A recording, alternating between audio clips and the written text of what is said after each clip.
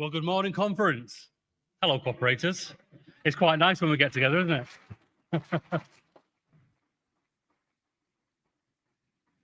Now, before we start today's programme, we're going to hear the CAC report from the CAC Chair, Liz Telch. Liz, over to you.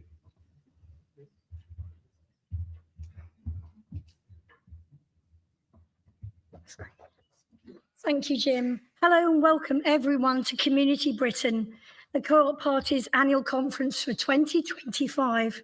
I'm Liz Telch and I have the pleasure of serving as chair of the Conference Arrangements Committee, or CAC for short.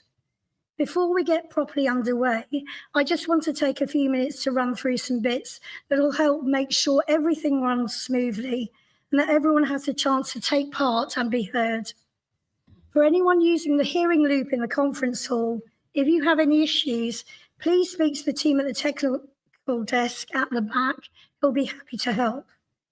There's also a quiet and prayer room upstairs on floor 1 for anyone who'd like to take a few minutes out. First up, the CAC reports. This includes all the key information about how the conference is being managed. You should have received a copy when you registered, so please do take a moment to read it through. It explains how debates are being organised to make sure as many of you as possible can contribute. To help us cut down on paper waste, the conference programme, which is here, hiding, conference programme and guide are all available online at party.coop/conference25/guide. But don't worry, if you'd rather have a printed version, you can pick one up from the registration desk. You'll also see the programme displayed on screens around the venue, including details of lunchtime fringe events and drop-in sessions happening throughout the day. There's also a handy map in your conference guide if you need help finding your way around. Please do make sure you spend some time exploring the exhibition stands too. This year we've slightly extended the lunch break, so you'll have more time to have a wander before the fringes start at 1:45. Now, a quick update on today's speakers. So there's been a small change to the programme listed on your conference guide. Unfortunately, Lord Kinnock and Lord Adebowale are unable to join us. Yes, we are sad about that. So Miata Fanbula's keynote will now start at 4 p.m, the Community Britain session on grassroots growth at 4:15. We're really pleased that James Murray MP, Labour and Co-operative Chief Secretary to the Treasury is guest speaker at the post-event drinks.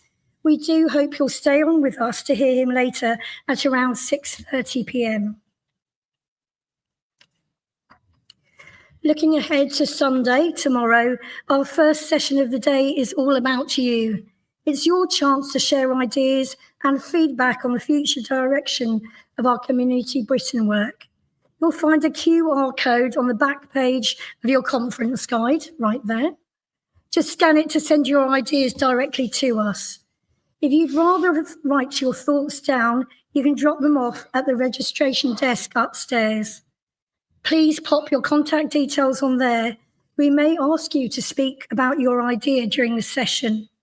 And if you're not here tomorrow, don't worry. We'll still make sure your views are shared on your behalf. Also, on Sunday, we'll be holding our policy votes, which will be taken by a show of hands and a card vote on the 2026 membership subscriptions. Lead delegates should already have received their card votes for their delegations. Just a quick note, on page 11 of the delegate guide, the proposed standard rate for the 2026 annual membership subscription should read £48, not £40.80. So that should be £48. And of course, let's not forget all those members and supporters who can't be here in person. Please do share your conference moments on social media throughout the weekend. It's a great way to help everyone feel part of the event. Finally, I'd like to propose the following people as tellers for this year's conference: Carl Barnsley, Vince Barry Stanners, John Boyle, Kath Bromfield, Dane Buckman, Gareth Dowling, who is the chief teller, Lucy Findlay, Joshua Horsfall, Chipolero Calabi Neomongo, Ian McCargo, Shahid Nadeem, Nadine Peakfield, Tom Renhard, Miriam Rice. And with that, I'd like to formally move the CAC report and conference agenda. Thank you, co-operators, and here's to a great weekend together at Community Britain.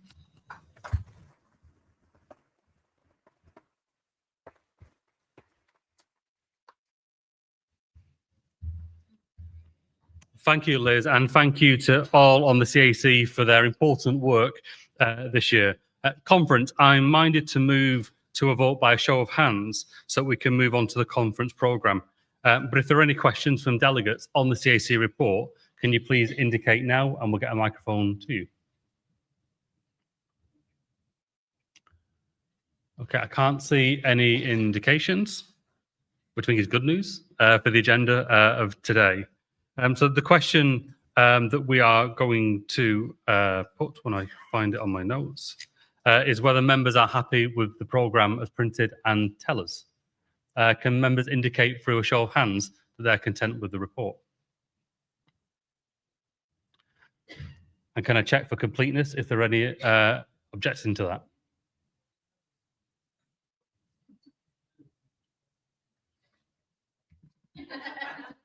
Yeah. Okay, and can we have confirmation from the tellers that the vote then is in favour? Is that you, John, in the corner? Are you confirming or protesting? This is a question.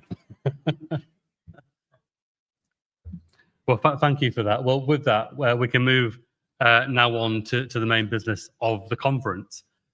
First of all, it is fantastic to see so many people here in the room. I think we do a good job as a party at reaching out, at holding our online events, and there are a significant number of events that take place during the course of the year, thanks to the hard work of our staff. But I do think there is something about us getting together in person and having those side conversations that are so important, catching up with old friends that we've not seen for a while, maybe thinking that we're all aging gracefully from the year that went before, despite the world of politics even. But also, I think, now that we are in government with the Labour Party in our sister relationship, to really reflect on the progress that we're making. Can I start off by thanking the fantastic team of staff in the Co-operative Party, and can we show our appreciation to them?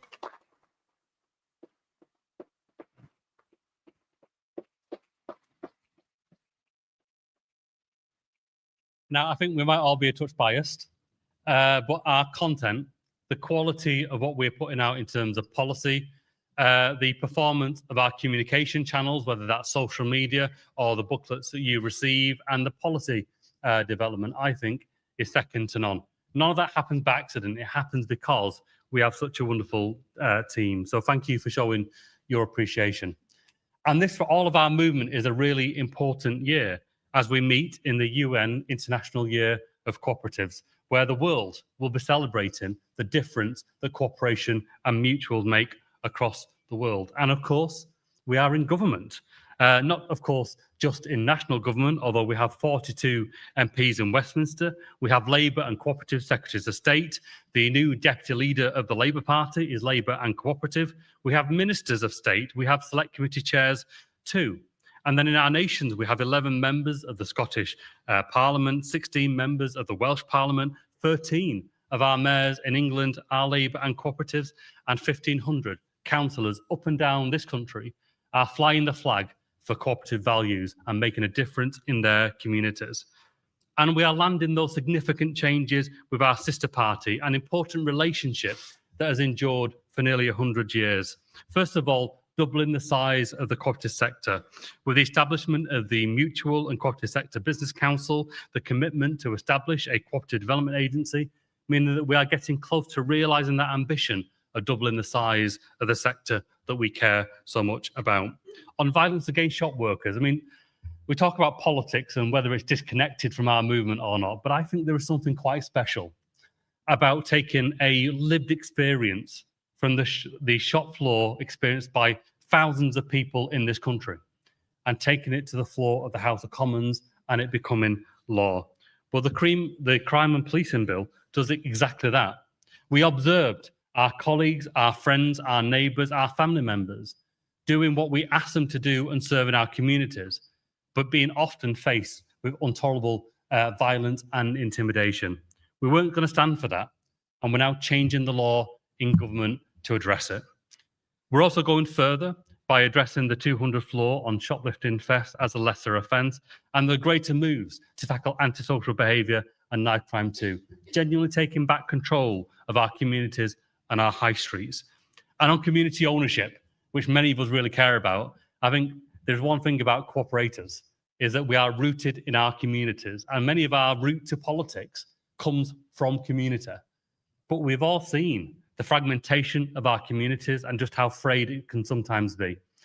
And in many places, actually, the real barometer are those local community assets, you know, the bank, the community centre, the library, the youth centre, that in some of the places that need them most, I've seen them take away. And that's why the English Devolution and Community Empowerment Act will introduce a new community right to buy with a right of first refusal, a 12-month moratorium, independent valuation, and importantly, the right of appeal if listing isn't successful. And for the first time ever in history, sporting assets will be automatically protected in that law. On community energy, we've all seen the scandal where working people and pensioners are facing rocketing bills on gas and electric. And if we continue as we are, where we're beholden to wholesale world prices, that will continue. And so we carry on as we are and hope that something will come along that's different, or we build it together. And that's exactly what 1 million new owners of community energy will be, working with GB Energy alongside local government and community organisations to achieve that change. But our organising mission is on community power. And so that's why this conference on Community Britain is just so important. It's always been our politics, but now it's got to be a programme for government. Now, we all know this, and it's in a way taken as truth, that few things matter more than the mood of the markets. They can literally sink or swim governments. But let me tell you about the market that I focus on, Tomerfield Market in Oldham, and just what it's like for working people in a town that built the industrial revolution of graft, hard work, dedication, and community, where working class people who are doing absolutely everything that's being asked of them, they signed up to the British contract that hard work will pay, that contribution has a dividend to it. But that isn't the lived experience of millions of working people in this country.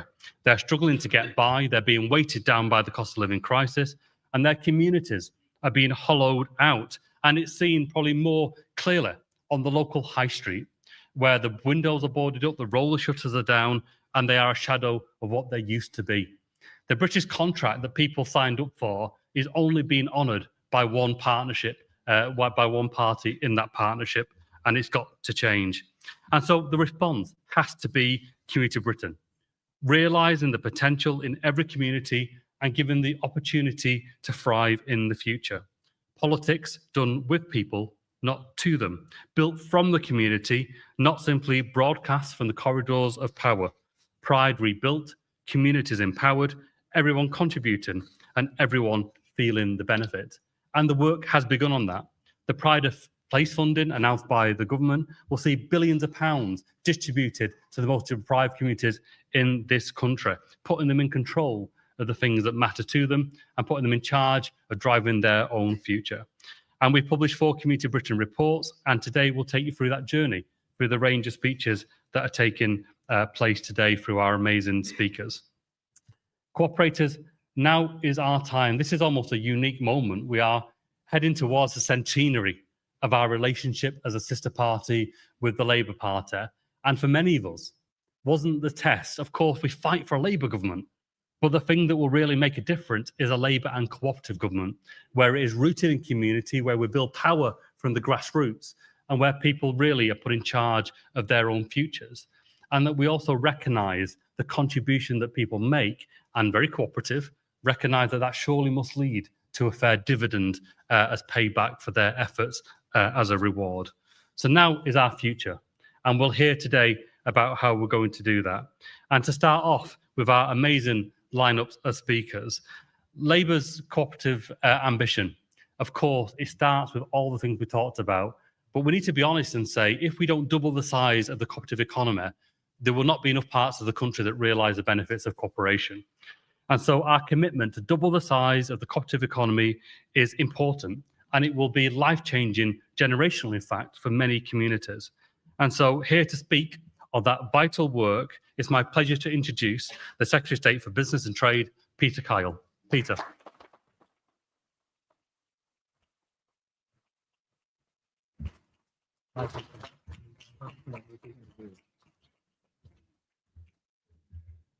Thank you so much. I know so many of you battled to get here today from all over the country, through rain, through wind, through the elements. It shows just how committed you are to this movement and how much of a privilege it is for me to be here with you today. Now, when the 28 working-class Rochdale pioneers opened the first modern consumer cooperative in 1844, they were not simply starting a business, they were starting a movement that believes ordinary working people, by working together, can achieve what none of us can achieve alone. It is a tribute to those pioneers and to today's cooperative party that the Labour Party now has that very commitment at the very heart of our constitution. It poses a collective challenge to each of us to make the pursuit of prosperity, opportunity, and security for all our common endeavour. It is a challenge that I embrace today. Now, I believe the social and economic advantages of cooperation are absolute. That's why before Christmas, we will begin to gather evidence for the preparation of a national plan to better support cooperative and non-financial mutual businesses to start, to grow, and to scale. This includes how best to back existing businesses wishing to transition into cooperatives. This year, we're requiring as a condition of funding that growth hubs in England offer support to businesses with alternative models, including cooperatives and mutuals. We're looking at how to integrate support for cooperatives within the government's overall approach for supporting small businesses, including what we can do through the Business Growth Service. We have updated our curriculum for the Help to Grow Management programme, so it includes more information on cooperatives and on mutuals. And we're improving access to finance for startups, including in the social enterprise sector. The British Business Bank offers startup directly through startup loans, support for community development, financial institutions, to lend to cooperatives through the Community Enabling Funding programme. These are a raft of the measures that we have already brought in and tailored to support the cooperative movement. Now, Labour's manifesto, as Jim said, committed us to double the size of cooperative and the mutual sectors. It is my privilege to tell this conference that we will do just that.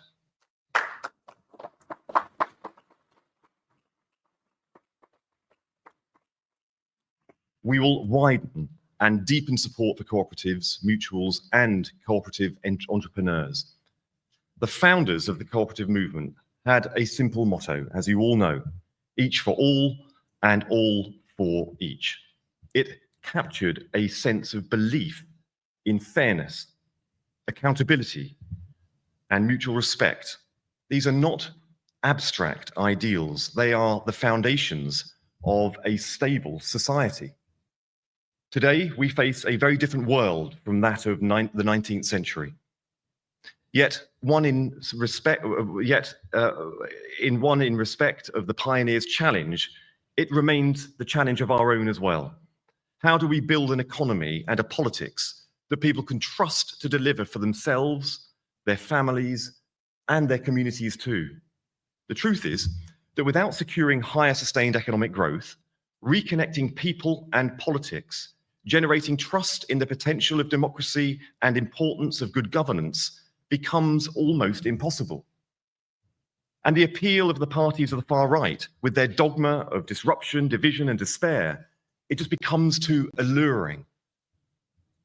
We see it today with respect, with reform, just as we did in previous times with the National Front and the British National Party. Lack of economic growth, it is the cause. Nigel Farage, today's incarnation of the politics of Enoch Powell, is the effect. And here's why. Since the 2008 financial crisis, Western economies everywhere have shared a common problem of low growth. An aging population, productivity stagnation, and a global trading tensions all contribute towards the West's sluggish economic growth. In the years before the financial crisis, the USA and Europe achieved growth rates of between 2 and 3%. Today's average annual growth in many advanced economies is lower than it has been for decades. In the UK, if we had continued Labour's pre-2008 growth trend and nothing else had changed, no financial crisis, no pandemic, no Brexit, no Boris Johnson, no Liz Truss, we would have had 21% higher GDP by now. £240 billion more in revenue each year. We could have spent it on schools, on hospitals, police, and defence. People's average wages would be £7,000 higher today as a result of that growth which we have missed out on. So, to those, like the Green Party, who dismiss the importance of higher economic growth, to every family in this country, I say, economic growth is the route to stronger community cohesion, greater personal prosperity, and securing national renewal. So let me be absolutely candid with you. This government inherited a national growth crisis, an emergency, and we are still living with that emergency in Britain today. Economic growth is too low, too slow, and too regionally imbalanced. As a result, Britain's economy, it punches below our weight. Our national prosperity is below trend, and public services lack the resources that they require. And people are less well off than they should be. Britain's national growth emergency demands a proportionate response, not just a focus, but a fixation on the fundamental challenge facing Britain to buck the trend and get Britain growing again. Every decision we take must make the UK's economy a better place to do business, to start a business, to invest in a business and grow a business with the rights of consumers and employees secured as we do so. Too many of our citizens feel decision-making has become distant, that politics too often serves itself or the interests of a ruling elite, not the people it claims to represent. Economic systems, too, can seem to reward speculation more than contribution, fast buck over the long term, division more than cooperation. The answer does not lie in tearing down our institutions, turning in on ourselves, turning a deaf ear to those with legitimate concerns in pretending it is impossible to return to some imagined golden age that never existed in the first place. The answer lies in renewing our democracy by making it more cooperative, more transparent, more responsive to those people that it serves. That's what cooperative politics means to me. A renewed democracy where hope, optimism, and positivity are the hallmarks of political activism, not hate, negativity, or division. Where reform is the product of a parliamentary progress, not a byword for racism, bigotry, and reaction. Cooperative politics begins with a simple principle: shared responsibility. It recognizes that trust cannot be demanded.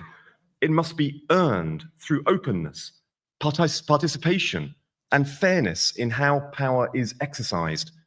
It means government that works with communities, not over them. businesses that measure success by both profit, fair pay, and social purpose too. Public services designed around partnership between professionals, volunteers, and citizens. In other words, cooperative politics is not about ideology, it's about good governance. It's about building a society that works because people have a stake in it. It is about recognizing that prosperity, opportunity, and security for all is the everyday purpose of our political project. It offers a progressive middle ground between unrestrained markets and over-centralized government, between abandoning too many people to struggle on alone and leaving too many people reliant on welfare handouts, food banks, and a lifetime on benefits. A progressive middle ground where people have the opportunity to get on, the support to do well, and the security that comes from having a government that is on their side, not just on their case.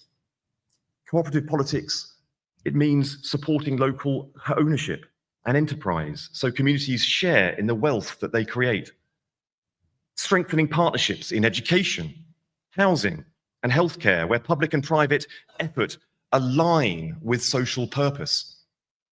Encouraging ethical businesses and cooperative investment where success is measured by contribution as well as competition. It's not about replacing the state or the market. It's about reconnecting them with citizens who feel both empowered and accountable, communities exercising more powers devolved to them from Whitehall, and government recognizing that the potential of new technology to reshape the relationship between citizens and the state. The Rochdale pioneers once wrote that their goal was to arrange the powers of production, distribution, education, and government for the benefit of all. That vision, it still speaks to us today. It reminds us that democracy is not just a political system, it is a social contract between equals. Our task is to renew that contract, to make trusting government possible again, not by blind faith, but by shared power and responsibility. It means picking up the mantle of the Rochdale pioneers and finding this generation's answer to the challenge that they set for us almost 2 centuries ago. Today, the pursuit of prosperity, opportunity, and security for all, the rebuilding of trust between government and the governed, requires economic growth. The pioneering spirit that they showed then challenges us to go further and to go faster today. Let nothing stand in the way of political progress, popular prosperity, equal opportunities, and economic security. That requires each of us, cooperatives, consumers, citizens, corporations, and yes, government, to ask what more each of us can do to address the growth emergency that our country faces.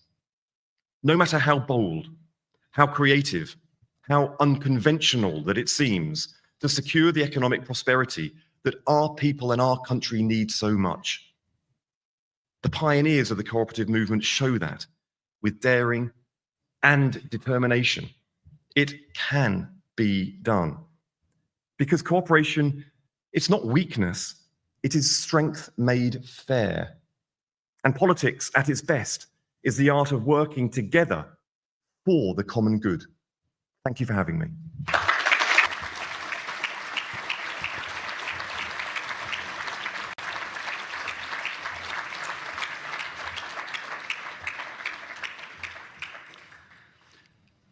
Thank you, Peter. You probably couldn't see it from where you were sat, but he is just so smooth and slick. He was doing that from an iPad.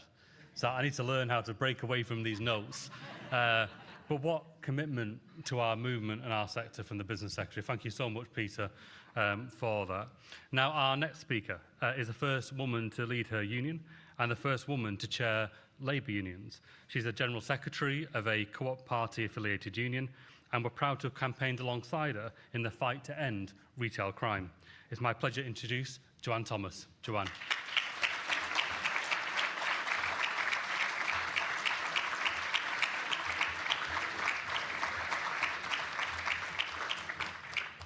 old school paper, I'm afraid. Good morning, and thank you, Jim, for that very kind introduction and for all the vital work that you do as a cooperative party chair and, of course, as a USDO MP too. It's an absolute pleasure to be here among so many friends across the cooperative and labour movement, because I'm proud today and every day that USDO is an affiliate of the Cooperative Party. I'm proud of our joint history, our joint values, and our joint priorities for the future. Because our shared roots stretch right back to the very beginning of both of our movements. In fact, those roots grew in the same soil, in the shops and the communities of the industrial north, where working people came together to stand up to democracy, decent treatment, and dignity. And today, over 130 years after our union was formed by co-op workers in Manchester, we organise members in co-op societies right across the country, big and small. We're even the recognised union for the Cooperative Party staff, so I think that says a lot. And more than any other union, we grew from and with the cooperative movement. And while the world around us has changed, those shared roots between our movement still run very deep. And in an increasingly fragmented world, they mean more than ever. As we seek to build strong communities where high streets thrive and people working in them have a strong voice, the Community Britain campaign is closely aligned with our own campaign, Retail at the Heart of Our Communities. We share the belief that empowered communities are better communities, better for the economy and better for the members who live and work within them. The Co-op Party has always recognised that retail workers are at the heart of our communities and they deserve to be respected. This party has a steadfast ally and is a steadfast ally of retail workers, always supporting our members to fight for stronger protections against violence and abuse. Through our joint campaigning, we have delivered crucial changes in the law, creating a specific offence of assaulting a shop worker. In Scotland, with the Protection of Workers Act, won by the Scottish Labour and the Co-op's Daniel Johnson, and in England and Wales, with the Labour government's Police and Crime Bill, getting justice for retail workers. And sending that clear message that violence, threats and abuse are not and never will be part of the job. Oh.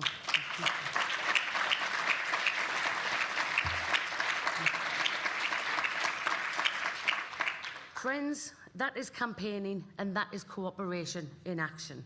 Turning our shared values into real and lasting change, bringing together the trade union movement, politicians and employers to keep workers safe. And I'd like to particularly thank all of you who have got involved with our Respect for Shop Workers Week over this past week.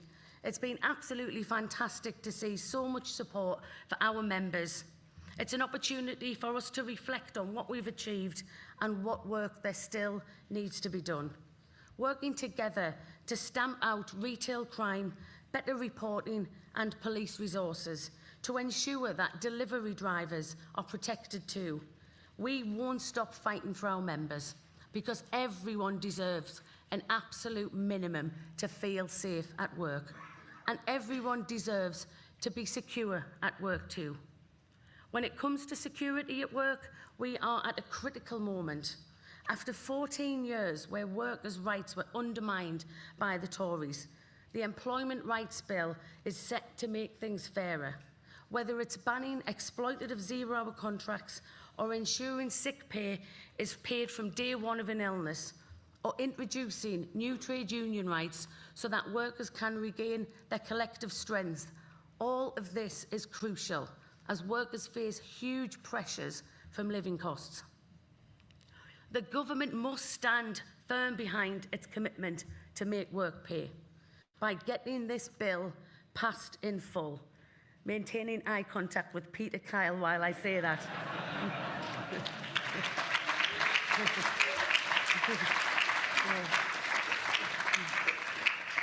because we can't allow the Tory and Lib Dem lords to drive a wrecking ball through it.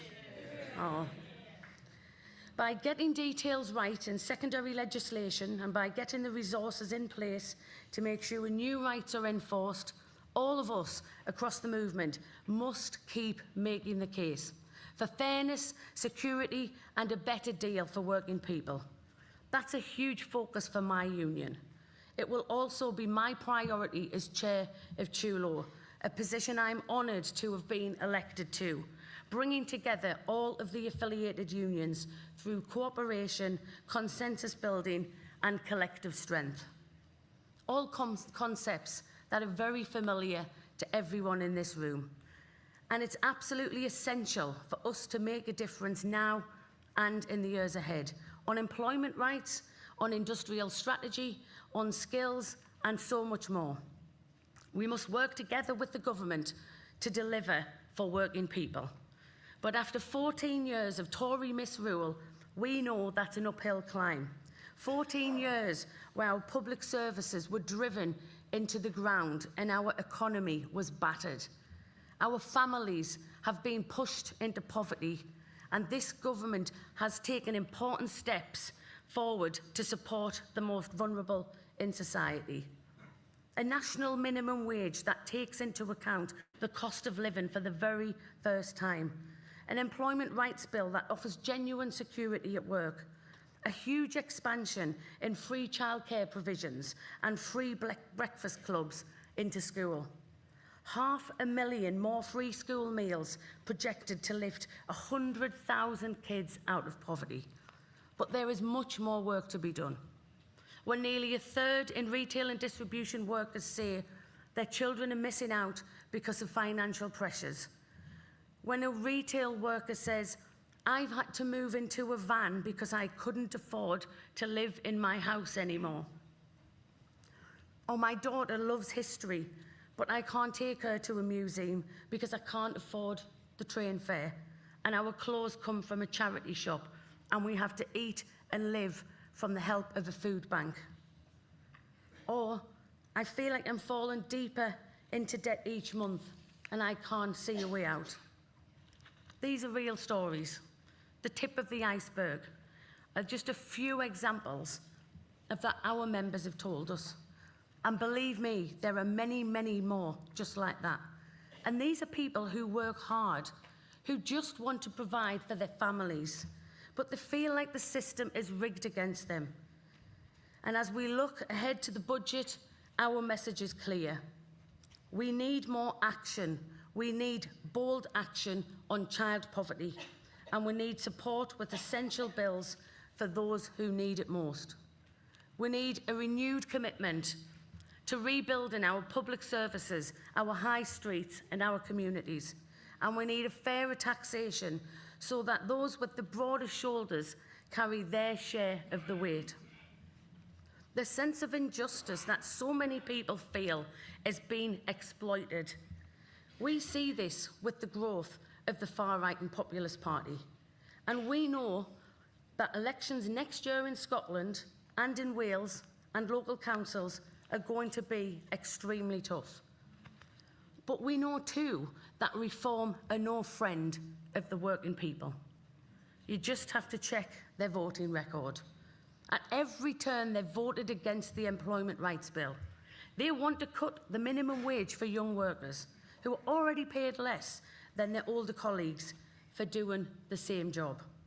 They want to slash public spending and to cut our already struggling services to the bone. And where they've got into power locally, they've made it quite clear that they cannot even run a Zoom meeting, let alone the country. Oh.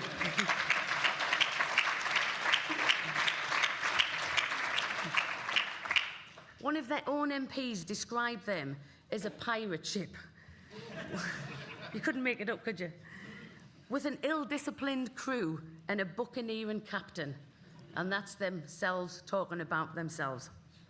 But while they drift without direction, we must chart a strong and steady course back towards the core values of community and fairness and equality. Values that are so important to us all. Values that are under such serious threat, and we must shift that power back to the communities and offer positive change, just as the Co-operative Party have been advocating. Because the likes of Farage seek to divide us, pitching community against community, neighbour against neighbour, and worker against worker. But we know the real struggle is between dignity and exploitation, between fairness and greed, between hope and fear. And we know the way to win that struggle is we must stand together, across workplaces, across generations, and across our movement, and make every single community thrive, and make a better deal for all working people, and build a better Britain for every single one of us. Thank you, and enjoy your conference.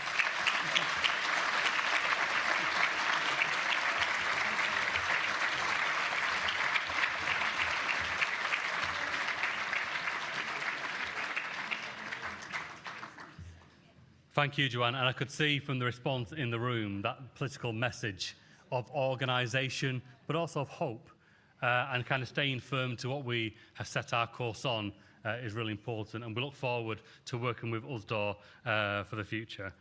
Now, for our next speaker, and Steve, we've known each other for a long time, so I can say privately in this room, there's nobody listening. What's going on in politics? It's like the mixture of traitors comes Game of Thrones. It's like Machiavelli meeting Dad's army. How on earth you put up with those reform county councils is beyond me. But seriously, when we talk about Community Britain and we talk about why we're here today, Steve, I know that you just don't agree with this, you believe it. I know that you're not just here to receive it today, that you were one of the pioneers that helped build it. All those years ago when we set up the Cooperative Council Innovation Network, pioneers from the front leading that charge. It's actually politics can be done differently. So Steve, it's my pleasure to welcome you today as Secretary of State.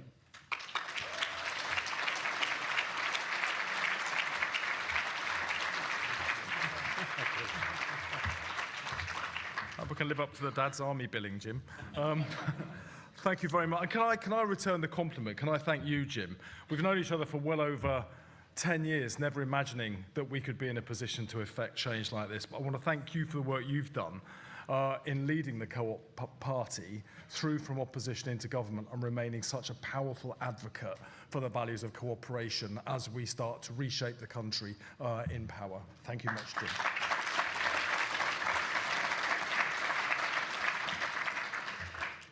Now, it's great to be here and speaking to you today.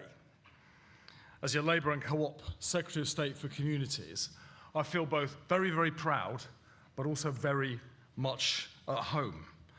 As a councillor myself for many years, I learned on the streets of Lambeth that bringing people together to find answers to the challenges they face is the best way of finding practical solutions to sometimes very complex problems. And at a time when democracy itself is under threat from the far right, it shows us a way to protect democracy by remaking democracy around people and the communities that they're part of. Now, the Cooperative Council we shaped in Lambeth happened at a time of Tory-imposed funding cuts, but it was never driven by those cuts. It was about creating the kind of communities that people wanted to live in, where neighbours talk to each other, where public services respond to what their users want and need, where politics is directly accountable to people and not only to politicians. And it worked. When we gave young people a bigger say over youth services to tackle an upsurge in violent youth crime, they cut violent crime by 1/3 in 18 months. When Brixton Market was dying on its feet and threatened with demolition, we set up a cooperative that launched Brixton Village, which is still a thriving, buzzing hub for local food and retail businesses, creating jobs, bringing in visitors and investment all these years later. We set up Brixton Solar as a community-owned co-op to generate energy on the rooftops of a council estate. It's now called Repowering, and it's become the country's biggest community-owned clean energy generator. We found answers to the problems we faced in our own communities, but it was the principles of cooperation that unlocked those answers. It worked in Lambeth as it's worked in many other places before and since. And today it can help us reshape our politics and our decision-making in government. More than 20 councils came together to form the Co-op Councils Innovation Network. But how much more could we have achieved with a cooperative government supporting us instead of a Tory government ratcheting up poverty and imposing austerity? Today, that golden opportunity is in our hands.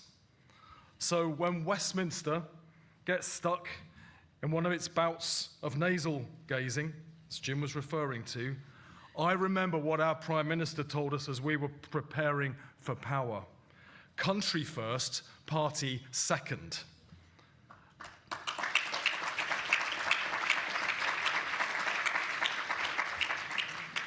The moment our movement has craved for decades is here in front of us today. So let's seize it and bring about the change the people of this country voted for. Now, a few weeks ago, I launched the Pride in Place programme, an expression of cooperative values in action. 244 of our poorest neighbourhoods, the places held back the most by the Tories, will get up to £20 million each to put Pride back into their local areas. That amount of funding for those communities is an absolute game changer. But best of all, it's local people themselves who will decide how it gets spent. Local people know best what's gone wrong in their own area, so they will choose what to prioritise for that investment. Taking over empty buildings to turn them into something useful for the community, creating a small business hub or a skills training centre to prepare people for work, renewing public spaces that have become absolute eyesores, bringing life and people back to dying high streets, improving public transport, upgrading public services. The only limit on what they can do is their own creativity and their own ingenuity. The funding targets our poorest communities, but we will use the same principles so everywhere can benefit. A new cooperative development unit will support the social economy. New powers to clamp down on unwanted vape shops, bookies, fake barbers proliferating on the high streets. A community right to buy that could bring new life to closed down pubs. These are the answers, and they're cooperative answers, to problems we hear about on the doorsteps as we go out campaigning. People feel that politics has not fixed the problems they face, and that's led to a breakdown of trust in the old politics. But if we give people a bigger say over their own lives, their own communities, we can rebuild that broken trust by remaking politics around people themselves. Now, there are parties and there are politicians who feed off the decline and division. As we've been hearing from the speakers so far, that is all Farage's Reform Party is about. But whatever our differences in our backgrounds, wherever we come from, people have a shared interest in making their own community as successful as it can be. So that is where we must build the bridges that bring people together. Our Pride in Place programme shows the approach Labour will use to rebuild this country community by community, and still until we have made the politics of division completely irrelevant. The last Labour government improved this country immeasurably for the better, but we focused too much on doing things to people rather than giving them the power to make change for themselves. So when the Tories eventually came into government in 2010 and imposed austerity, They found it all too easy to turn off the funding and watch communities just sink. Well, we won't make that mistake again. We will extend devolution to transfer power to the most local level so people can change the things they see in their own lives and on their own doorsteps that they want to change. This is the new politics of Community Britain, built around people so they can take back control in a meaningful way over their own lives. Now, the politics of community demands that we always ask two questions. How can we share power more? And how does that make change that people can feel? And you can see that in our housing reforms. If you're one of the 11 million people in this country who rent their home, our new Renters' Rights Act will give you more control and greater security over where you live. You can sit back in the warmth of your own home, knowing that your family can no longer be evicted for no reason, or face a mid-year rent hike you simply can't afford. And if you're a leaseholder, we're scrapping the feudal leasehold system and replacing it with common hold so people can take control of how their homes are managed and the charges they pay for it. No more unexplained charges that mount up year after year. No more managing agents that won't pick up the phone or reply to your emails. If something goes wrong, you'll know it will be fixed without costing you the earth. But perhaps above all else, it's my job to get Britain building again, to meet the promise of 1.5 million new homes during this Parliament. So we'll build, baby, build. And it's good to see some of the hats in the audience. But they have a very serious message. We'll build, baby, build, because that's the only way to solve the housing crisis that we face in this country. A crisis that's seen rough sleeping on our streets double over the Tory years. A crisis that's seen twice as many families living in so-called temporary accommodation, but often for years on end, because they don't have a decent, affordable, permanent home to live in. The Tories didn't care, but no Labour government will tolerate this. There is power in having a roof over your own head. So we're investing £39 billion to build the most new social and council homes seen in this country for over a generation, because a secure home is a change that every family in this country deserves to feel.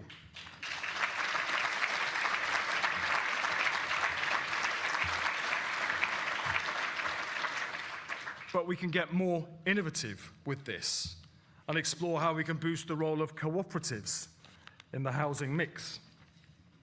I'm very interested in the intergenerational co-housing models we see in Denmark and parts of North America.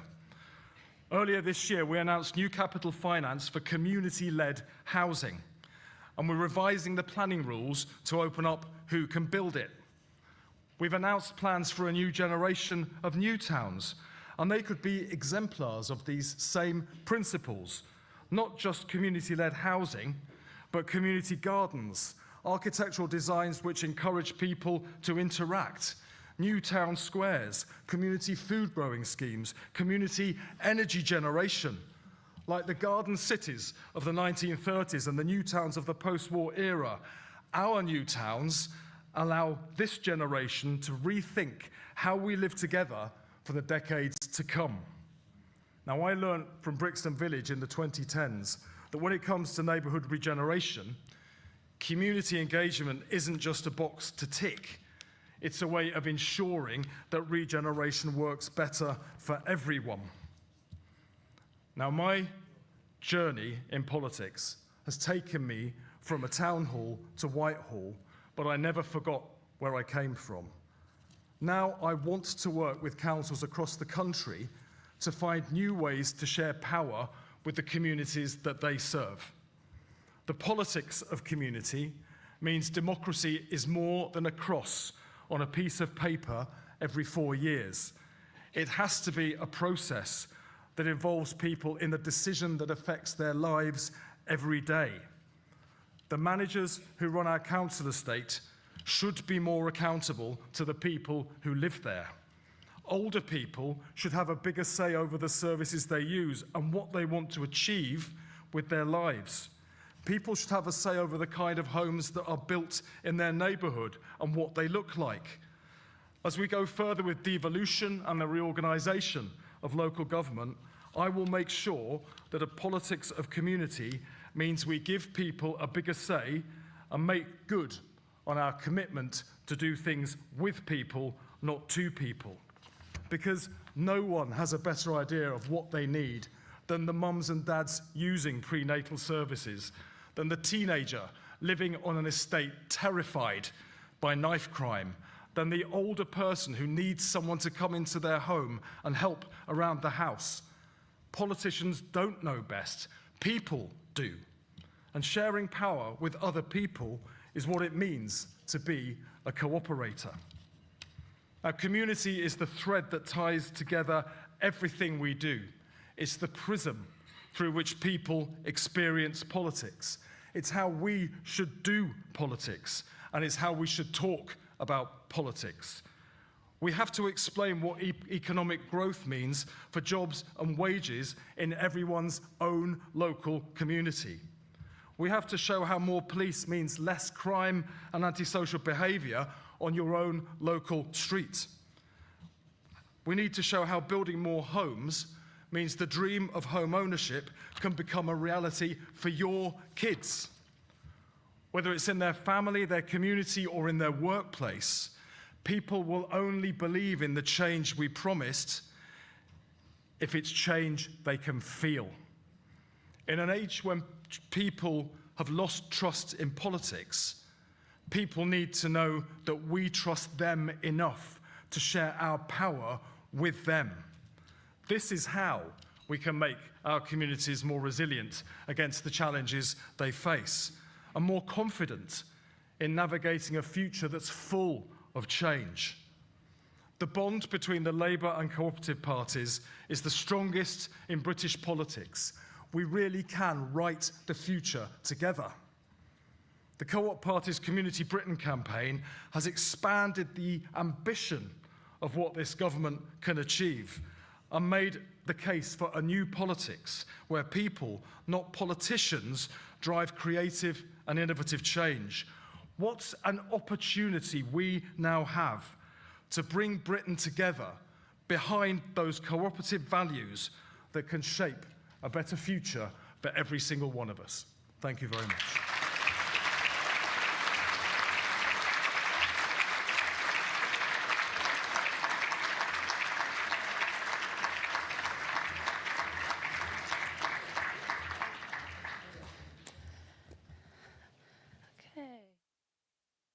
What an amazing morning of keynote speeches. We'll just give another round of applause for our keynote speeches this morning.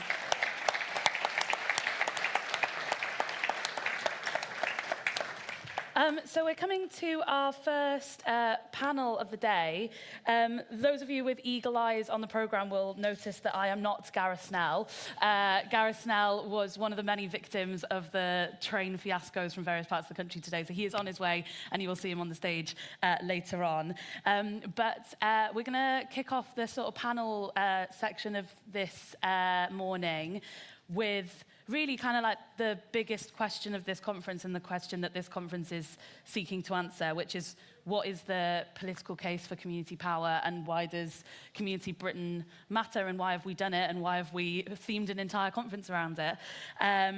And it builds on the first Community Britain report that we did, which was called Stories from Community Britain. It's a piece of work that I'm hugely proud of, and I know everyone in the Co-op Party team is, where we spoke to a whole bunch of community leaders about the work that they are doing in their community and what they wish politics would do for them and how it could help them more. So we're going to talk a little bit about that. So I'm going to introduce our wonderful speakers. On the end, we have Kirsty McNeil, Nightingale, who's the Labour and Co-operative MP for Midlothian and a minister in the Scotland office and someone that works incredibly closely with us on community power. Another change of the programme, rather than your colleague Sasha Bedding, we have Andy Jackson, who's one of the community leaders of We're Right Here and the campaign leader, stepping in as Sasha's unwell. And next to me we have Emily Bolton, who's the chief executive and founder of Our Future, which is an amazing organisation working in post-industrial communities on community leadership. And so I'm going to go to the panel first for some sort of opening thoughts, and then I think we're going to open the floor to questions, so an opportunity to reflect on some of what you've heard this morning and we'll hear on this panel. So I'm going to ask, and I'm just going to go down the row if that's okay, I'm going to ask each of our panellists just an opening question really, which is what community power means to you and why you think it matters to this moment in politics. So Kirsty, if it's okay, I'll start with you. So I think when we were preparing for this, you asked us to reflect on why community power. And honestly, I just want to turn that question on its head. It's like, I'm spending less time thinking about what's the case for community power and thinking, what on earth is the case for the alternative? What is anyone thinking when they think that power should be hoarded rather than shared? And the fact that you're all here as co-operators means you've already internalised the case, right? Because it's axiomatic for our politics that we should share wealth and power. I think what my job really is to do is to help you litigate that case. You already believe it, but there's three main objections that you might hear when you're trying to make the case out in politics. And the first is, it doesn't always work. So when you hand power to communities, sometimes things go wrong. And I think we have to say, that's true. We have to own that. And when we were setting up Community Britain, one of the things I asked the party to do is, look, can we stop showcasing the shiny bit at the end? Because it just makes people feel, I don't have that within me to regenerate an entire high street or take over a community asset. You have to show people the valley of death, right? The point where everyone resigned, they couldn't get insurance, the committee all hated each other. You have to show the journey if you want all of us to believe that it's possible to get to the destination. So we just need to accept that, yeah, sometimes things go wrong and that's because life is messy. The second thing people sometimes say is they might fight. If you give power to communities, they might not agree on things. And that always reminds me of Harriet Harman used to tell the story when she was first applying for jobs in the law, that she went for an interview and she was the first kind of woman in that round of recruitment. And she went for an interview and she heard the people who were interviewing her talking about her outside. They went, we've already got one. What if they fight?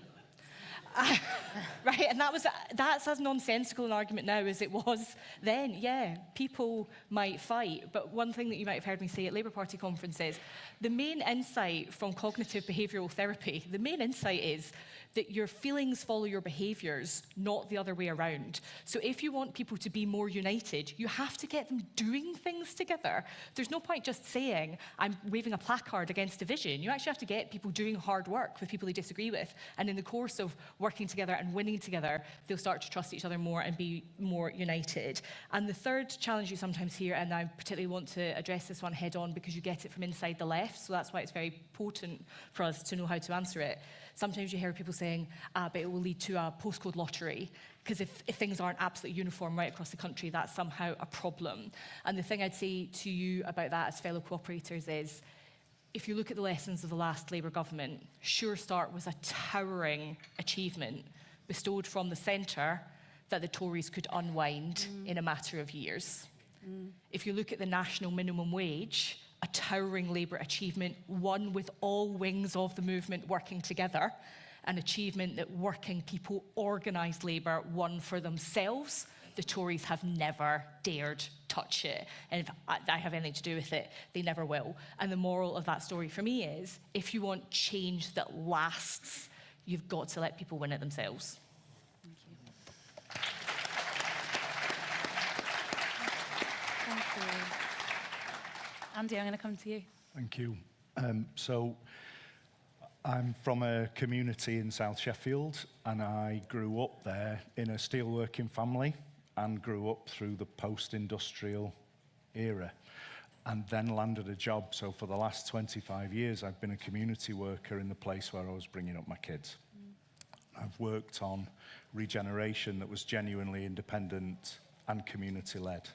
And when I started, that was led across a set of communities coming together across the whole of the south of Sheffield, cooperating, making decisions over a long-term plan, a 25-year plan for what they hoped for their neighbourhood. And we had control of resources to put that plan into action.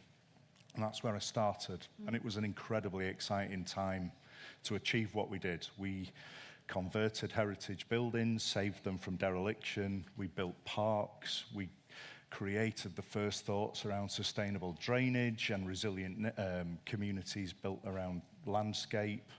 We brought in jobs. We supported youth work. We did all sorts. And it was magic. And we've continued to do that. And that's a tiny snapshot of what is happening across the country. Now then, I'm here because I'm part of the We're Right Here campaign. You won't be surprised to discover the We're Right Here campaign was kind of an answer at the end of a previous administration's go, denuding all of that, of taking power much more back to the centre, of austerity and everything that meant. So we came from a point of real hope and excitement and watched that gradually being whittled away.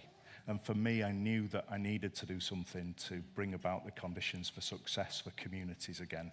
And the We're Right Here campaign, this idea that you could combine real policy expertise with folk just like me from neighbourhoods coming together to define how we fought for this again is why I'm here. Now then, we still have a long way to go to get back to that place and unlock that potential from our communities. But it's massive if we do it. It's massive. So that's what community power means to me. It's transformational if we get it right. Right. Thank you, Andy. And I should say as well, just before I go to Emily, that the We're Right Here campaign have an amazing exhibit just through this door and then on a little bit further that is sort of a whole room of things for people to go and have a look at. So please do go and have a look at that and chat to Andy and others about the campaign. Emily, I'm going to come to you. Thanks, Caitlin. Wonderful to be here and to kind of be talking about and building on a sort of century-old movement and seeing how it can kind of shape the future. So my organisation was set up sort of in response to recognising that in many parts of our country, the civic institutions have been denuded, and unless we have something that brings us together as citizens to counterbalance the forces of the state and the market, we're not going to achieve the society that we want and that we need. We started in Grimsby, working with the football club, harnessing that love, belonging, identity that exists in the football club, but to serve a far wider social agenda. We are now working on many things, but one of them is with the Pride in Place policy to look at how can that actually catalyse and unlock the change that citizens want. Thinking of this question, I suppose it's worth going back to the beginning of kind of why are we all here? What do we want? And I think the thing that I want, the thing that the people that I work with every day want is a thriving country, a thriving hometown, a place that we are proud to leave to our children, our grandchildren. And that's the destination. And so then thinking of the question, like why engage community, why engage citizens, all of us? This is in some ways not a political question. All of us want this. And there is untapped potential, like in the places I work, there are people who aren't waiting for government to kind of ride in on a silver charger or whatever. They're rolling up their sleeves, they're doing things. There is so much great work in every sector that actually it's there. There's all this latent potential to be unlocked. So there's a massive asset, just if you're very pragmatic, that exists in communities across our country. So that's one argument. The flip side is, I'm not, as Kirsty articulated really well, the other model hasn't really worked. And actually, looking at the complexity and range of problems in our communities and opportunities, those can't be fixed by government alone. And actually, it is only by all of us pitching in every sector that we can create the country that we want and the country we'll be proud of. And so that does require a reset of the relationship between citizens and the state and presents an opportunity for the government to come behind and back people in a place who have those big ambitions for the future rather than direct from the centre. So I think there's a kind of asset And there's a very real pragmatism that if we want change that lasts and change we'll be proud of, we have to do it differently. Thank you, Emily. We'll just give applause for our panel. We're going to go to, rather than us having a discussion here, we're going to go to questions. But just before we do, I think it's just worth saying as well, Emily, you sort of touched on this, that we originally, actually, Community Britain was called Building Community Britain. That was the name of the campaign. And we dropped the building because it became very clear to us that Community Britain already exists. It's in every part of the country.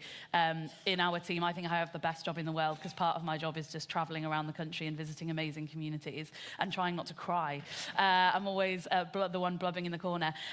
But why it's a political campaign and why it's a campaign for a political party like the Co-operative Party is that there have been community-based campaigns or community-based policies from other governments. Big Society is maybe the most famous one that a lot of people in the room will remember. But what that was about was the state stepping back and letting communities fill the gaps. And that didn't work particularly well either, and the legacy of that speaks for itself. What Community Britain is about is asking the state and the government to step forward and be as enabling and supportive as possible to community power and use every tool in its arsenal to get communities the powers and the rights and the strength that they need. So that's why it's a campaign for the Co-op Party. I'm going to go to questions. We're going to take them in groups of 3. I've got colleagues with mics. We'll start in the back there, Charlie, please. Is it on? Okay, thank you. I've heard most of the speakers before on other conferences and whatnot, and it's very impressive. I wonder whether sometimes the rhetoric of community power is actually delivered down on the ground. If I look at the research I've undertaken to date on plans for neighbourhoods, although the Pride in Place programme has yet to be rolled out, I can promise you that resident representatives are being hand-picked on regeneration boards. And it's happening in my immediate area in the West Midlands. Now, for those of you who might have worked on the New Deal for Communities programmes, over 50% of the 39 New Deal for Communities had residents directly elected in free and fair democratic elections, and they were actually in decision-making bodies on the boards. What's happening down on the ground is a lot of these regeneration programmes are setting up advisory boards to the side, not decision-making boards. Okay. So I just wondered what the panel might say about that. Thank you. There was a hand here. Lady, glasses on. Yep. Short questions, please, if that's okay, so we can keep to time. Yeah, hi, I'm Jane. I'm co-chair of our neighbourhood forum in Lambeth. One of the big challenges we have, you talk about community power. We are many communities. We're a committee of 14 people, but only 2 are from a black or Asian background, and overwhelmingly we're middle class. How can we talk about community representation when often it's the poorest and most underprivileged groups in our society that aren't serving on community forums and aren't influencing decisions? Right. Thank you, great question. And there's someone here in quite a bright blazer. Charlie, yeah, please. Oh, actually, he's going from that side. There you go. And then we'll answer this and take another round. Thank you. Hi, thanks. I'm particularly interested in the point that Kirsty McNeil made. I was lucky enough to work in community development in the 90s when there was huge investment in community learning and development and lots of cooperative initiatives. And the reason that those were successful was because of that investment, and that has been stripped away. So, you know, if we are going to avoid that problem of these things are not going to work, or if you hand that power over, then, you know, people are going to fight. We really need to invest. We need to have community enablers. We need to have an asset-based community development approach. So, you know, what are we going to do to build that infrastructure to ensure that cooperation can work in the future. Great. Thank you so much. We'll hopefully have time for another round. So we've got a question on sort of how we get sort of proper representation on Pride in Place boards, which maybe, Emily, I'm going to come to you for that. Then we've got a question about how we get sort of, you know, those maybe who need community power the most involved. So I wonder, Andy, if I could come to you for that question, and then Kirsty on the last question about, you know, building community development and infrastructure and leadership and that sort of thing. Can I start with you, Emily? Is that okay? Yeah. So I think those were brilliant questions. And I think there's an amazing enabling framework in the Pride in Place policy. And then the devil is in implementing it really well. So there's a balance between the what and the how, isn't there? And we just need to ensure that as we're thinking through how we enable this change, all models aren't equal. And so, you know, for us, actually, a huge amount of the work, financial capital is important, but so is the social capital. Like all of that shoe leather time, all that time building relationships, bringing people together on shared projects, creating a shared endeavor. So I think we need to be really thoughtful about how, to the second question, we reach out to communities, involve people, meet people where they are, build relationships. You can't create transformative change and kind of catalyze change in communities when people don't know, like, or trust each other. And so that starting point of how do you bring people together, for us, we try to bring people together in kind of celebratory spaces, celebrate joy, enable people to play a role. To the first question, so we did kind of open applications to be involved in writing the plan for our place. So 80 people at the moment have volunteered from every sector to write the plan together, so that it is open and participative. But I think in thinking through how do you deliver the change and the opportunity that Pride in Place presents, we need to be really, really thoughtful about how we deliver it in a way that this is an opportunity for everybody, not a kind of niche side project for a few individuals. Great. Thank you, Andy. Thank you. So I know I'm supposed to answer the second question, but I sit on one of those boards. I think that's acceptable for Yeah. you to answer more than one question. Go on. Thank you. And it does feel like that. It does feel like you're scrutinising from the sidelines. And that is why we need to enshrine some more power in that devolution. We need to define how neighbourhoods do this stuff, what the responsibilities are. We need to be a much more equal partnership than we are currently, which kind of also answers the point about how long it takes to do asset-based community development and to have the conversations you need. You can't take everybody straight away.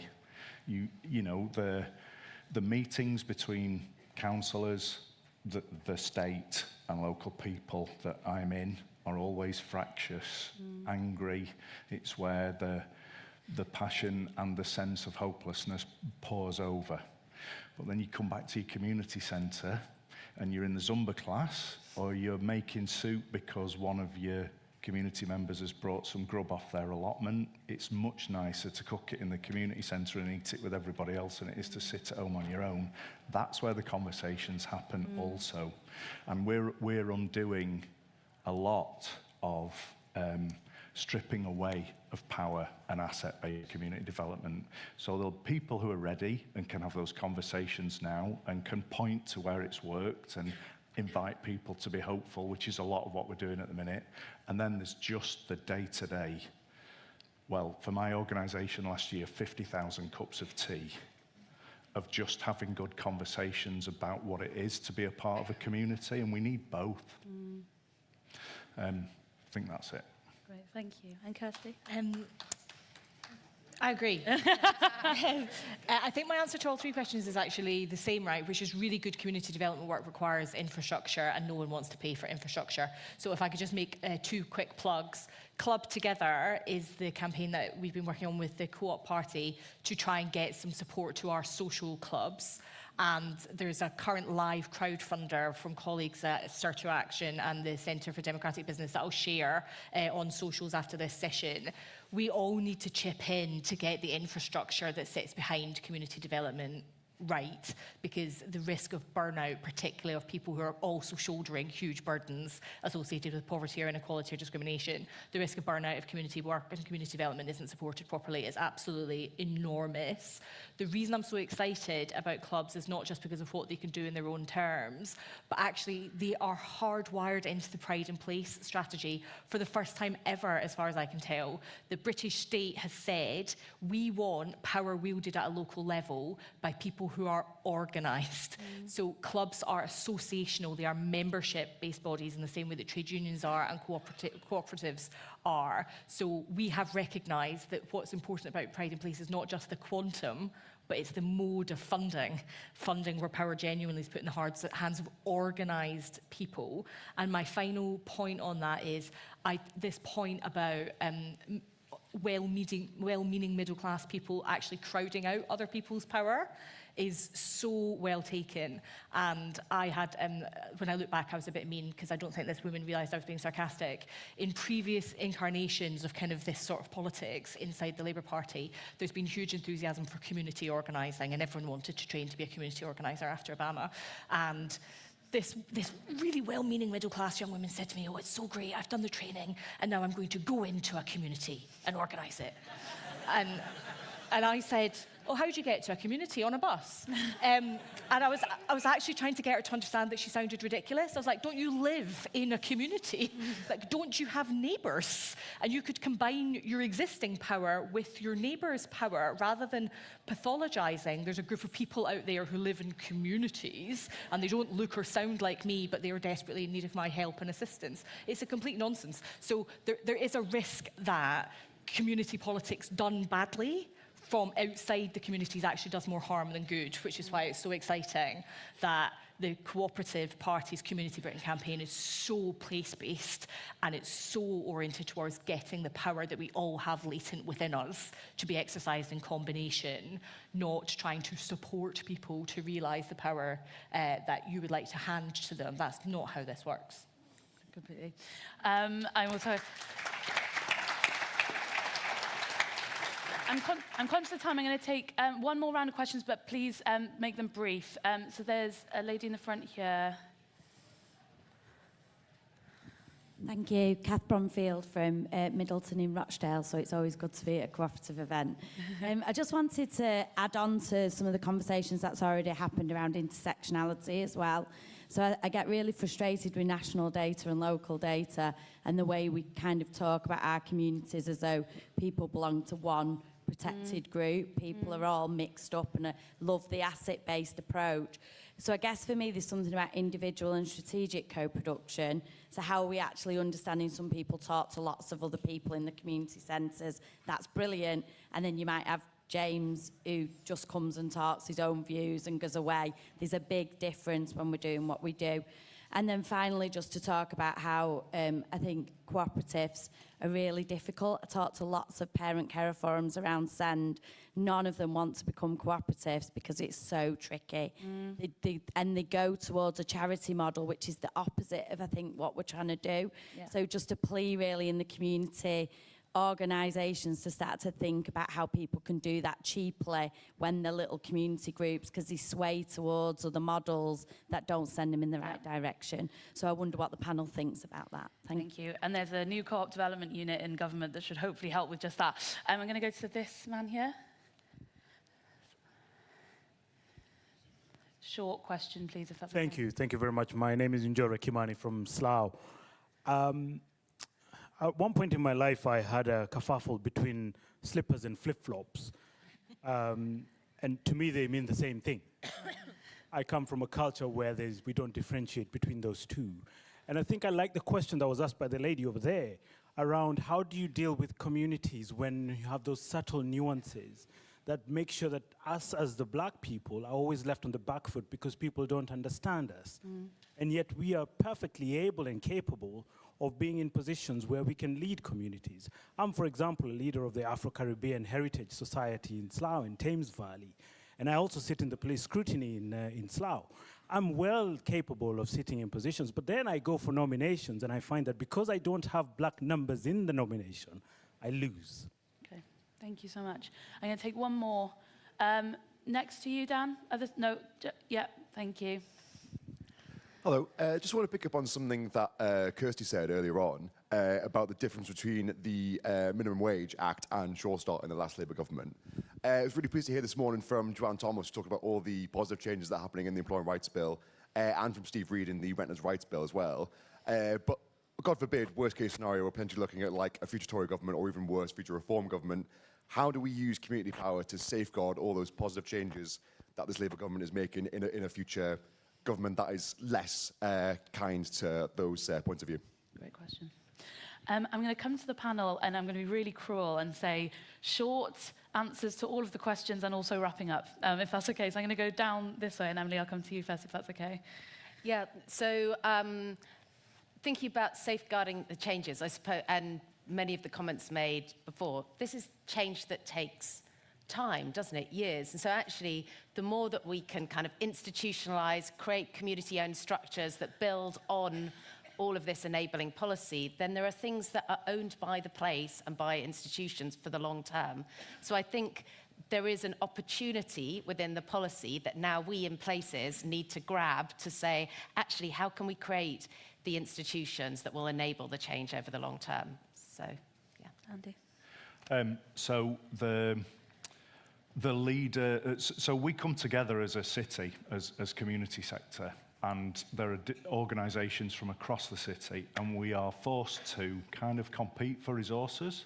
And so we're coming together to convene outside of that because we know we need to do things differently. And our chair is from the Afro-Caribbean community in the city, and he's a really strong leader. But we find ourselves in this debate of, is it a community of interest? Is it a community of place? And these commissioning and procurement and the sort of adversarial nature of how things are asked for from us makes it hard to convene. We do it for free. We do it around the edges. And I think we need to overturn some of that devolution to give the power right the way down. We should be working for longer term plans and not in an adversarial way. You can promote collaboration and the bringing together of communities if we do it differently. The structures currently make it hard. And that's kind of the same answer for the one about the cooperatives and the send provision. It's difficult and contested. So making good decisions about, well, like we're a charity, and I have real issues with it. You know, it feels like a very old model. It doesn't quite fit what we're trying to do now.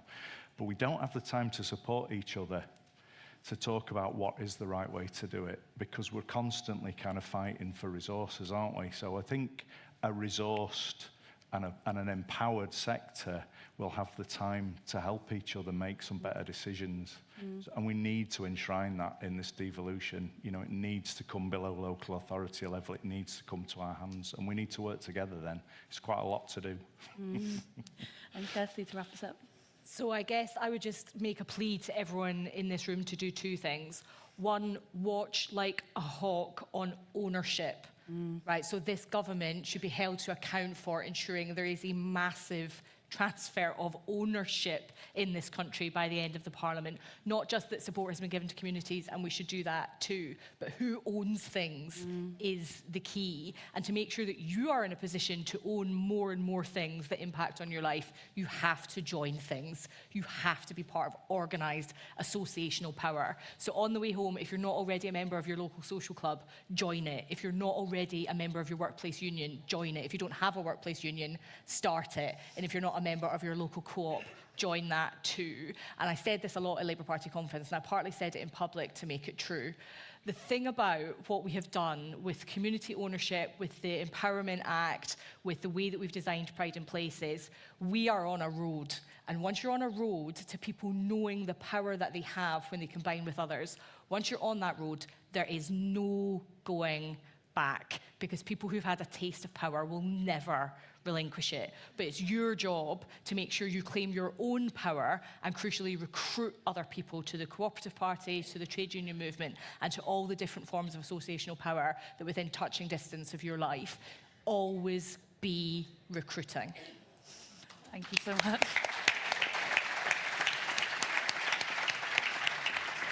Thank you so much. What an amazing, amazing panel. And I'll just say as well, to wrap up, Community Britain is my absolute baby. It takes up 85% of my job, and I would love it to be more. We've now got a full-time member of staff doing visits, taking us around the country, organising visits to these amazing examples of Community Britain.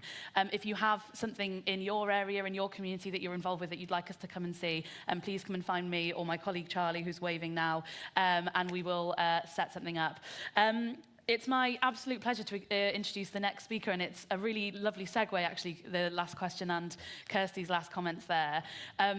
Before this job, I worked for a trade union, and I'm so incredibly proud that the cooperative movement and the trade union movement are two of the most successful social movements in the history of this country and probably in the world as well. And when we work together, the things that we can achieve are absolutely amazing, and you heard some of that from Joanne this morning. We're incredibly proud to work with our trade union colleagues from across the movement at a time when working people's voices matter more than ever. And so to speak to a little bit of that importance, he's one of my favourite speakers in the Labour movement. I want to introduce General Secretary of the TUC, Paul Novak. Thank you.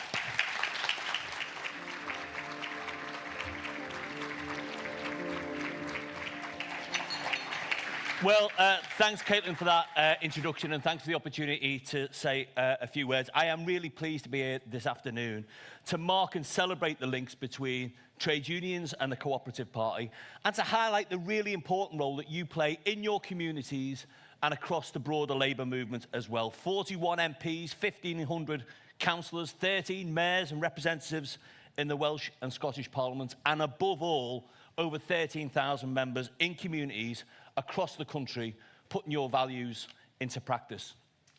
Earlier this year, I visited with Usdaw, the Co-op's distribution centre at Castlewood in Nottinghamshire, an incredible facility that supports over 800 Co-op stores right across the Midlands and Yorkshire. And I saw firsthand what cooperative values mean in practice. Unionised workers in decent jobs with good terms and conditions, proud of the work they were doing. In stark contrast to the Amazon distribution centre just down the road. And a reminder that good business can deliver for workers, for customers and communities, and not just send pop stars into space or pay for another super yacht. That's the cooperative difference. It's also a reminder that the values that inspired the Rochdale pioneers almost 2 centuries ago remain relevant today. But while those values, solidarity, fairness, respect, definitely do remain relevant, they are also under direct threat from the rise of the populist and far right. And it's not just an electoral threat, it's a threat to Black and Asian people across this country who are at the sharp end of the normalisation of racism and division.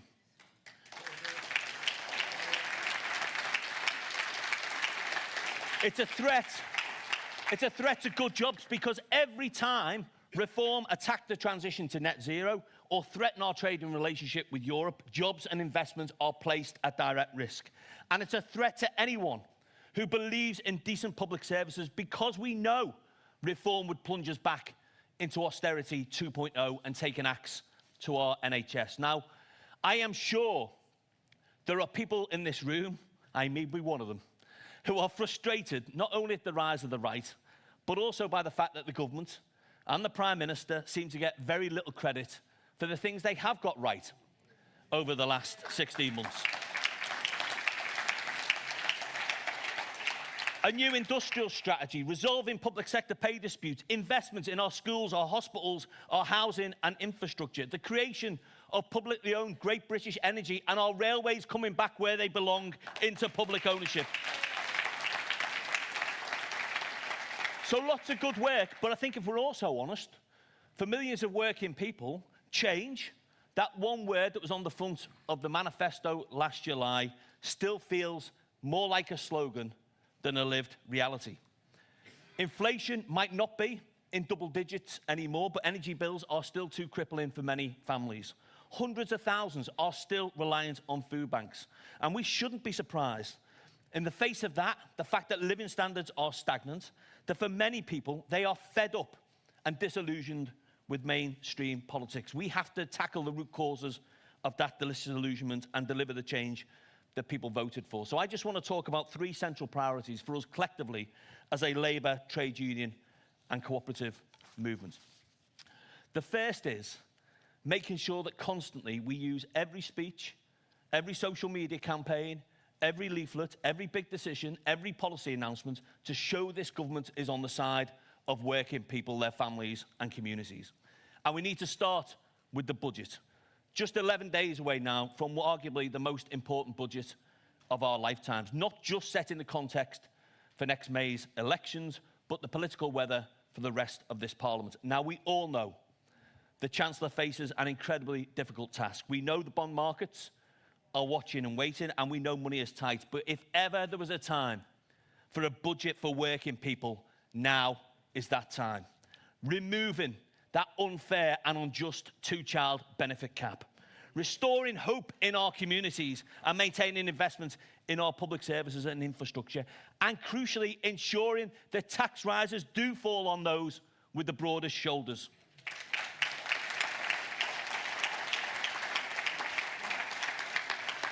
New taxes on wealth, taxes on online gambling firms, and a windfall tax on ballooning bank profits. £1 billion a week, every single week this year for the big 4 banks alone. An increase to the bank surcharge, which the Tories cut in 2023 to 35%, would deliver £50 billion over the next 4 years. Not just helping getting our public finances back on track, but revitalising our services and community and building a country that works for everybody. And while we're on the subject of work, and I know Joanne would have talked about this morning, it is absolutely time to deliver the Employment Rights Bill and deliver the Employment Rights Bill in full.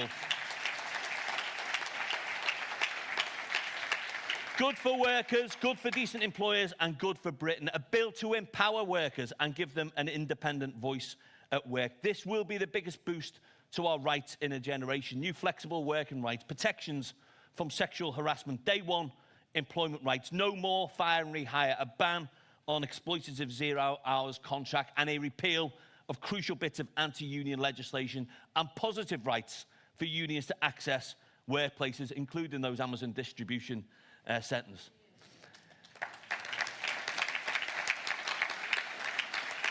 Now, at the moment, Lib Dem and Tory peers are delaying the legislation, even though millions of people stand to benefit from genuinely transformative reforms, including 7 million people who are due to get sick pay from day 1 for the first time in April next year. That is 7 million reasons why the Lord should support the bill. 7 million reasons why people will not forget or forgive peers who deny the government the opportunity to deliver its manifesto promises. And I understand Tories and the Lords will always vote against improvements in employment rights, but it is time that Lib Dem peers did the right thing instead of tabling hostile amendments and wasting precious time.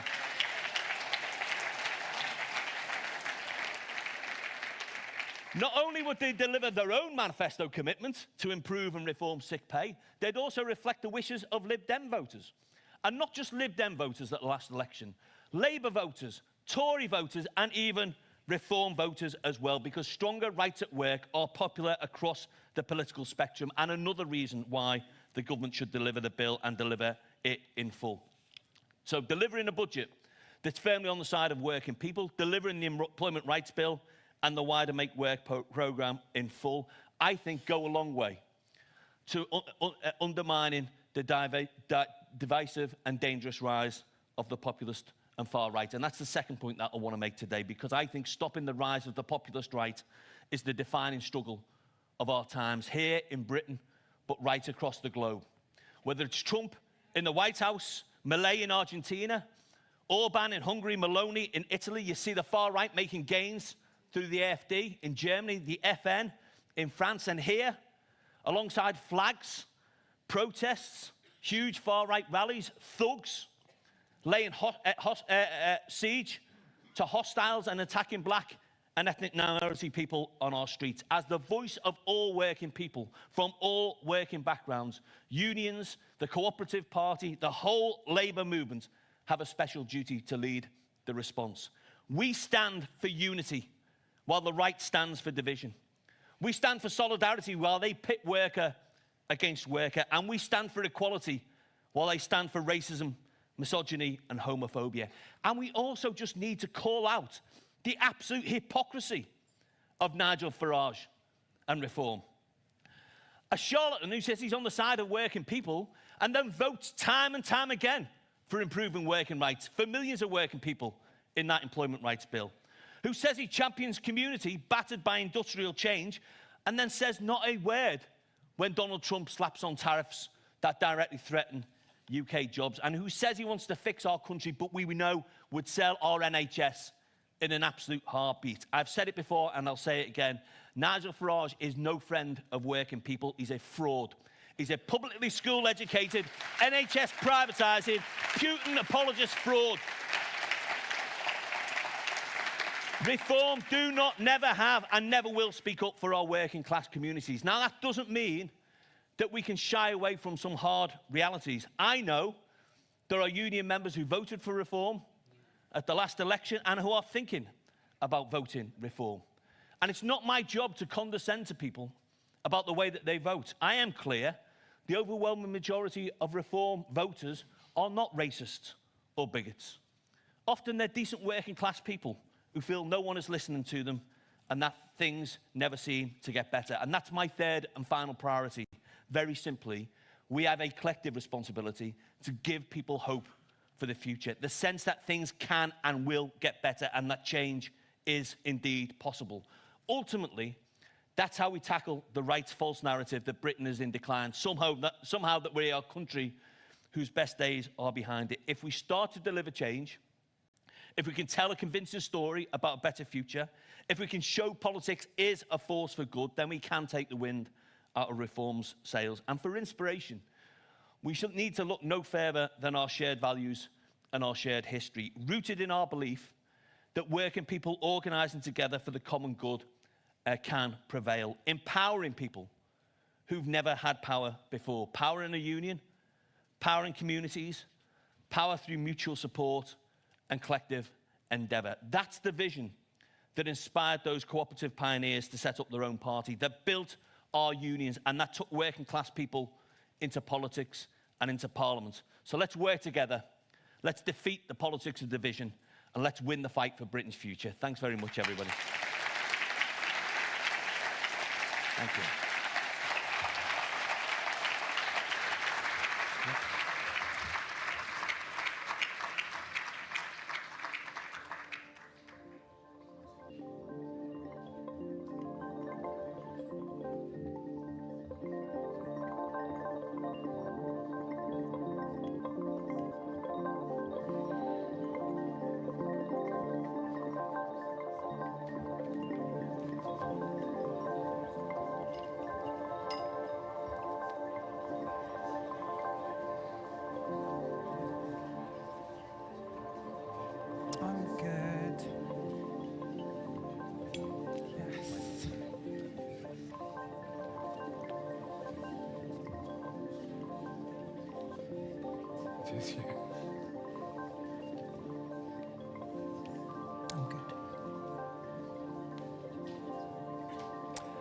Good afternoon, everybody. Good to see so many people here and some familiar faces as well.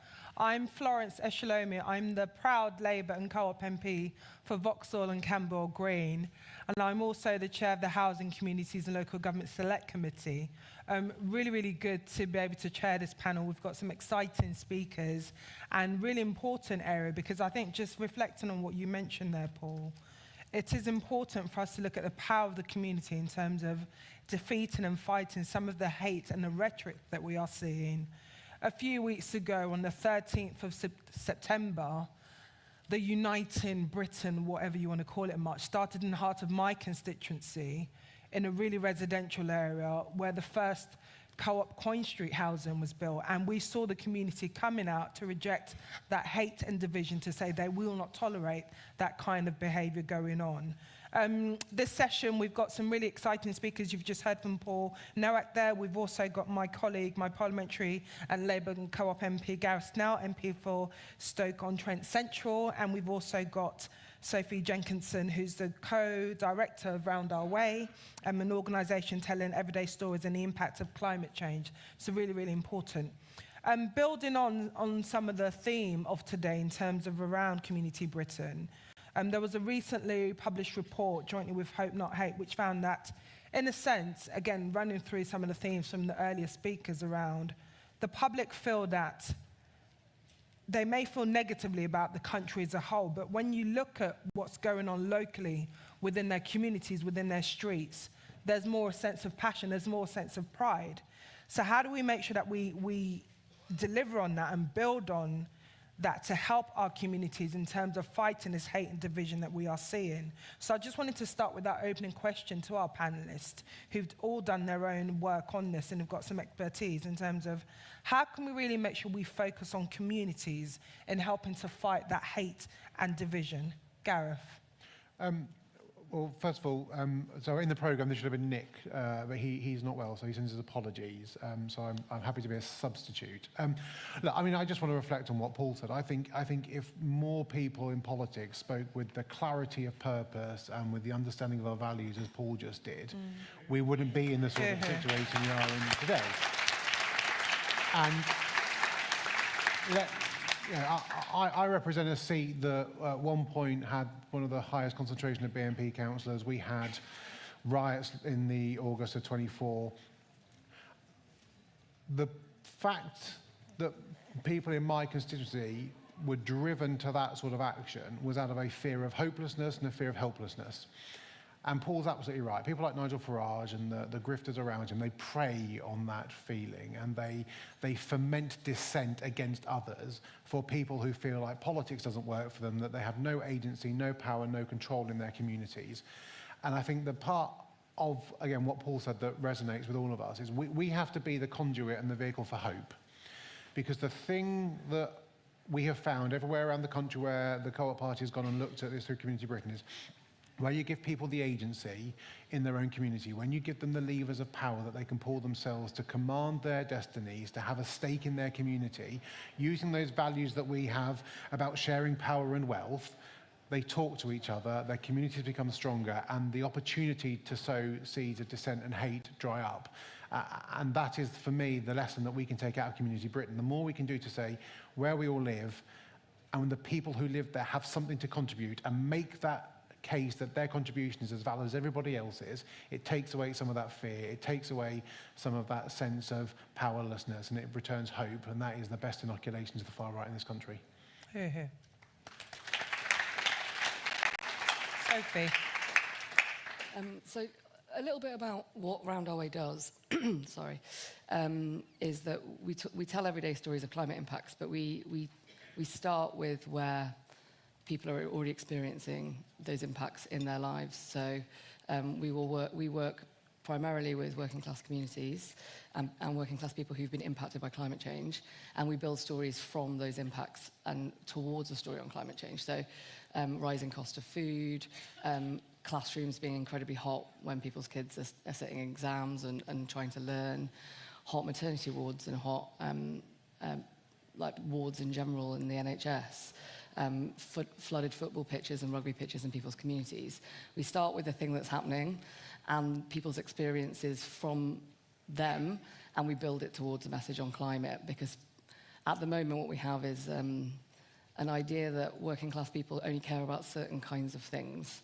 And what story we tell is really important, but who gets to tell the story is also really important. And I always say this when I'm on a panel with Paul, but big Paul Nowak fan, obviously. And Paul is a brilliant working class spokesperson, but he can't be the only one. He shouldn't be. There are plenty of people in all sorts of communities, of all types of background, but especially working class people across the country who can tell powerful stories of their own experiences of what's happening to them. And for me, reform is a symptom of the politics we've seen over the last numbers of decades. It is not the thing itself. And for politics that isn't working for people, we need to look at that. And a lot of what we've heard today, you know, Kirsty McNeil talking about social clubs, for example, is the antidote to that and where, you know, the roots of Labour and cooperative politics started in the first place. Let me give you an example. So we're doing some work at the moment in rugby clubs across Wales. All of those rugby clubs have experienced lots of different challenges, including lots around weather and flooding. They're also not able to keep the lights on and for 7 days a week because of the cost of running that club. And it is not just a sports venue. It is a community hub where people have funerals, where youth clubs exist, where people look after their children.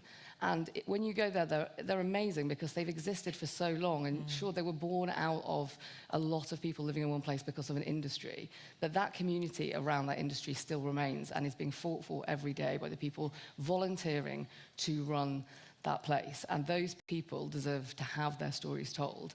And I don't know, like, I think it's probably because I've been doing this work constantly for the last few years, but I really noticed this in coverage. So when Billingsgate Market, when that was in the news about it closing, same with West Smithfield, how many of you saw stories from fishers, fishmongers, or butchers in the news? Because I didn't see any.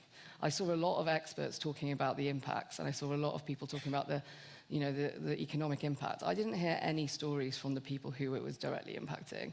And if you look, that happens every single day in our politics and in our media. And so part of what is important here is not just building the hope, as Gareth said, but building a realness to the stories that are being told and shifting not just where politics is, but a lot of the stories told in SW1 through the lobby and the media aren't a reflection of where people are. And climate is a great example. Most people care about climate change, are worried about it and want to see action. But if you ask most people in Westminster, they would tell you that wasn't true. And there's no amount of polling you can show people to show them that. And so there is a disconnect between where people are and what they think and what they're feeling and what they're experiencing and the politics they are seeing. And that is why we're getting reform in that space. And they are really, really aware of this. They're going into places that have been flooded and helping. They're standing by bus stops where buses aren't arriving and asking for people's emails. They understand this. And they don't just organise in constituencies, they're organising across communities. And so they will exploit that if we don't protect that space. No, thank you very much for that, Sophia. How can we get communities to focus, and how can we replicate polls and have a poll in every community? I don't think it's a case of replicating polls, but I do think, I just want to pick up directly what Sophie's just said there, Florence, if I can, because I think it is about how do you amplify the voices of working class people and working class communities. And I'll give some real practical examples of that, because it is bizarre, isn't it, that Nigel Farage has managed to present himself as the authentic voice of working class Britain. I mean, a man who's never picked up or done a job in anger, a real job, rails against the political class. I was an MEP for a couple of decades, and literally is a speaker for hire on the US right-wing circuit. But amplifying the voices of working people, what do I mean? Three little examples. You heard from Joanne Thomas today from Usdaw. We took a woman called Finola, who's a Usdaw shop worker, to speak at an event with the Prime Minister about the Employment Rights Bill. And she spoke firsthand about her experience, and we've used her on social media as well. But a woman who works in a shop who was racially abused by a customer who then threatened her and said, threatened their children and said they'd find out where she lived. Absolutely traumatised. Rang up her boss the next day and said, listen, I just don't think I can come into work because, I don't feel I can face it. And he said, that's fine. You won't get paid because you didn't get sick pay until the fourth day of being ill.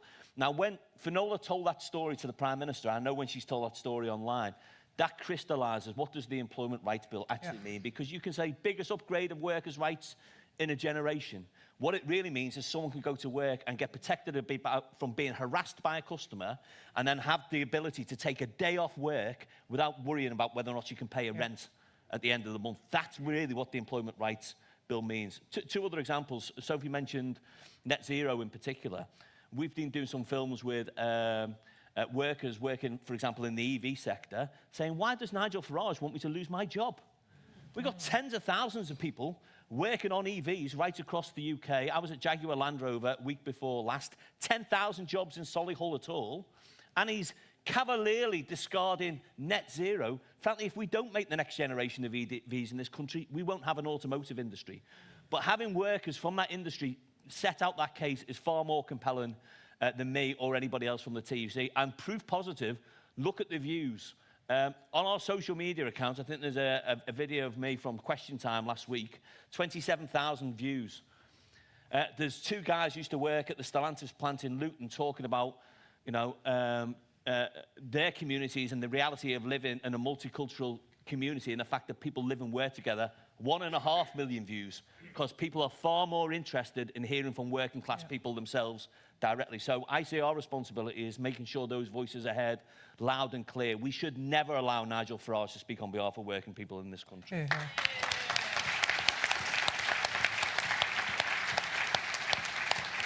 And I think that is really important. And again, in terms of looking at some of the changes introduced by the government, we now see a legislation, an English and Devolution Bill, the first piece of legislation to actually mention community empowerment.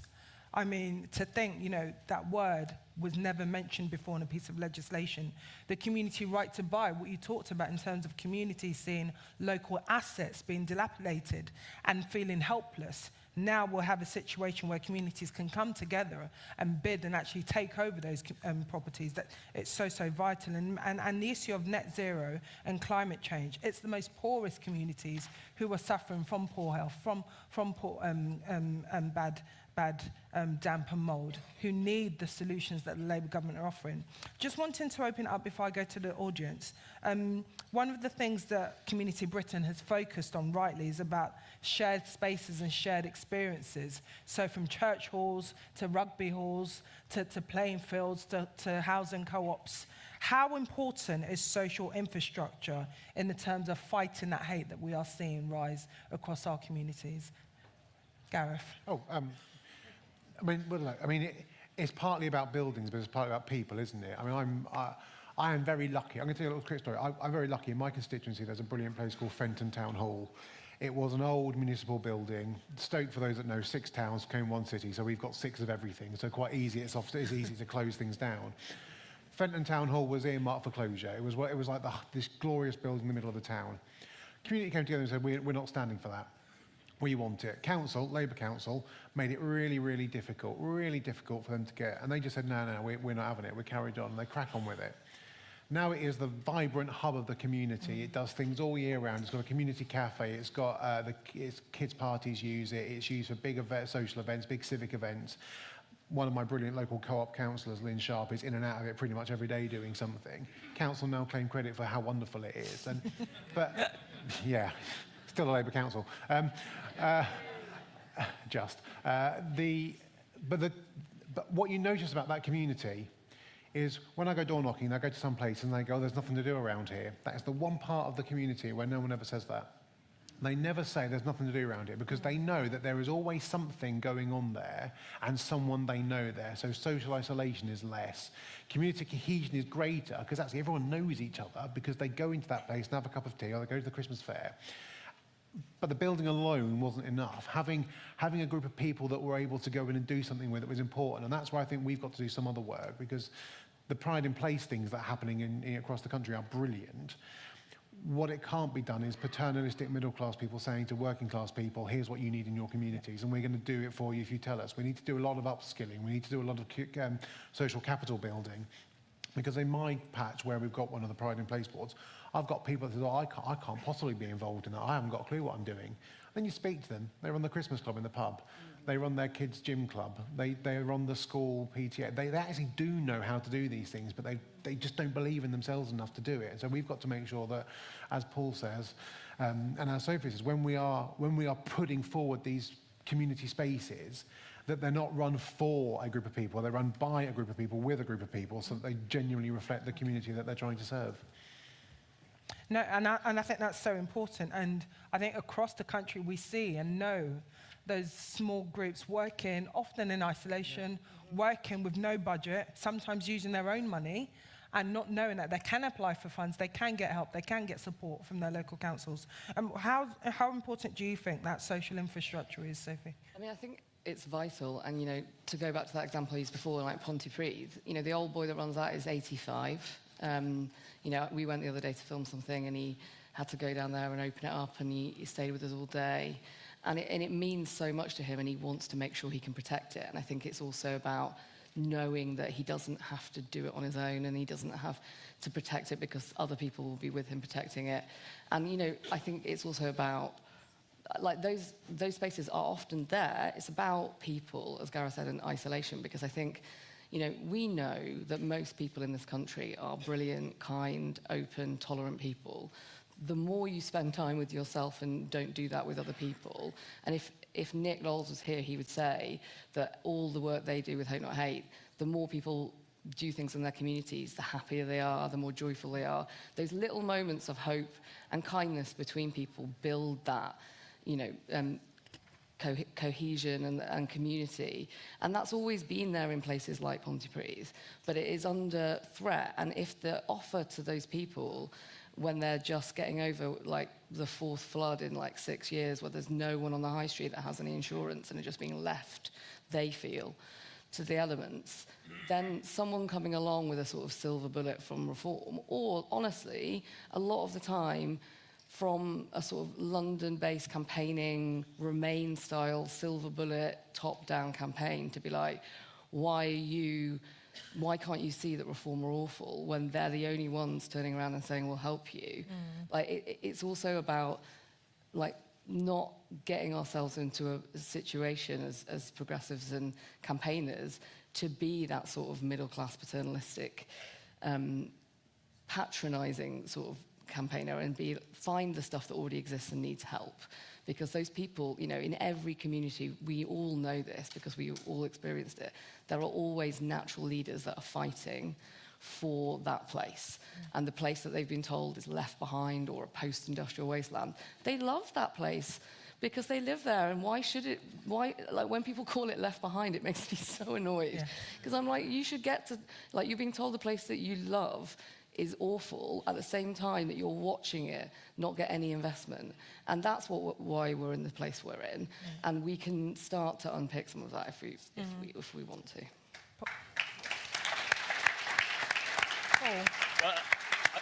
I couldn't agree. I can slag off Birkenhead, but anybody else from outside Birkenhead's not allowed.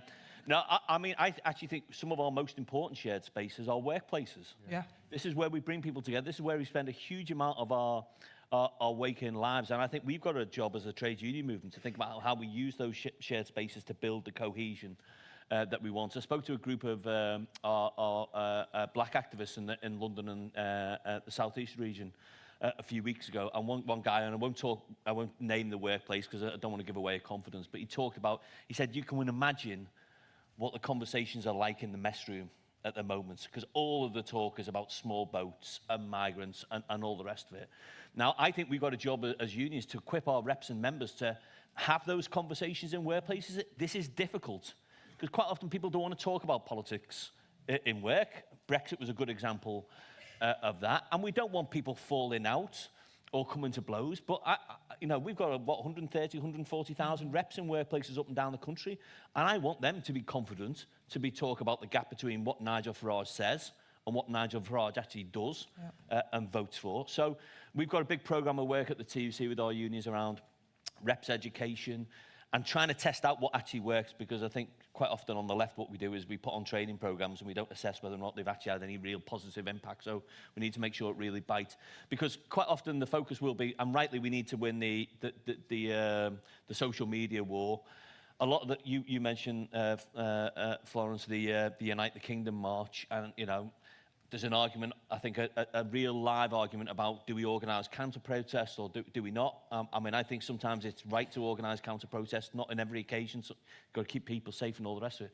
But it's no use doing the big, noisy, performative stuff if we're not having those difficult conversations in workplaces, because that's where it really matters. And for workplaces, read communities as well. So it is that sort of sense of giving people confidence, as I say, not to have a Barney, but to say, hang about. I mean, you know, if you look at what reform councils are actually doing, forget all the rhetoric about Doge-style efficiencies, they're closing care homes and banging up council tax because all those services have been cut to the bone over 14 or 15 years. So, yeah, for us at the trade union movement, I think starting with the hard stuff, which is in our own workplaces and talking to our own reps. Thank you. Unfortunately, I'm mindful of time and we are running over a bit, so I do want to thank our panelists. And I think this is a conversation that we need to ensure that we are continuing up and down on the high streets in our communities. That's the only way we can come together in terms of beating that hate and division, which Farage and Reform want to spread, but we know as cooperators, we're going to stamp it out. Thank you very much.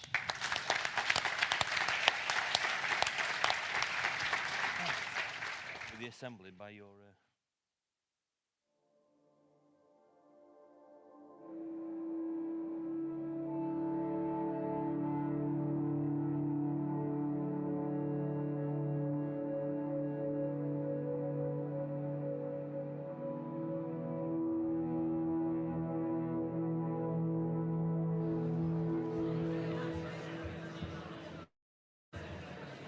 Good afternoon.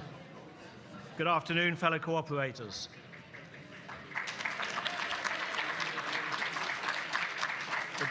It's a real pleasure to be here with you again, and especially to be sponsoring your lunch today for the second year.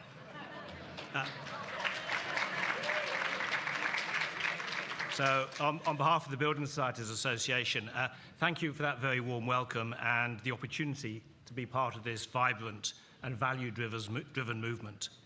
This is a special year. It's a special moment for me personally because in a few weeks I'm going to be stepping down as the CEO at the Building Societies Association after 12 incredibly rewarding years. It's been the greatest honour of my working life to serve a sector that puts people before profit and communities before shareholders. And what better place to reflect on that journey than here, among friends and allies who share our commitment to mutuality, cooperation, and inclusive growth.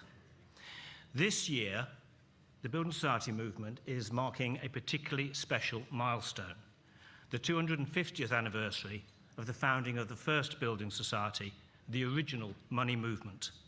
A movement born in a Birmingham pub in 1775 by ordinary working people, united by a vision of mutual self-help to build homes and futures.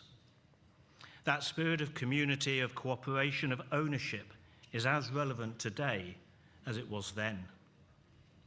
As we look to the future, I want to echo the powerful message at the heart of the Cooperative Party's Grassroots Growth Report, that real economic renewal must start from the ground up, not from the boardroom, not from Whitehall, but from our high streets, our town centres, our villages, our communities. That report makes a compelling case for a new economic model, one that measures success not just in GDP, but in well-being, reliance, and local ownership. It calls for anchor institutions, community infrastructure, a national strategy to grow the cooperative economy. And it reminds us that inequality isn't just a social issue. It's an economic barrier that we must dismantle. At the BSA, we couldn't agree more. Our 42 building societies and 7 credit unions serve over 27 million members across the UK. We support 29% of the total mortgage market, 37% of the first-time buyer lending market. We hold 47% of all cash ISA balances. And we pay £4 billion a year more in savings interest, fair share and other payments than the biggest banks. 35 building societies now represent 35% of high street branches, up from only 14% in 2012. And 95% of our employees are based outside London. We are nationally relevant and we are locally vital. We're proud of our roots. They remain our inspiration today. Our members are at the forefront of innovation, from new products to first-time buyers to financial education in schools, from founding UK Savings Week to pioneering sustainable home lending. And we're proud to stand alongside our colleagues in credit unions, financial mutuals and cooperatives. Together, we offer a powerful alternative, purpose-driven business, reinvesting profits into people, not shareholders, profits for purpose, for the benefit of our society. Last year, we published the Mutual's prospectus ahead of the election with our Mutual and Cooperative Trade Association colleagues. We asked for three things. Get us around the government tables across government so that we can offer cooperative and mutual solutions. Modernise outdated legislation and regulation. And help us with access to genuinely mutual and cooperative startup and growth capital. Today, sadly, we have to add a fourth. Do no harm. Don't place unnecessary roadblocks in front of a sector that is actively delivering on the government's manifesto commitment to double in size. A clear example is our ongoing campaign against the reported proposals to reform the ISA regime. Cash ISAs are not just a savings product. They are a cornerstone of the financial ecosystem within building societies. As I mentioned earlier, 47% of all cash ISA balances are held by building societies, and those funds are then used to support mortgage lending, helping people across the country to buy homes and build secure financial futures. So I urge the government to work with us, not against us. We are pleased to congratulate Lucy Powell on her appointment as Deputy Leader of the Labour Party. Her leadership as a cooperative MP is a welcome signal, and we look forward to working with her and the government to realise that ambition of doubling the cooperative and mutual, including the financial mutual sector. We stand ready to work with her and the government and with all of you to make that vision a reality. Because whether it's helping people buy their first home, supporting local credit unions, or investing in community well-being, mutuals are already doing the work. We are a grassroots growth engine. We are the original money movement. And we are proud to be part of a broader cooperative economy that puts purpose before profit. So today, as we gather to share ideas and build alliances and shape the future, let's remember the power of mutuality. Let's champion the businesses that exist to serve their members. And let's build an economy that works for everyone, from the grassroots up. Mutuals are thriving. With the right support, we can do even more. Finally, following Kirsty's call earlier, if you're not a member of your local building society or credit union, join it. Thank you all very much and enjoy your lunch.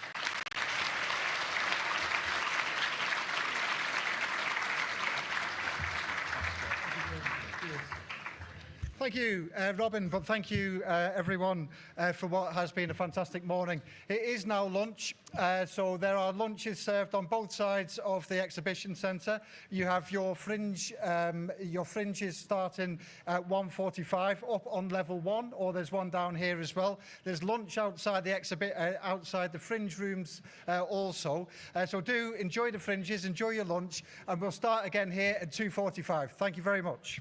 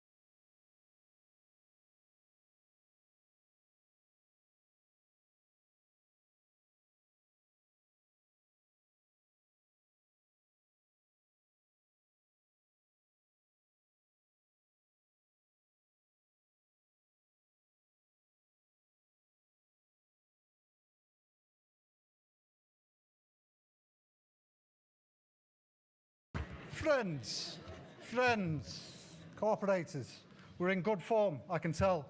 We've had a fantastic morning, I know. We've also had a fantastic set of fringe meetings and a chance to get together and discuss and do all the fantastic things which make us that cooperative party, that cooperative family. For those of you I haven't yet met, my name's Joe Fortune. I'm your General Secretary. It's my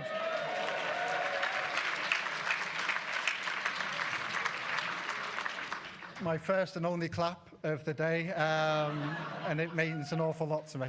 No, thank you very much for that welcome conference. We have a fantastic afternoon ahead of us. As you will know, as you will have heard from me over many years, for the Cooperative Party, it is vital that we are in lockstep with our cooperative movement. This is the bedrock of what makes the Cooperative Party. It's the bedrock of what makes the cooperative movement. That lockstep means standing together. It means campaigning together.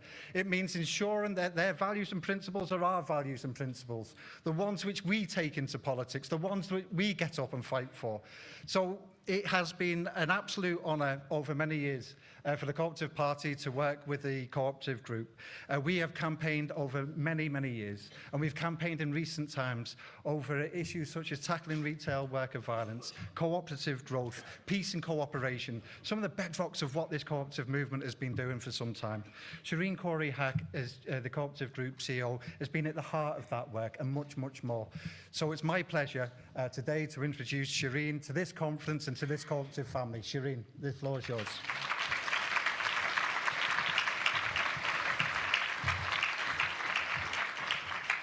Every time I follow Joe, I have to do this. I can't compete on the height. Fellow cooperators, good afternoon. It's a real pleasure to be here and have the opportunity to speak with you. It's been a little over a year since we welcomed you all to One Angel Square, Co-op Group's headquarters, and goodness, what a year it's been.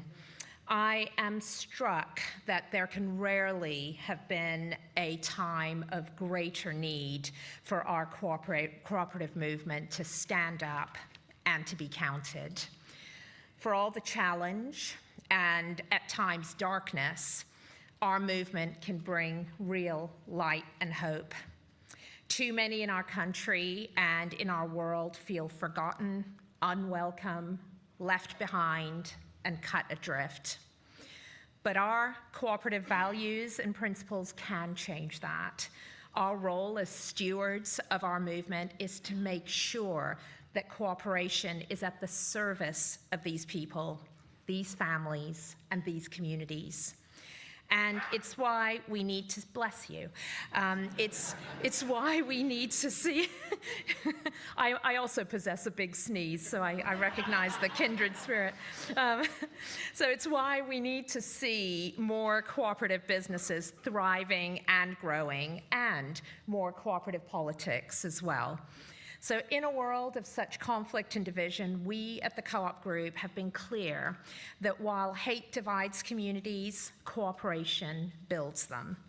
The party's community Britain has had its heart the belief and evidence that cooperation builds fairer and more resilient communities where people can thrive and prosper. The cooperative movement is at its best when we are practical and when we get things done. So the Co-op Group has campaigned hard on the importance of social mobility, and we've given life to this in how we run our business.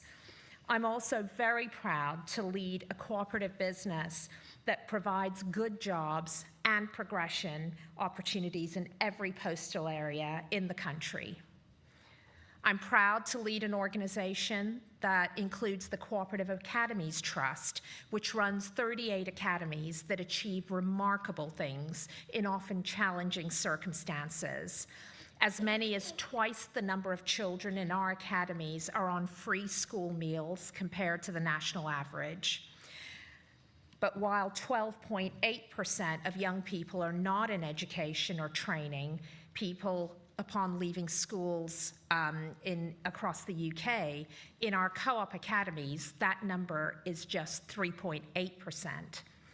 I'm proud to lead a cooperative society that's recognized by the Social Mobility Foundation as the leading non-professional services business in the UK when it comes to championing social mobility.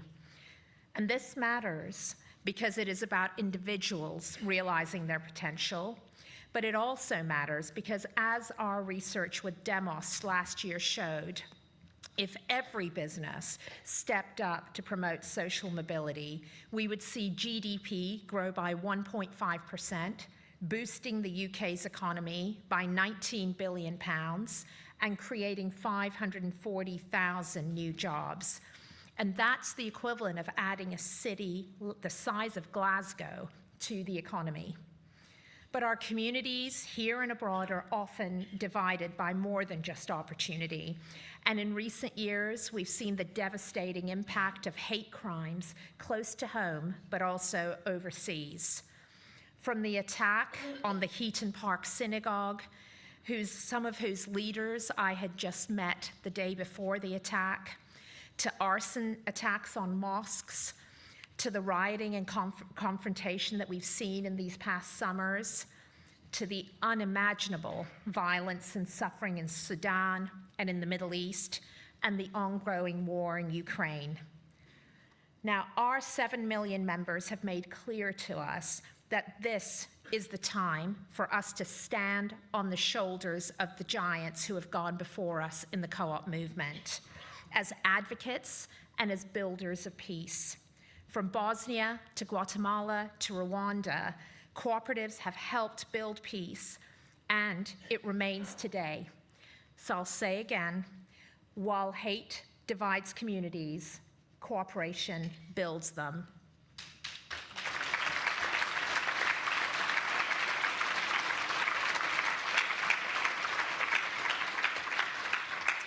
The Co-op Group is stepping up and addressing conflict and hate here in the UK and around the world. We're working on supporting cooperatives in Ukraine, and I'm leading, and I'm very proud to be leading, the work of the International Cooperative Alliance on how cooperation can support peace around the world. A priority for our members and hundreds of our colleagues who have, bless you as well, who have self-organized has been Palestine. And so we've acted. Whether it was to support the work of medical aid for Palestinians and safeguarding the lives of 14,000 babies, working with our partners in Oxfam and the One Foundation to provide water and sanitation to tens of thousands of people in Gaza, or helping young students from Gaza to build a future through UK universities, doing what we could to ensure that they could get visas, making sure they had support when they arrived in this country, as well as access to food, and could find work if they were entitled to. And also ensuring that our sourcing policy reflects the values of our members, as they have clearly stated they expect us to act on.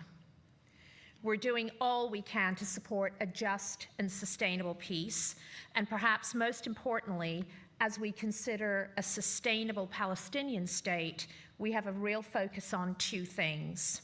First, to help build a sustainable economy in Palestine, so that a path forward towards a two-state solution includes two economically viable entities. And second,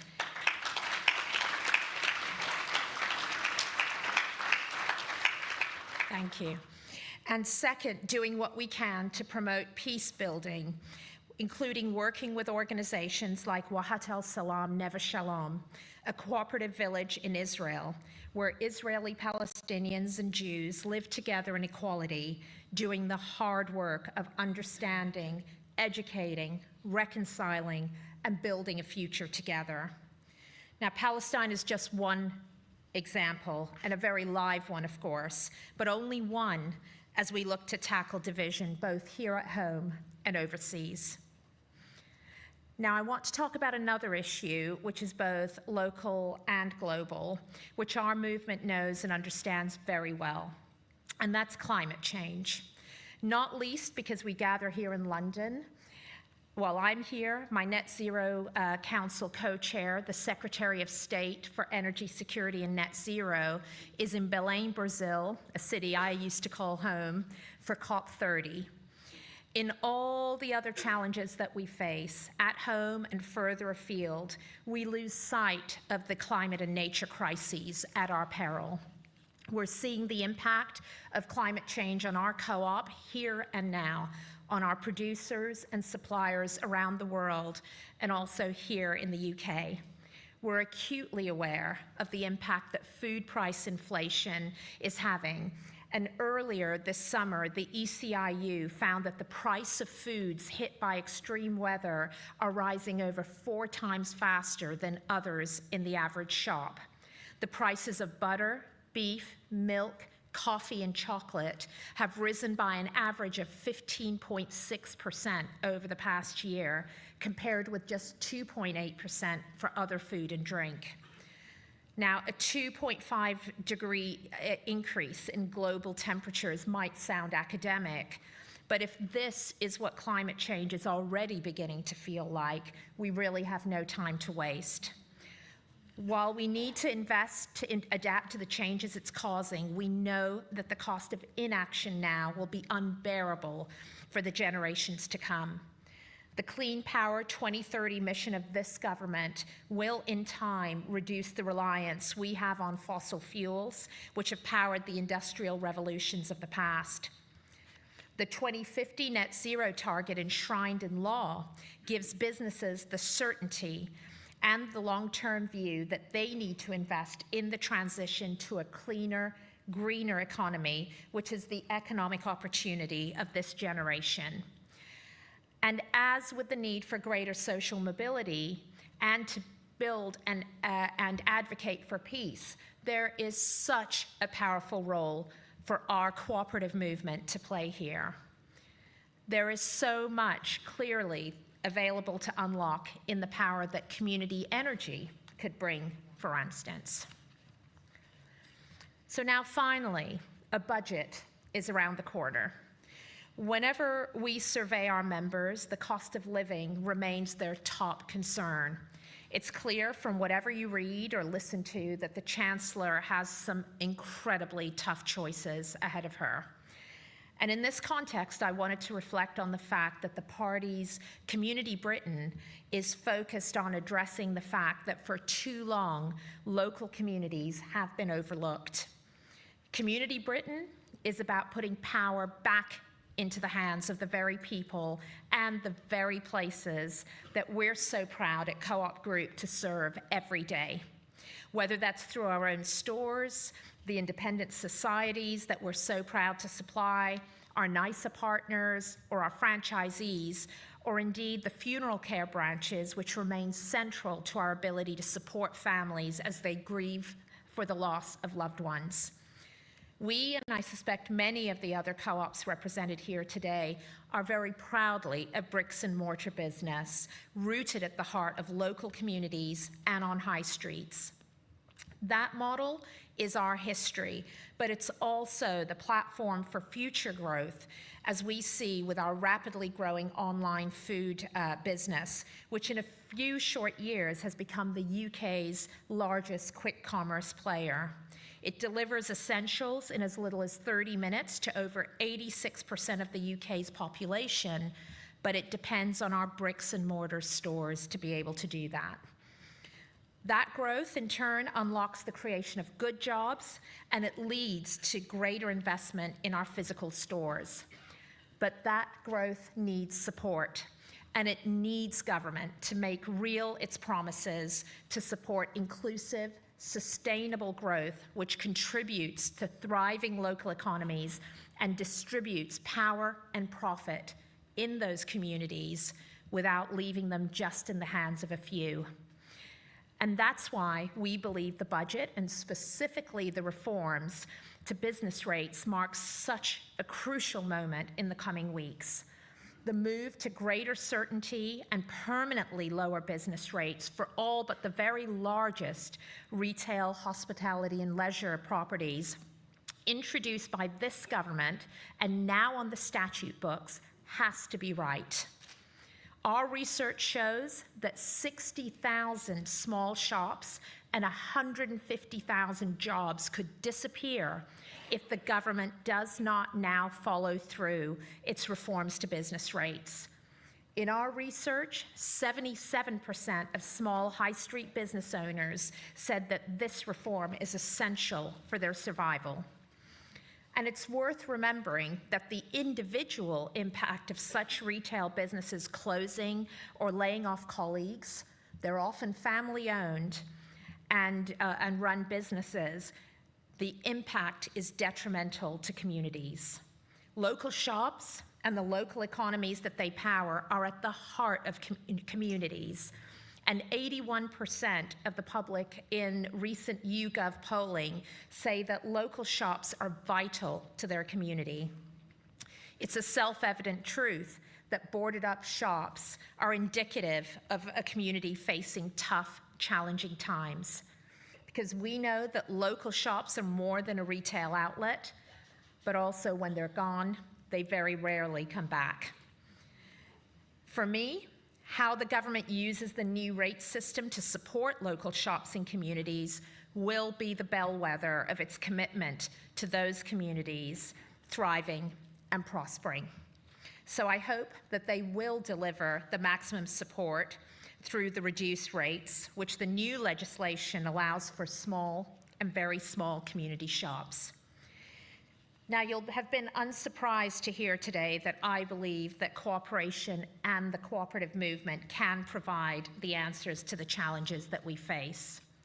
This government's commitment to double the size of the sector, a commitment we have you, Joe, to thank, and your team, is critical to enabling us to do that. And anyone who knows me will also know that patience isn't a virtue that I am especially blessed with. But I have been encouraged by the pace of progress that I'm beginning to see. The creation of the Cooperative Development Unit, which Miata announced recently, the forthcoming call for evidence alongside the Law Commission, and the support for cooperatives the government gave at the UN World Social Summit last week.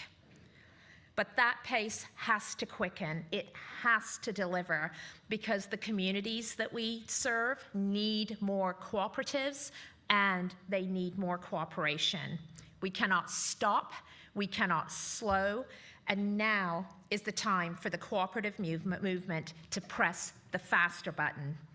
Thank you very much.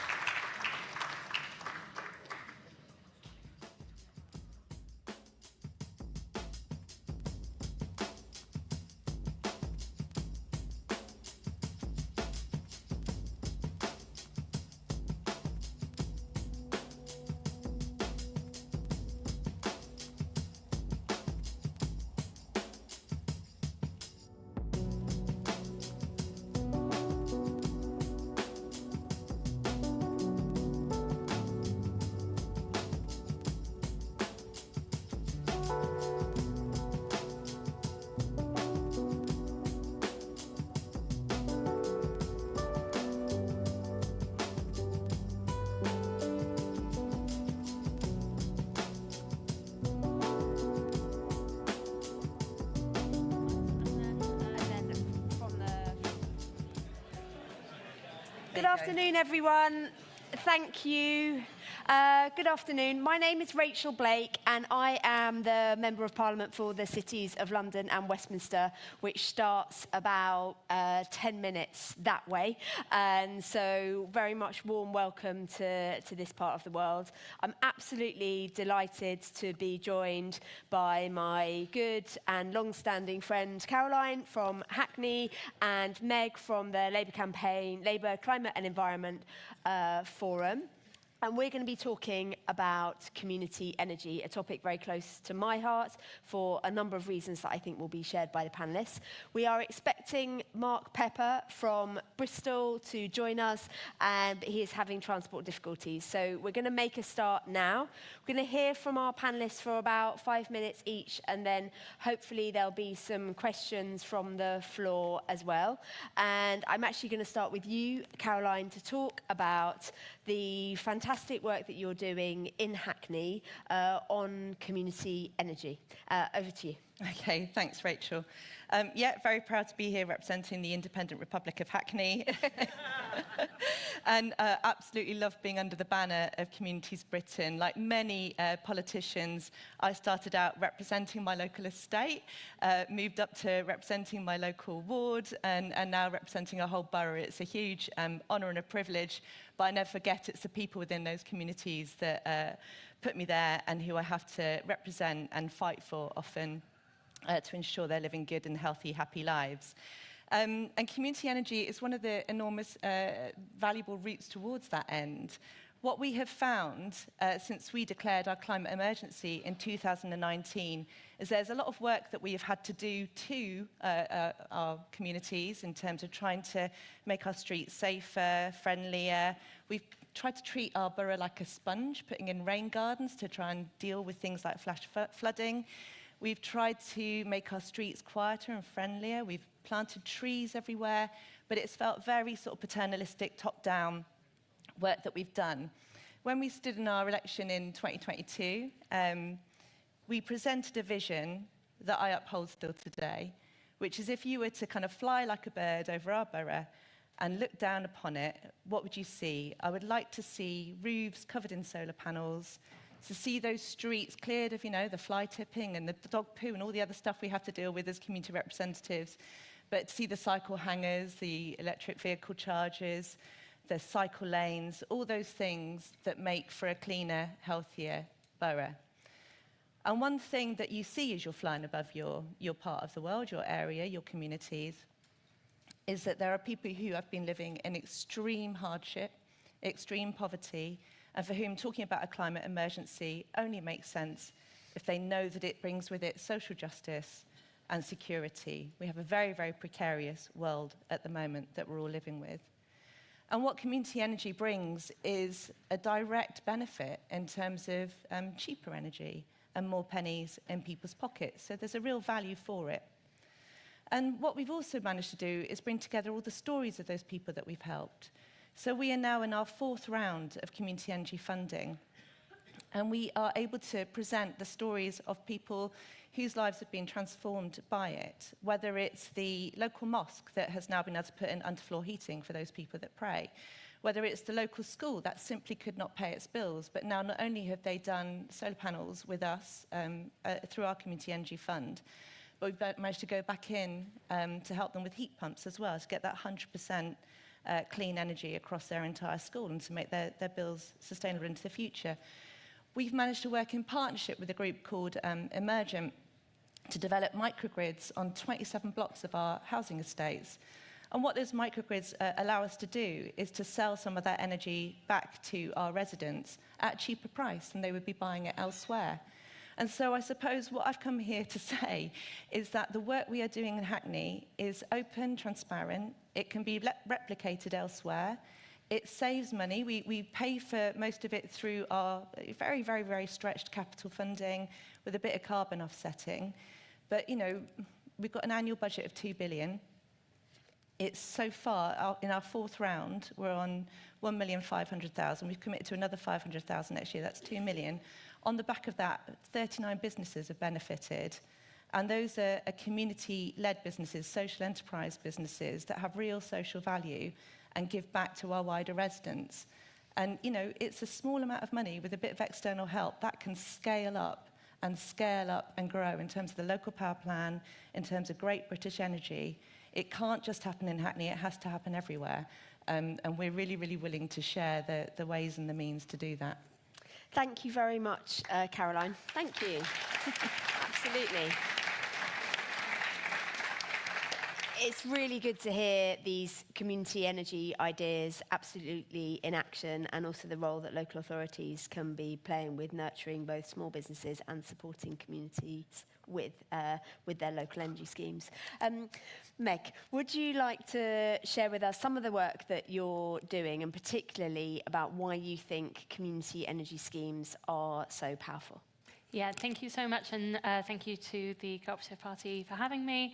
I first started talking about community energy with the Co-operative Party about a year or so, a year and a half ago now.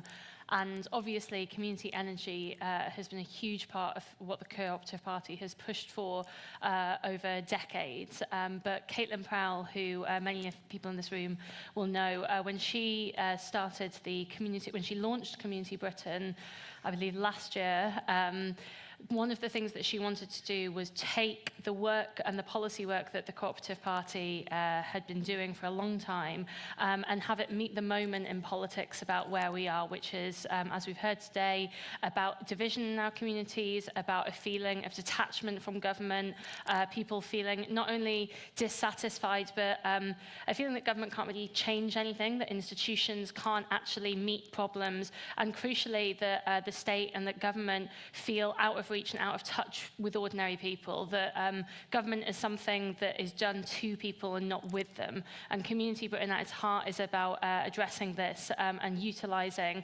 policies that Joe and everyone else at the Co-operative Party has shouted about for many years. And where I come in, the Labour Climate and Environment Forum, which is a relatively new organisation that aims to raise ambition and knowledge about climate and nature in the Labour movement, is that I think that community energy is one of the key ways in which we can make net zero accessible, beneficial, and done with communities, not to them, at a crucial time for climate consensus. And so I would say that for me, this part of Community of Britain and the pamphlet that LSEF did with the Co-operative Party that we launched in June with Ed Miliband that was called Power in Our Communities is really crucial to me in the way that I speak about and understand the impetus to make climate action accessible and done with ordinary people in a way that not only builds their knowledge of renewable energy sources, but also brings communities together for a kind of shared purpose, as well as some of the amazing stuff that's been done in Hackney that Caroline was talking about, especially in terms of lowering bills, which is obviously an enormous strand of clean power by 2030. And of course, the Hackney Light and Power scheme is what a lot of Great British Energy and the local power plan is modelled on. So it really is the People's Republic setting an example. And of course, thank you to Mette Coban for that, who is now our Deputy Mayor for Environment and Energy. So in terms of how we make community energy work with communities, I think we have to address the problem of what net zero already looks like. Now, my amazing friend Sophie Jenkinson, who is the co-director of Round Our Way, who you heard from on your community power panel earlier today, has always said that the problem with net zero, if we're not careful, and by we I mean people in the kind of climate labour-aligned movements, is that if we're not careful, it can look like Brexit, in that it's a bunch of liberal elites up here telling people on the ground that it is good for them and that it has to happen with no question of choice, no democratic principle, etc., etc. Now, this is a kind of playbook that is obviously, once again, going to be exploited by, surprise, surprise, the same actor, Nigel Farage. He did it with Brexit, and he's currently doing it with climate consensus and net zero. Net stupid zero, saying it's an ideological exercise to make your bills more expensive, and it's some kind of like commie principle of Ed Miliband's. Whereas actually we know that climate action is really popular with the general public, and people are really, really keen to see their politicians, their elected representatives take proper, robust action. But we also know that the climate movement has not always been as inclusive as it can be. It tends middle class, it tends urban, it tends liberal, and it can feel really exclusionary to people, especially when we start to get into the quite policy wonky weeds of what actually energy production and ownership looks like. And so for me, me, and I think Rachel's given me a little nod to say we want to get to questions, but for me, community energy, just on a pure political level, is one of these things that goes directly to the heart of communities, extends a hand and says, please, let's build our clean energy future together. It is done with communities, by communities, and not to them, and that's why at the Labour Climate Environment Forum, we're so passionate about it. Thank you very much. I was actually nodding in agreement. I was just nodding in agreement. I'm afraid it looks as though Mark can't join us, so I'm going to ask Caroline and Megan a couple of questions, but we will also have a little bit of time for your questions if you'd like to ask any questions of Caroline or Megan as well. So Caroline, in terms, you started to talk a little bit about scale and how Hackney has scaled, but what examples are you aware of, and where do you think the real barriers are for scaling community energy schemes? Yeah, I mean, just to pick up on that point also about communities and also the earlier point around community cohesion, in a borough like Hackney, at the last census we found we had 89 different languages spoken. If we're going to go along with all those communities, we have to remember there are many communities within each community as well. So I think for me, the way that we've cut through that is thinking very much about place and developing a place. So it could be the school and its environment, it could be the local faith setting, it could be the leisure centre, it could be those areas. But that is very small, that is hyperlocal. And I love the hyperlocal, that's why I'm in local government. You can come up with a policy and idea and you can see change out in the public realm within months, certainly within years. But at a certain point, you do need to up that scale because at the moment, 39, 40, by the time we finish the next round, maybe we'd be heading up to 50 sites that we will have transformed in a fantastic way. But what about everywhere else? So when I think about scale, it's how do we work cooperatively to grow what we've begun? If we can work with one school and make it completely renewable in terms of its energy, how do we replicate that across an entire neighbourhood? And I'm happy to do it one neighbourhood at a time, sort of hand in hand with leaders of other councils. But does that mean we have to have a closer relationship with the larger social enterprises that we see around us? And where does that investment come from? It is very exciting to have chaos with Ed Miliband. I absolutely love it. And he is such a good champion for holding on to, that commitment to net zero and Great British Energy. And I think he does understand how to take that small ambition and grow it large. And we just have to kind of see that, upheld in the budget for sure. Brilliant. Megan, you talk really powerfully about the politics and why this matters so much. Are there any particular further risks to the right that you see in this space and why it matters so much that we are taking people with us on this climate consensus journey? Absolutely. I mean, I think what's tricky when your back's against the wall, as I think it is for a lot of people in the climate space and in kind of left movements in general, is that it means that you're constantly on the defensive. And so you are constantly having to say, no, this is popular, actually. No, this is going to make bills cheaper. No, this isn't, again, a sort of a commie kind of conspiracy led by Ed Miliband.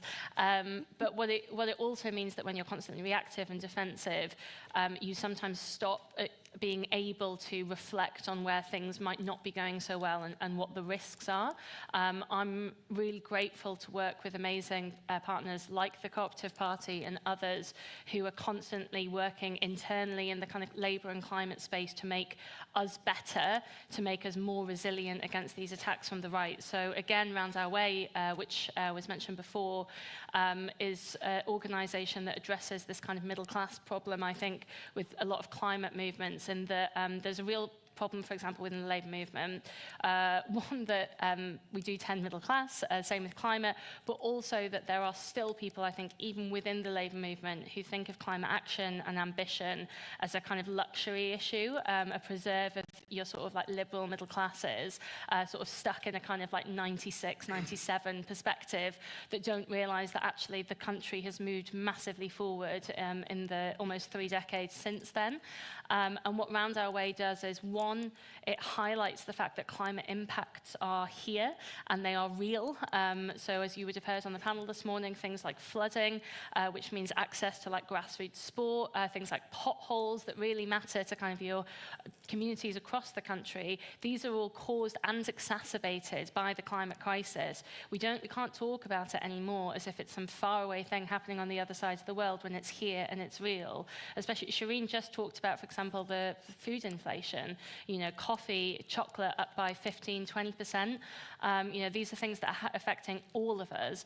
And so I really love the work of Round Our Way, because they not only say, actually, the climate crisis is already here, and it is specifically affecting people who are the poorest and most vulnerable and the people who the Labour Party was founded to represent and advocate for, but it also highlights working class voices and communities to make sure that we never forget that those are the people we're fighting for, but also to make sure that when we're sort of sat around political and climate roundtables talking about how important our cause is, we don't lose sight of those communities and we actually elevate them. Now that's really important, I think, because actually the right playbook at the moment is to say that it is a liberal middle class issue rather, and that Ed Miliband doesn't understand ordinary communities and doesn't advocate for them. And organisations like Round Our Way and others that can absolutely, in a very, very strong way, say that Nigel Farage is not on your side, he is not a friend of the working class, and he is not a friend of the ordinary community, is really important. And for me, again, to go back to my original point, community energy also is a way to access those communities and to get in there and say, this is something we can do with you that will make your life better, it will make your life cheaper, and also says these communities care about the climate crisis. And that's why I'm very passionate about it. Thank you very much.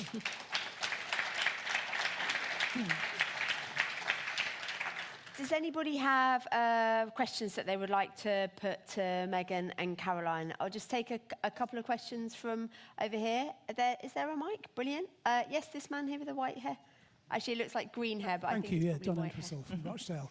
I mean, the one thing that you've talked about is infrastructure.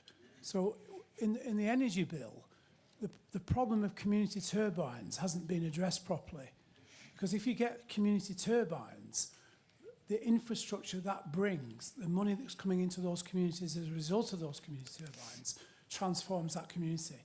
So I hope in the energy bill, Rachel, particularly, that we don't lose sight of community turbines. If you think about them putting them in all the coastal communities of Britain, that would transform those coastal communities with that amount of money. Thank you. Thank you very much. Man in front. I'm Bill Edwards, chair of the Chelmsford Star Co-operative Party. Could the cooperative movement do more to promote community oil buying co-ops? Now, those of us who are off the gas main will know what I'm talking about. The rest of you probably don't. The problem if you buy oil is you can run out for a start. The other thing is, the more you buy, the lower the rate is. So with a cooperative, you can have a system where people can buy half a tank of oil for the price, at the price per litre they pay for a full tank of oil. And we set one of these up on our own, and it works. Good to hear. I think we'll just come around here, and then we'll come into the middle. Lady in the blue jumper at the front. Thank you. My name is Kat Arnold. I'm the West Sussex Secretary for Co-op and also I sit on Labour Party's NEC. Hello. Hello. My question is about really great experiences from Hackney, but how do we roll out more community projects like that that are really quick and impact people's pockets overnight nationally as a national kind of objective?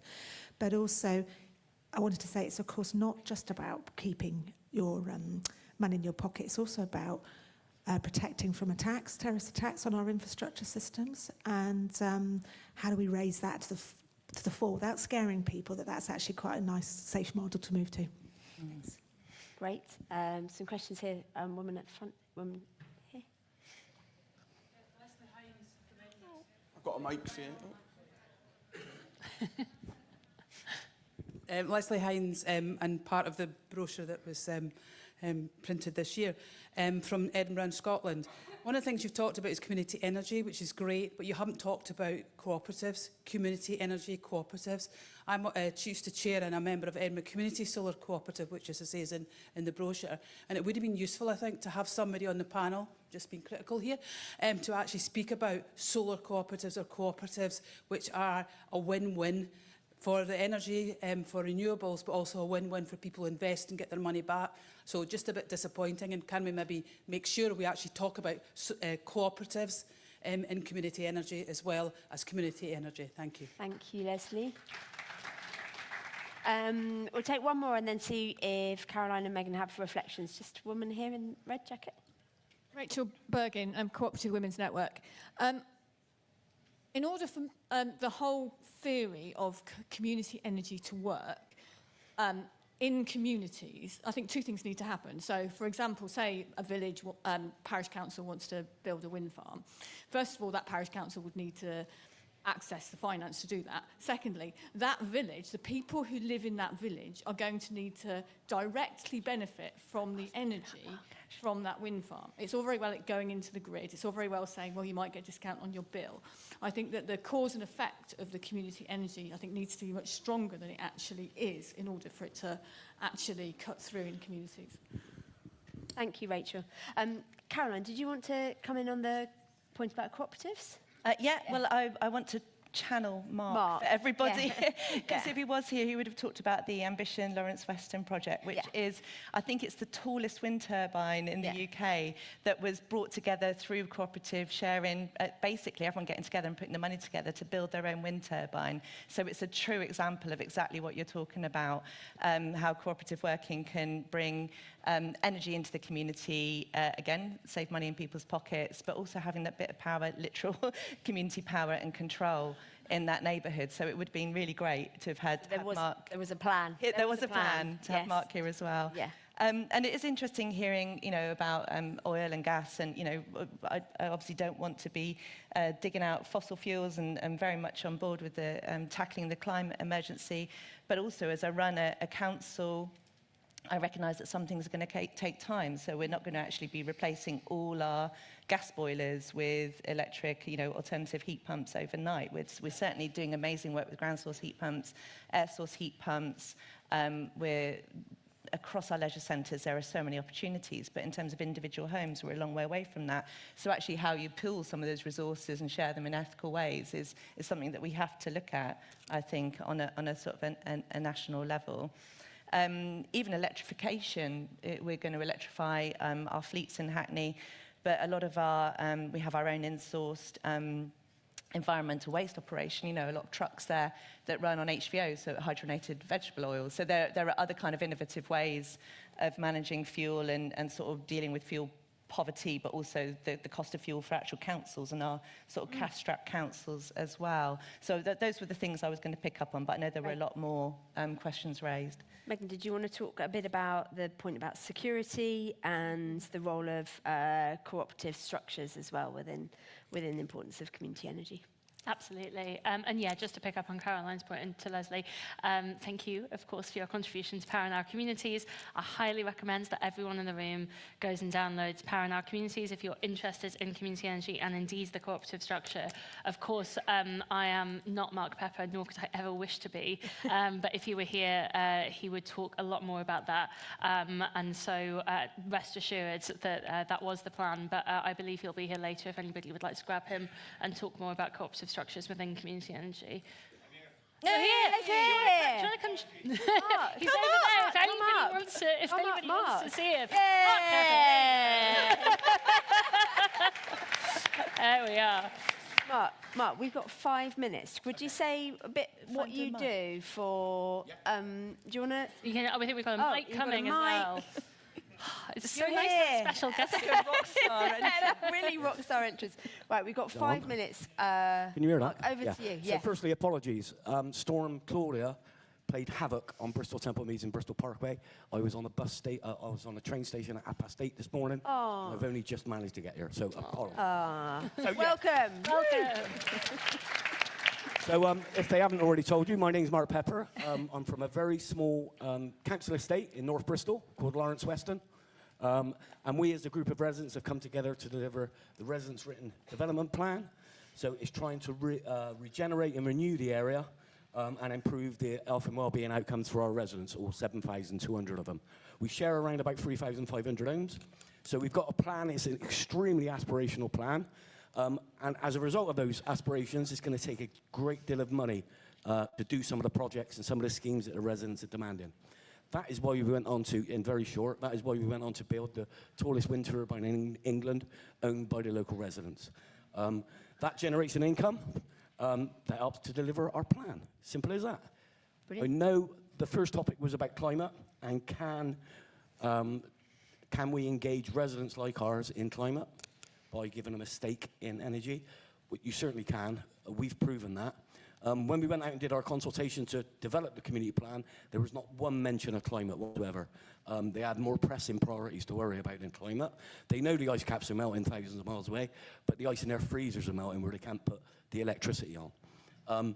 So we're not eco-warriors. We're not trying to save the climate. Although along our long journey that started in 2012, we've now become more aware of climate issues and how, in fact, they're going to affect areas like ours more than most. And we also learned that climate action is community development, basically, but we're just coming at it through two different narratives. So we need to change the language. So we are now delivering the residents' written climate action plan from a zero start, basically, around awareness, to developing lots and lots of different projects, all impacting climate, but first and foremost, meeting the residents' current day priorities. So we deliver that by stealth. If you want to deliver climate action in areas like mine, don't mention climate action.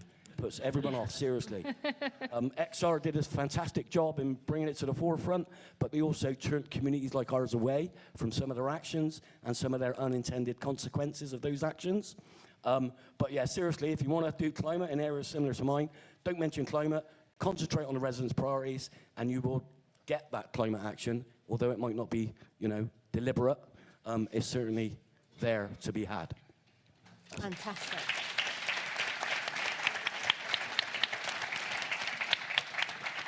Fantastic, Mark. That was really, I was worth the wait. I would say, and I'm sorry you've had such a lousy journey.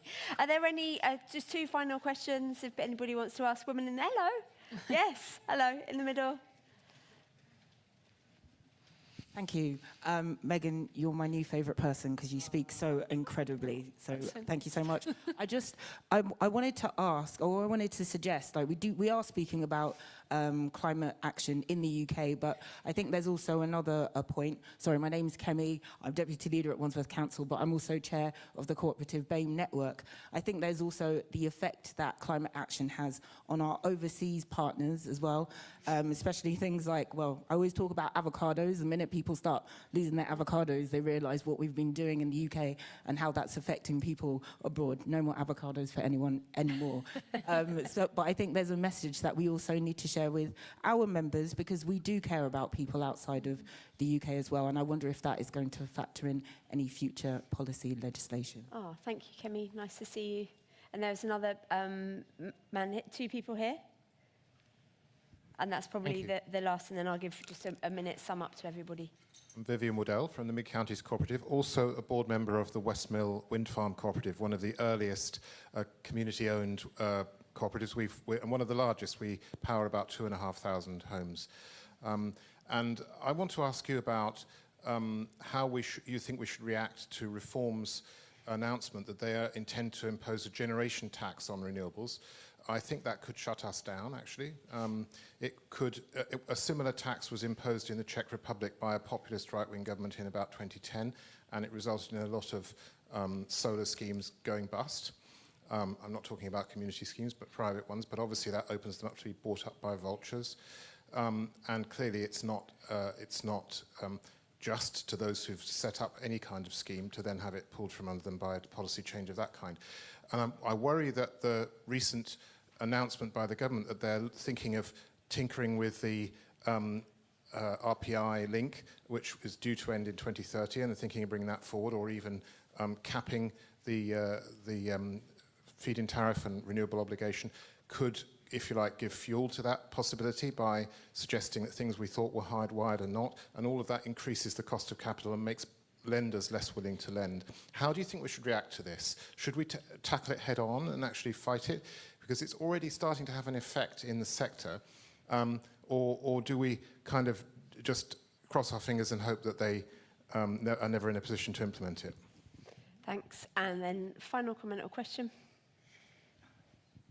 Yes, yes, Dick Simons. I'm from East Kent Co-operative branch and East Thanet Labour Party. That's Polly Billington's constituency. So I'm really asking about retrofitting because, as you know, the Tories gleefully went into retrofitting houses and they used private enterprise, of course, and the cowboys galloped in and made a hash of it.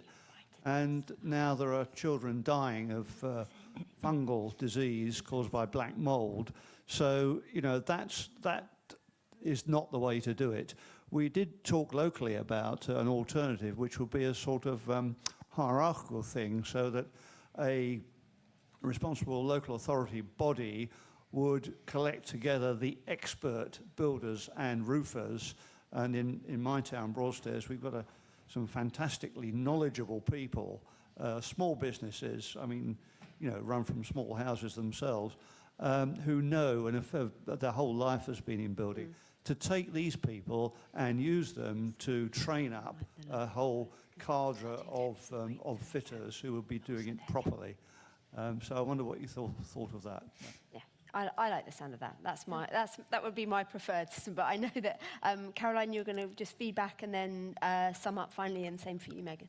Yes. Yeah, two very quick points. One, in response to Kemi, and there's something about our circular economy and creating circular economic zones or places where we can repair, reuse, recycle within our councils and also give entrepreneurs opportunities. And I think just to remember that the way of doing all that isn't just one Western way. Again, with the different communities that we have in a borough like Hackney, there are people from other parts of the world that have been working in that way for many, many, many years and who can teach each other and share. And I think it's about making those businesses, those entrepreneurial activities, sustainable.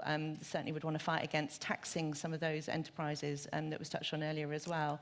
In terms of retrofit, you kindly talked about Hackney Light and Power as our sort of the way we bring all our groups together, our community work together, and that definitely involves cooperatives and social enterprises in that process. So we have groups that really understand what retrofit today should look like, whether it's installation in one environment, and to ensure that you bring ventilation with that so you're not creating more damp and mould in the process. So we've got about 6 different groups attached to Hackney Light and Power, Stokey Energy, Heels, Crew, some of them up for Community Energy Awards, and they're held together by a group called Community Energy London, who help to kind of nurture all those different groups to grow. But what is nice about having the small circles of groups like that is that they really know their hyper-local communities. They really get them and understand them and, you know, make a real difference on the ground and inspire others to come and get involved. So that I'll stop. Thank you, Caroline. Amazing, thank you. I have 5 very quick points to wrap up. So first of all, I will be at the drinks reception afterwards if anybody wants to talk more about community energy and any of the things raised here today. Second, first question, thank you so much, that's very nice. I couldn't agree more with you. I know that the Co-operative Party is already doing amazing work on international development, looking at these supply chains. Obviously, Fairtrade is a key partner of the Co-op group as well. I'd love to talk with you more about that. One of the things that I'm really keen to look at through the Labour Climate Environment Forum is critical minerals and the supply chains around there. So we are moving to rapid electrification, not only in transport, but also everyone having multiple mobile phones every few years, iPads, laptops, etc. Every single one of those requires cobalt to stabilize the lithium battery. 70% of the world's cobalt comes from the Democratic Republic of Congo, one of the poorest nations. The supply chains are absolutely horrific. And when we think about the green transition and the climate crisis, we have to think about the people from end to end that we are talking about. And I couldn't be more passionate about that. Third, thank you.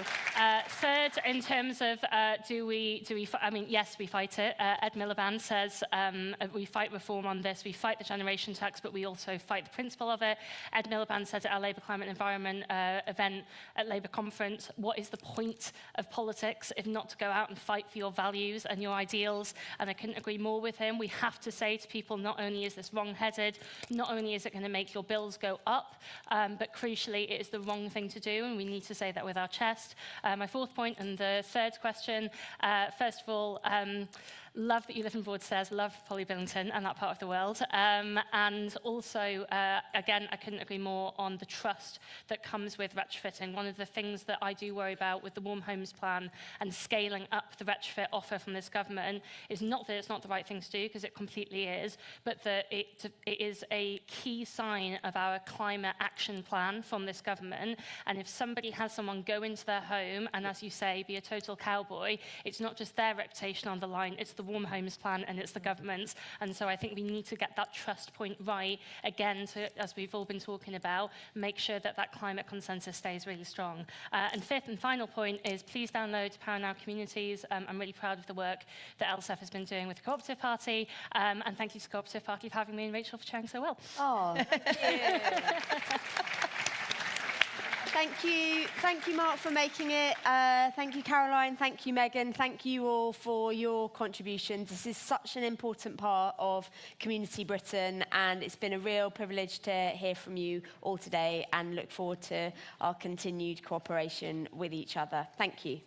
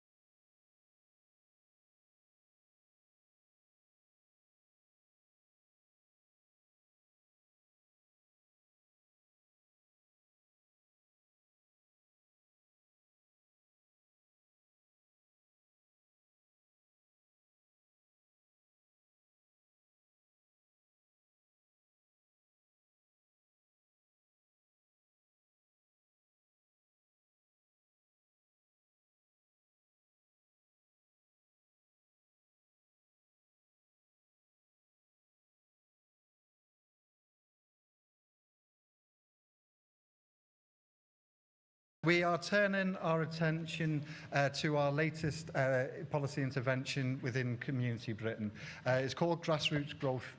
Do have a look at it. This is the piece. This is the piece we're going to be talking about through the next part of the conference. This is all about that economic underpinning of what is important about empowered communities. What does it mean, not just in terms of the community in which we've talked about, but what sort of country does it build and what sort of economy does it build? In order to do it, I've got a very simple job. I have to introduce someone who has inspired me in this area for many years. Someone who I've been privileged to work alongside, someone who has understood the importance of this area for an awful long period of time. She now also benefits from being the Minister in the MHCLG in charge of it, which is a remarkable piece. So, conference, I want us to welcome the Labour and Co-operative Minister, Miata Fambula, Minister for Communities, Faith and Devolution. The floor is yours.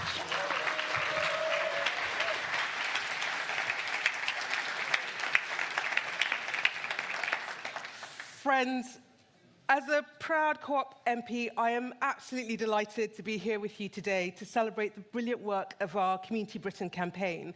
And it was fantastic to contribute to its most recent pamphlet, Grassroots Growth. If you haven't read it, have a read. It is filled with brilliant insights, ideas, and the core argument, which I think is the heart of the project that we need to take forward. And look, we're having this conversation. The pamphlet came together at a time when I genuinely believe that we stand as a crossroads. We all know that the system hasn't been working for people in our communities for a long time, and that after 14 years of Tory government, we face challenges that feel, quite frankly, insurmountable. Living standards that have not budged for 14 years when Labour was last in power, as people's pay packets have flatlined and the cost of essentials has spiked. We inherited a situation where 1 in 3 families are struggling to get by, can't afford day-to-day essentials to stay afloat, where 30% of our children are living in poverty. And at the same time, as the wealth and the fortune of those at the top grows exponentially.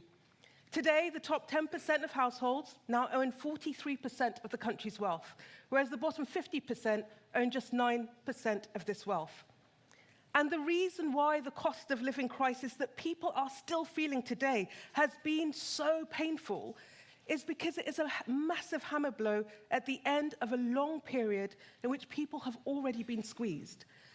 And look, it's not just about the money in people's pockets, it's the fact that something as basic as a decent roof above your head that you can afford is now out of reach for so many. That everyday services that build the foundations for people to get ahead have been decimated, whether that's our social care, healthcare, childcare, Sure Start, our schools, universities, youth service, you name it. We inherited them all at breaking point.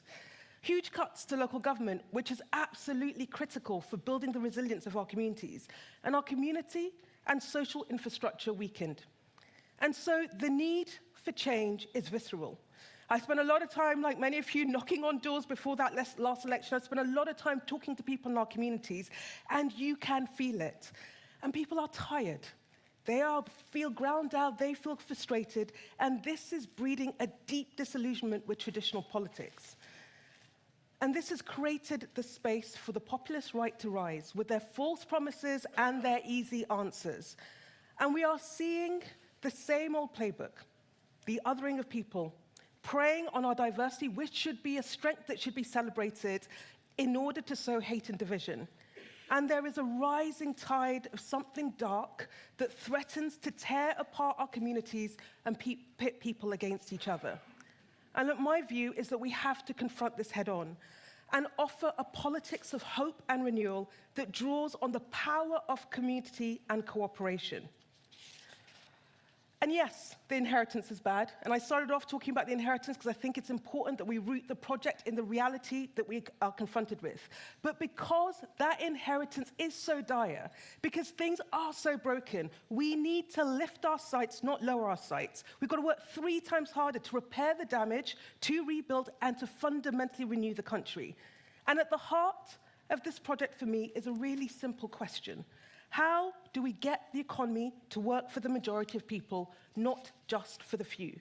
This is the key question that progressives must answer if we are to get to the heart of the frustration, that you can feel in the country, the deep disillusionment with our politics, the impatience for change, that is visceral. And to do this, we have to confront the reality that the economic model we all subscribe to for decades is failing. That the idea that if you grow the economy by giving your wealth creators the edge, the pie expands, those at the top take a bigger slug, but everyone else is better off. Everyone does incrementally better. This basic premise of our economic model has broken down. And this has been long in the making, but the last 15 years since the global financial crisis has amplified this and brought it to the fore. So, if we are to deliver radical renewal, which is what we absolutely must do, at the heart of this must be the pursuit of a new economic model that works in the service of the majority of people. One that will lift up living standards, yes, but more than that, one that is rooted in cooperative principles, that gives people control, power, and a stake in the economy so they can ensure it works in their interests. And for me, this is what grassroots growth means. It's about economic change that our regions, our communities, our people can feel. This will necessitate national change and intervention, yes, but it won't translate into meaningful change in people's lives that they can feel unless there is action at the local level. And for me, that means a rapid and radical devolution of power to regional and local government. And look, the pace of devolution has been ad hoc. It's been slow, it's been painful over the last decade. But if we are serious about closing the divide between places, we will have no choice but to embrace devolution, because the set of prescriptions that you need in London are different to the set of prescriptions that you need in Greater Manchester or the West Midlands. And to be meaningful, devolution must come with the creation of strong local institutions like our mayors and our strategic authorities, tasked with driving economic change in different places. But in return for greater powers, local leaders will need to work hand in glove with their local communities to define what success looks like for their place, to develop a shared plan and create a new way of doing things, tapping into the energy, the ideas that we know are on the ground. And critically, local leaders will need to use the procurement, the investment power of the local state to build up the cooperative economy and create community wealth, giving people a bigger stake and ownership of their local economy so that more of the benefits flow to them by supporting community ownership of assets and cooperatives and mutuals. So that in place after place after place, we are putting everyday people in control of the parts of the economy so that when the economy does well, they do well. And look, we have made important strides in delivering with tremendous work of fellow cooperators Jim McMahon and Alex Norris at MHCLG. And as the new Minister for Devolution, Faith and Communities, I'm now picking up the baton to take this work forward with urgency and the pace it deserves. So we are running at devolution. This government's landmark English devolution and community empowerment bill will deliver the biggest transfer of power from Whitehall to our regions and our communities for centuries, creating the conditions for grassroots growth across the country so that we can build from our communities up. We are giving mayors and strategic authorities new powers to respond to the economic challenges they face and to support their communities, businesses, cooperatives and social enterprise to help regenerate and revitalize our town centres and build community wealth. And I'm so pleased that the bill draws on so much of the work that this movement has been driving for. The transformational community right to buy powers it ushers in has been hard-won. And it's campaigns by people in this room that means that it is now almost a reality. And that right will hand local people the power to take ownership of places and spaces that matter to them, whether that's a pub, a community centre or a sports club, giving them the opportunity to take ownership and control of places at the very heart of their community. Alongside that, we're rolling out our pivotal Pride in Place programme that looks to address the sense of decline and that sense that places, our most deprived places, feel that they have been failed by government. And look, we know that the thing that people see on their doorsteps, the thing they see in their communities shapes their view of national politics. This shapes their belief in whether change is possible and politics can impact on their lives in a way that drives renewal. And so we are very clear. The answer to delivering pride of place is not in Whitehall or Westminster, but in our communities. And that's why we're providing £2 million a year of funding over 10 years to 244 of our most deprived communities to invest in their priorities. And look, for me, this isn't simply about the investment in places, however important that is, but it is the fact that through this program, communities can come together, people from different backgrounds can come together to have a conversation about their place, about the things that aren't working, but the change that they want and the vision they have for their locality. And through that process, we say we give you power, we give you agency, we give you money to drive that change. And my view is if they can deliver change in their place, it builds hope that change at a bigger national level is possible. And I am really clear there is a pivotal role for the cooperative sector in driving this agenda forward. Cooperative models, we know, are rooted in places and people. It has it at its very heart.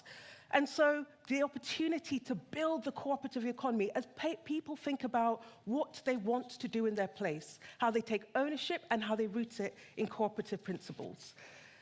And we, as national government, have an absolutely critical role to do. That commitment to double the size of the cooperative the economy was absolutely critical. And now we have to get on with the implementation of that. And so for me in my department, that is the Cooperative Development Unit. That is an opportunity for us to not just invest, but to support the cooperative economy so that we can have change in place that is rooted in ownership that local people are at the heart of. And look, this is hard. What we are trying to do and the change that we are trying to drive is hard. But the thing that gives me genuine hope is that I believe our movement have the ideas to confront the challenges of our time. And it is only through cooperative ways that we will build back an economy that works for people. And we need to tell that story time and time again through our Community Britain campaign, going into our communities, speaking to people about the change that we can bring about, spotlighting cooperation in action, and using these insights to generate ideas to build on the work that we are doing in government. And critically, to stand up against the threat from the populist right with their snake oil politics, their lazy promises, and their instincts to divide us, and build hope in community after community after community that change can and absolutely must be delivered. Thank you.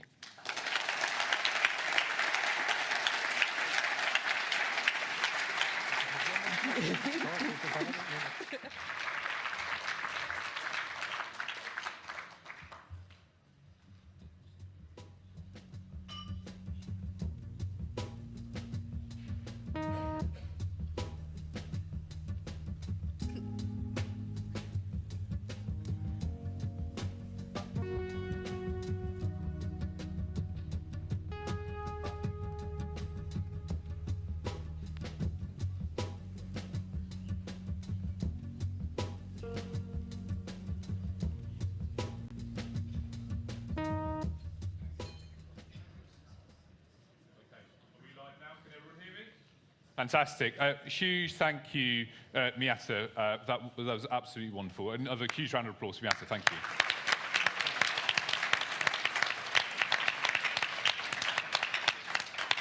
My name is Jack Abbott, and I'm the very proud Labour and Cooperative MP for Ipswich. And as Miata and Joe said, we're here to talk about this fantastic new Community Britain report, Grassroots Growth.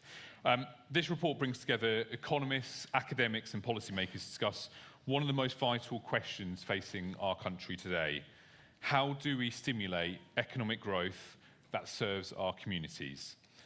This report launched online last week, and I really do urge you to look it up, not least because although it says here they're available on a first-come, first-served basis, I understand that they have already been served. So you'll have to go online or do request your hard copy as well. I've got a fantastic panel of speakers alongside me today. Miata, who you've already heard from, one of my colleagues in the Co-operative Parliamentary Party, 40 strong now, or over 40 strong, and a minister in MHCLG as well, covering local growth. We have Rachel Lawrence next to me, co-director and head of policy and programmes at the Centre for Thriving Places, and Professor Graham Atherton, the vice principal at Ruskin College, Oxford. All three of our panellists today are featured in this grassroots growth report as well. Shortly, I'm going to be asking panellists to say a quick couple of words as well before we open it up to Q&A. So do have your questions, not points or comments, please, ready in a moment. So, Rachel, if I turn to you, what does grassroots growth mean to you? Thank you. I think for me, it really comes down to living standards, and lots of people have talked about this. Miata referenced it. And it's a bit of jargon, isn't it, living standards, but it feels like it's something that has started to kind of take hold a bit in the last couple of years in political speak, and I think it does what it says on the tin. Do people feel like day-to-day their life works well? I think for me, the question of grassroots growth is, does it give you good living standards? And that is to do with financial stability, but it is also to do with the other things that sit around that, around health, around connection to other people in your community, a sense of belonging, pride in place, being able to access nature and outdoor spaces. So I really like the concept of living standards for encapsulating all of that. And I think if you have any kind of growth that doesn't deliver good living standards for everybody, then what's the point? So for me, grassroots growth it has to be something that delivers the good living standards for everybody. And the other thing that I would say about it is that for me, grassroots growth is, the idea of grassroots growth is looking at the process as well as the outcome. It's not just what growth do you get at the end of some economic activity having happened, but what was that economic activity? What happened during the economic activity? What was it buying and selling? What was it providing? How were people being paid during that economic activity? How much carbon was being generated? All of these things, it's about the process, and was it rooted in communities, and was it useful for communities, as well as did it deliver, X percentage of GVA growth at the end. Fantastic, thank you. And same to you, Graham. Thank you, Jack. I guess there's 4 points for me with relation to grassroots growth. Firstly, and I'll make sure in a moment, inclusive. It's got to be joined up. We've got to be broad in our thinking, our connections. And finally, coming from Ruskin, I talk opportunity and skills. Firstly, inclusive. I mean, if it's not reaching and supporting those with the greatest economic challenges, individually, in the community, it's not working. That's our test when we come to metrics. The test isn't here, GDP growth, it's not productivity. It means nothing, really, to the people that we be talking the street here, the communities that many of us come from, that I come from. It's about living standards, we said, improvements in the lives of those who have the biggest challenges. It's got to be joined up. We took Great Pride in Place, a wonderful initiative. It sits alongside several other initiatives that sit in that local area. We have local skills improvement plans, local growth plans, new policies for schools and for colleges and for hospitals and for the health service. How do these things join together, really, affecting local communities and creating this grassroots community growth? These things interact together. Are we bringing those things together? And you see there's another new thing that comes in. There's another thing to deal with as well. Pride in Place is excellent, but it has to be something that's not a burden to local authorities, to strengthen and take them forward. Thirdly, it has to be broad as well. It has to involve those who aren't necessarily engaged directly in co-op or community principles, particularly those in local businesses and in the local economy. Jack and I spoke earlier on about the challenges in Ipswich and your local high street. It's got to involve the local anchor institutions in those communities and local businesses as well, not necessarily involved in community or co-op principles now, but need to be. And finally, opportunity and skills. Coming from Ruskin College, we've been providing opportunities for those in working class backgrounds for over 125 years. Many of those who have little opportunities before going into education and to transform their lives, and also associated with the union movement. It's got about opportunities, really. It's got about opportunities to progress in whatever that means, in different sorts of ways. It means different things to different people, opportunity and progression. Those ideas of social mobility need to widen out a little bit, I think, now, to embrace a broader set of progress. Thank you so much. And Miata, lastly to you, you obviously covered a lot of this in your speech a moment ago, but how do we move from getting the policies off the page in reports like this and felt in communities like ours? So we have to get on with the doing. The thing that gives me so much hope is we have huge amounts of ideas that have been built over a long period of time. We have these ideas in our movements, they're in the pamphlet. And actually now we need to get on. And some of that might be a bit of testing, some of that might be a bit of experimentation, but we know that the status quo isn't working. So I think our appetite for innovating and trying things is absolutely critical. And, you know, I take Pride in Place as an example of that. It's a terrifying thing for Whitehall that we just say, look, we're just going to give a community 2 million. Off you go. You go out, you reach out, you build your community board. We don't have a say. There is no business case that you have to provide for Whitehall for us to tick. We're going to make that investment for 10 years. And you decide what works for your place by having a conversation in your community, and then you invest in that. And we want to encourage you to think about cooperative ways of organising the investment that you make. So, you know, if we get this right, I'm hoping in every Pride in Place, there is a cooperative that comes out of it. But that's a bit of a leap. You know, it's a big, big shift from how we have done things in government. But my view is the things that we have been doing have not been working for people. And so actually you now just have to get, and yes, there will be examples where it doesn't work, and yes, there'll be examples where mistakes are made, but we do that all the time as government in Whitehall, and we learn from those and we evolve, and the key is that we're creating networks so that communities, local authorities, regional government can learn from each other, what worked, what didn't work, what matters in this particular context, and we evolve that way. And I don't see our ability to drive the scale of radical change that people want unless we're willing to do that. So it is moving from the thinking and the talking and the process which government loves and Whitehall loves to the doing and the action in our places. That's an excellent line to work out. Thank you.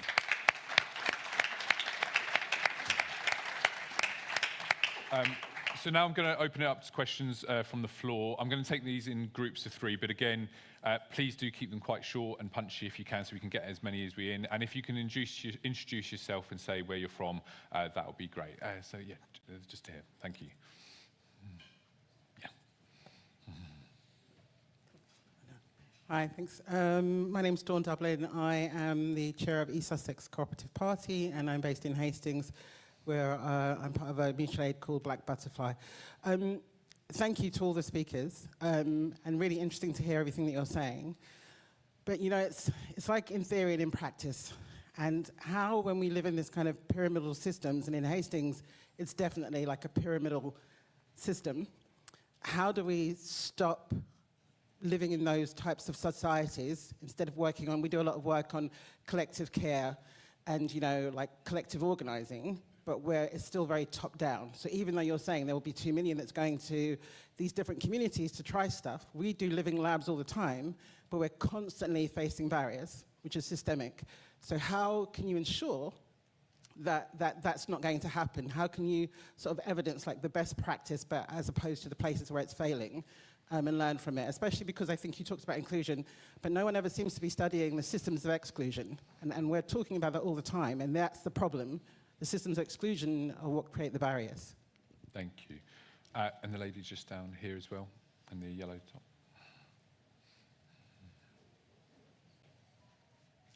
Thank you. Marlene Corby from the Southwest, Bath and West. Mayuta, you said that the economic model was broken. Okay, so, but we still have no generally available alternative taught in our schools today. We've got them in our hands at age 3, 4, 5. They all understand fair trade, basic principles of cooperation. We've got them. And then we lose them because the schools are not interested in teaching any other alternative model, no cooperative model. How, please, can we address this? Thank you. And the gentleman just over there, just in the second row. Thank you. Thank you. Clive Fraser, Croydon Councillor, ex-chair London Co-op Party. First of all, Beata, thank you very much for the Pride in Place programme. It's going to make a big difference to New Annington. Just one small plea, don't make the council the accountable body for it. Second question is the Co-op Development Unit. Can you give us a bit more information about that? What is going to be remit? How is it going to be funded? How well it's going to be funded? And will it have a regional dimension to it? Yes, I'll go in reversal. Do you want to take that first one? Thank you, Connor. Look, 2 things. The thing that we've tried to do as we've designed Pride in Place is, you know, when our local authorities work in partnership with our community, it's really, really powerful. And when you've got an enabling local authority, that is a really, really powerful model. Now, that's not the way it plays out in every area. So we've tried to get the balance right where we are very, very clear that, if you like, the decision sits with the board and the neighbourhood board. And we've created some disruption in it. So, you know, we, for example, for the first time have given MPs a say on choosing that chair, and in part to make sure that it is a proper community champion. But the money can't be allocated or spent unless it's against a plan that the community develops. And we're going to create processes and systems to make sure that power does sit with the community. And there will be alternatives. So for some places where you've got really good relationship with the council, actually they'll want the council to be the accountable body and spend money in line with what they say. In other areas, they might want different models. They might think, actually, we're going to set ourselves up as a co-op or mutual, and the money will flow through us. We might set ourselves as a community interest company, and we're allowing that innovation for different places so that we can ultimately get to the structure that works in that particular place. You know, my dream is that we do have that collaboration, because actually if you can combine what the community is doing with what the local authority is doing, that is the power. But places are in different stages of that journey, and what we're very, very clear in how we're designing this is that we will not take power and resources from the community, and we're doing everything we can to leverage it in. In terms of the cooperative development unit, so we're designing this at the moment, and we'll be sort of coming out with more information. But for me, the three things that it should and it must do is, one, pull together best practice, because there are lots of examples. I think we're going to get it through Pride in Places where people will be like, well, we want to take over this community asset and we want it to be a cooperative. How do we go about doing that? And being able to draw examples and best practice and say, these are the steps, these are the toolkits to enable you, will be the first one. I think the second is there will be a capacity building role that needs to happen. If we want this to grow and we want to support and enable the cooperative sector, we have got to do that capacity building. And then for me, the third is the joining up, being able to link a really good cooperative work and cooperation in one area to another area so that we are greater than the sum of our parts. So those will be the three things. We're working through the resourcing of it at the moment. It will sit within MHCLG, but it will be fundamentally rooted and based out in our communities, working hand in glove, whether it's with our Pride in Place communities, whether it's with our local authorities or our mayors, in order to drive the cooperative way. Thank you, Miata. And Graham, it'd probably be natural to turn to you on the question of education and awareness. How do we kind of further spread that education awareness? I think on the question, I think it's probably not fair to say that schools aren't interested in teaching these different ideas.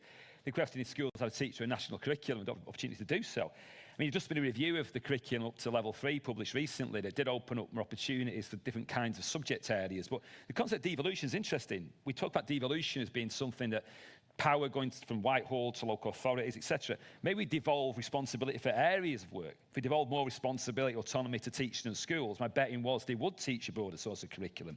Because of course, the problem up to 16 now is you don't really cover issues of economics, politics, sociology anyway. You cover the subject areas. Devolve responsibility down isn't just about devolving power to bodies within local communities. It's devolving big areas of society, including perhaps education, which might help some of the things we're talking about. Thank you very much. And Rachel, last to that question there about how do we really deliver grassroots growth that is authentic, genuine, and isn't sort of top-down by disguise? And how do we make this truly inclusive without inadvertently excluding huge swathes of our local communities as well? I'm glad to have that question. I'm a big fan of Hastings. My parents live there, so I'm quite often down there. I think it was a fantastic question, which, as I understand it, is sort of looking at, it's all very well driving these fantastic innovative ideas, and everybody in this room is involved in trying to build an alternative economy, but it feels like we're doing that in the face of a system which is completely hardwired against that. And should, you know, I suppose this is age-old discussion about how much is this about prefiguring what is possible and trying to land it and try and fund things through Pride in Place and that kind of thing. How much is it trying to dismantle the system that you're then up against? And it's I think you need to be doing both. I think from my experience, so I did spend some time working in local government as a local government officer, feeling like you're torn in both of those directions. And I do think that there needs to be a willingness within local government and within national government to be really interventionist, and to, I would say, really proactively move away from this idea that the market just does what the market does, and then we can fund some nice entrepreneurialism in some pockets that we like around cooperative development, and say, actually, the market is, as it is currently hardwired, based on the path dependencies of the last 80 years, is hardwired to be quite destructive and exclusionary to all of these interventions and large parts of the population. And so there needs to be really proactive interventionism. There needs to be deliberate steps taken to shape how businesses are behaving, what things are getting funded, what things are getting planning permission, which communities are getting access to things. And I am a believer in that, councils being bold about that and being supported by government to be bold about that. And then I think also just to say, there is a fundamental problem with the sort of the long entrenched patterns of exclusion. And I think one bugbear that I have is that often, even within the movement that we've got represented here today, when we're thinking about how to make things work better, we spend, I think, too much time thinking about how to help the poor excluded people be a bit less excluded and do better for themselves and pull themselves up by their bootstraps, and a bit too little time thinking, how do you make the system deliver better for everybody? So I suppose that's just something else that I think is important to consider. Thank you very much. That's all really fantastic questions. Yes, the gentleman just here. Thank you. I'm Abadeep Singh. I'm a Labour and Cooperative Councillor in Sandwell in the West Midlands, also Cooperative Council Convener and a Campaigns Officer.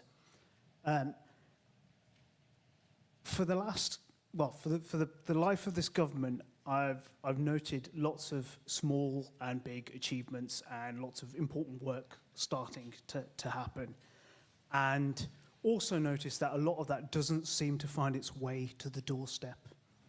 I think the challenges that we have require a decade's worth of work. I can't overstate that.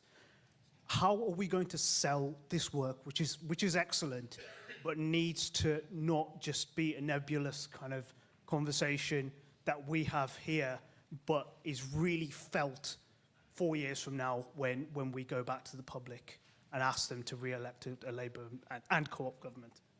Thank you, Matt. And we'll just make them a very small journey to the row in front of you. Thank you. Very much. Jared Kidd, I'm Youth Officer for Spelthorne Co-op, Surrey Co-op and Spelthorne Labour Party. We've already touched on my question a little bit with the question about education, but I was just curious about what ways you think we can help empower young people to be good citizens in their communities within the cooperative movement, and how we can help set them up for success, basically. Thank you. And the lady just at the front here, thank you.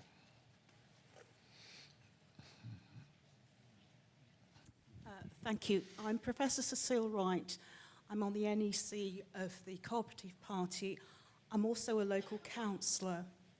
50% of my residents, families in my ward, 50% of the families, 50% of the children are in dire poverty.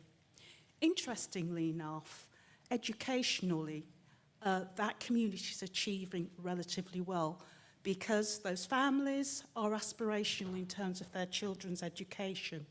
However, they experience systemic deprivation. And what they don't want is another bureaucracy. What they want is meaningful, serious, concerted investment in them and assisting them to realise their aspiration for their community and their families. So I don't see how £2 million can actually cut it, thinking about my ward. So please, let's start focusing on some of the structural and systemic inequality that affects our communities across the country. And we're not talking about 15 years, we're talking about going back to 2008. Thank you. Thank you very much. Rachel, I'll turn to you for that last question there. And yes, there's obviously been the recent Pride in Place funding announcement, £20 million for some of the most deprived communities across our country. But as the lady rightly says, it's not just about money, is it? It's something much fundamentally deeper than that. Yeah.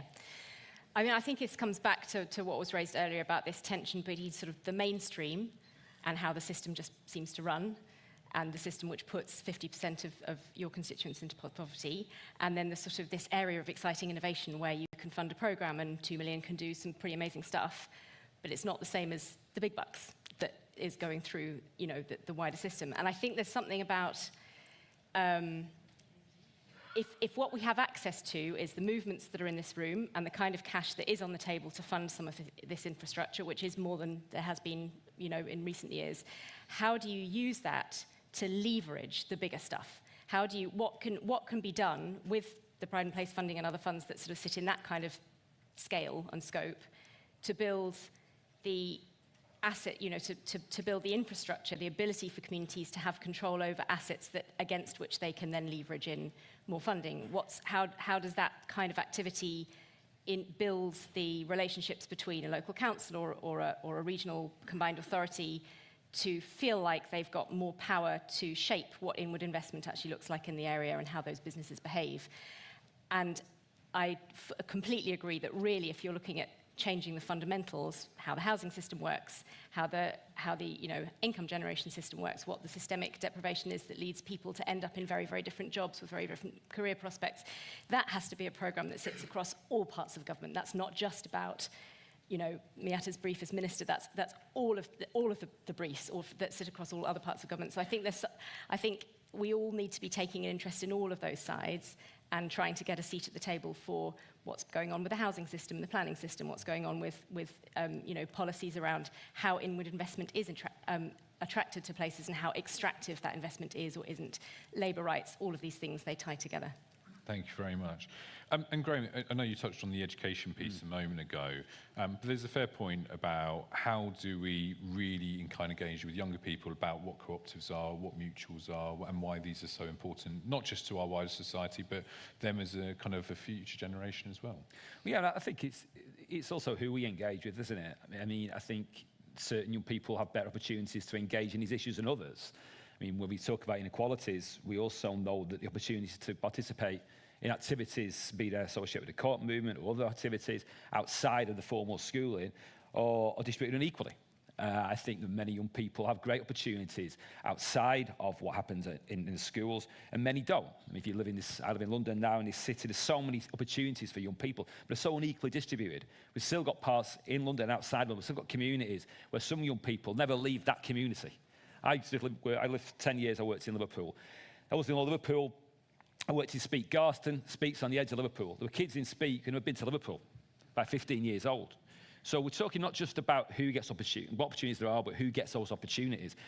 Even the existence of the co-op movement and the opportunities it provides, there's lots of young people who have no idea that it's there for them.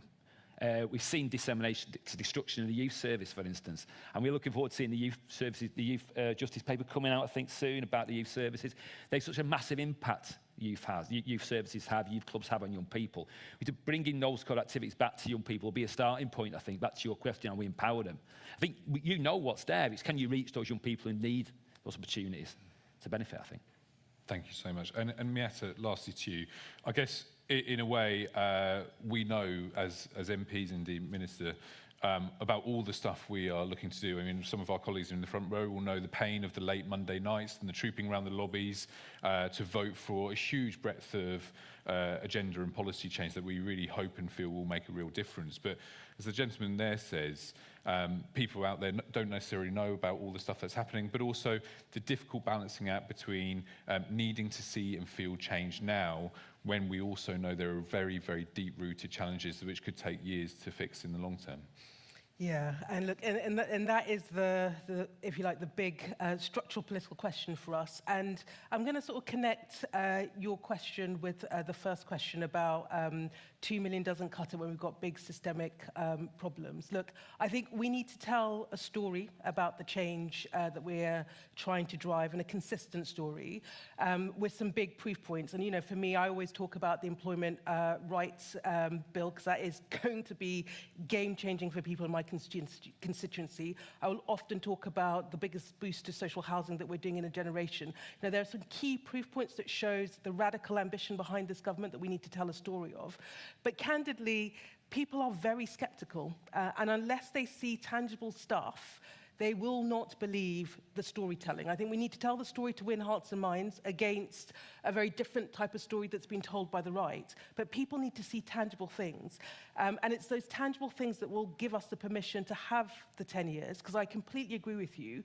The sort of change, you know, when Keir talks about that national renewal, that is a 10-year program. We cannot and we will not do it in 5 years. So we need the permission to finish the job. And that is why I think something like Pride in Place matters.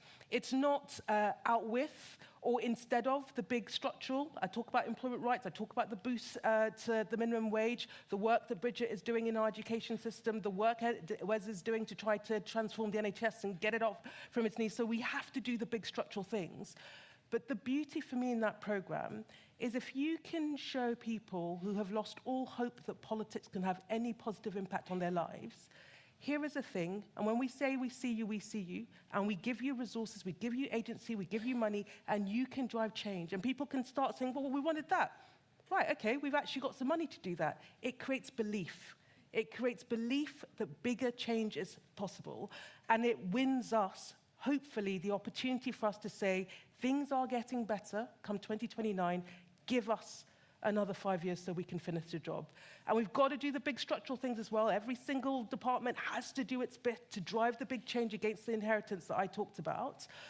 But what we have to do is show people tangible things. And Pride in Place is one, but for me, in the end, the tests come the next election will be, do you feel that you've got more money in your pocket? Do you feel better off? Can you start seeing visible improvements in our NHS, in our local community?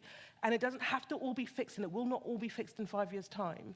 But people have to see that things are getting better in order to allow us to finish off the job. And for me, that is the art. So we need the story, but we also need the tangibles.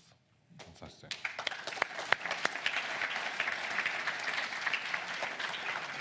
And we've got time for just a final three. The gentleman right at the back with the pamphlet in his hand. Thank you. Thank you, Chair. Neil Turner, Wigan and Lee Co-op. My local authority has 22,000 houses, which at a conservative estimate of £50,000 a house would give you £1 billion. It has debts of £100 million. It's surely not beyond the wit of man and the Treasury to be able to create a vehicle in order to use those assets to build houses, communities that the borough needs, rather than houses which satisfy the profits of developers. Thank you. The lady at the back? Yeah, thank you. Thanks so much. Councillor Victoria Akintomide, Dartford Council member for Ebbsfleet. Just focusing on local government restructure, us in Kent are scheduled to submit our options at the end of November to the Secretary of State. And there's this increasing narrative locally that the restructure is happening to people rather than something that would actually benefit the community. And we know from a local party perspective of what the change would mean to our communities. But I'm just thinking from a central government perspective, are there any strategic communication plans that you guys have in place to show people what this policy change would actually mean to them tangibly? Okay, thank you. And the last one, just the gentleman just there, thank you. Councillor Peter Pillinger from Labour and Co-operative Councillor for South Ribble in Lancashire, where we still make Leyland trucks. I'm concerned about the nature of community in terms of size. If I live in Leyland, I know I live in Leyland, and we've got several tens of thousands of people. If I lived in Preston, it's a bigger area, but I'm particularly concerned for the rural communities where you might have only a few hundred who would identify with their particular village.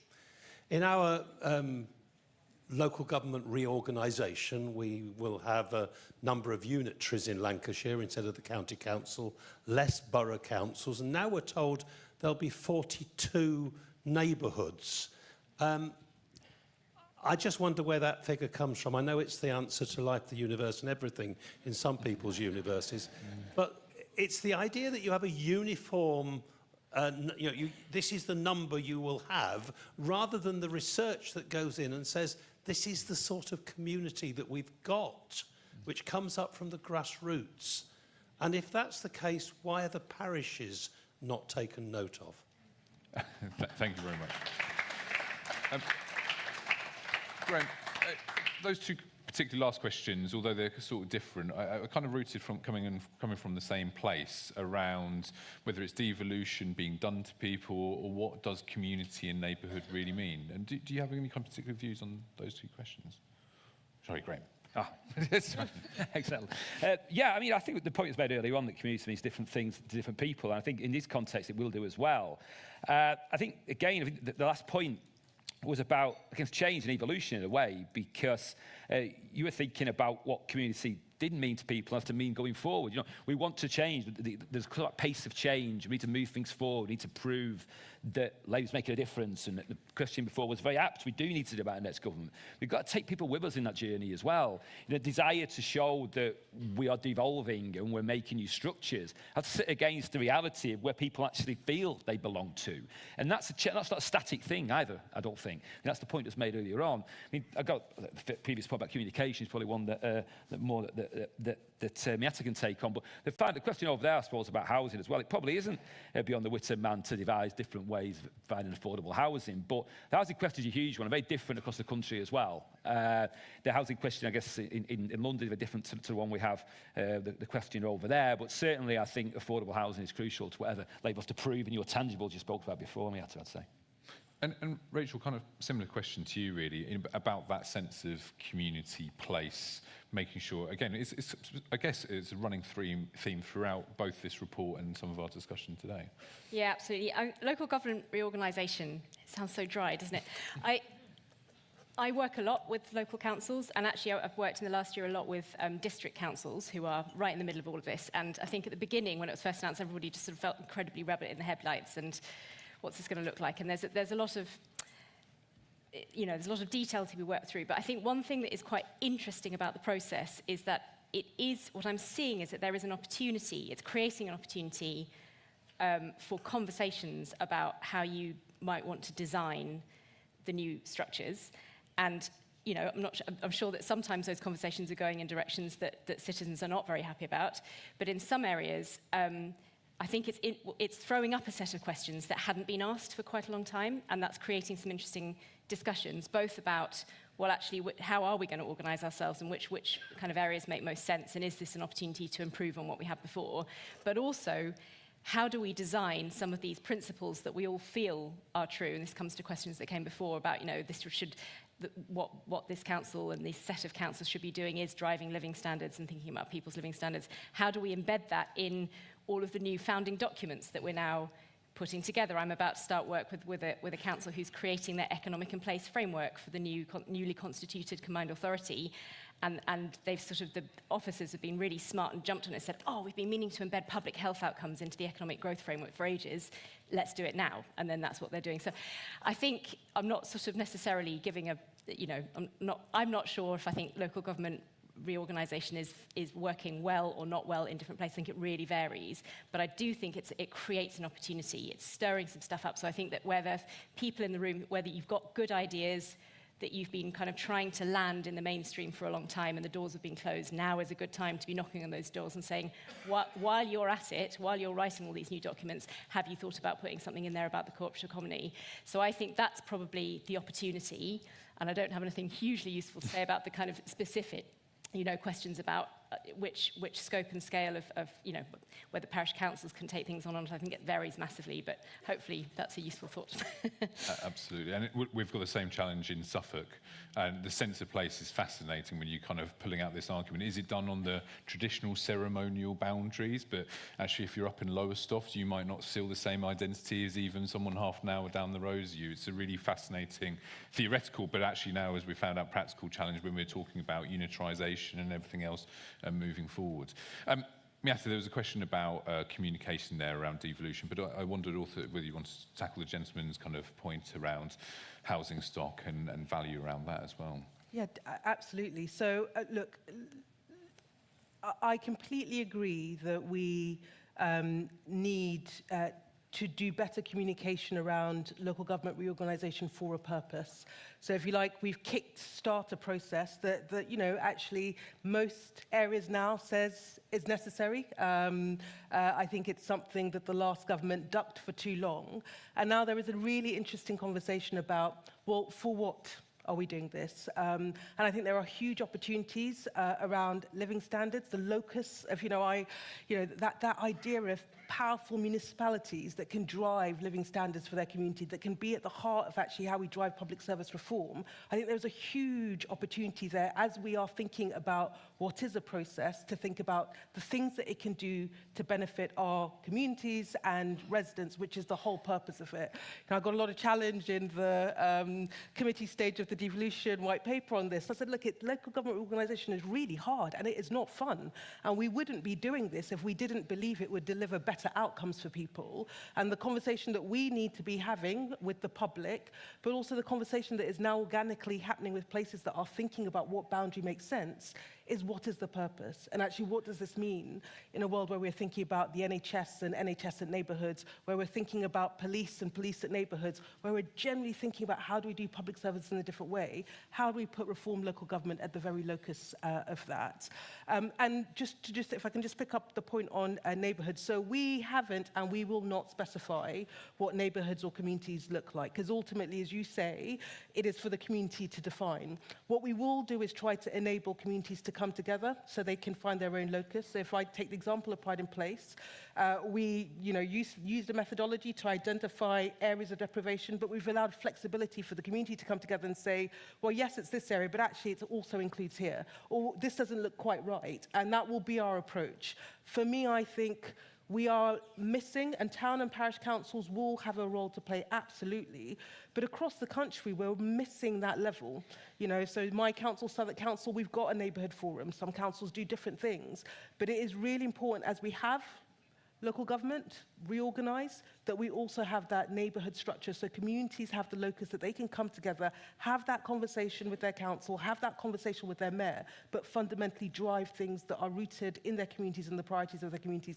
And we will always put the communities in the driving seat of that. And just finally on housing. So look, I've worked on housing policy for a very long time, and my one insight on that is the only times that we have delivered 300,000 homes and come anywhere close to supply meeting demand was when the public sector stepped in to build.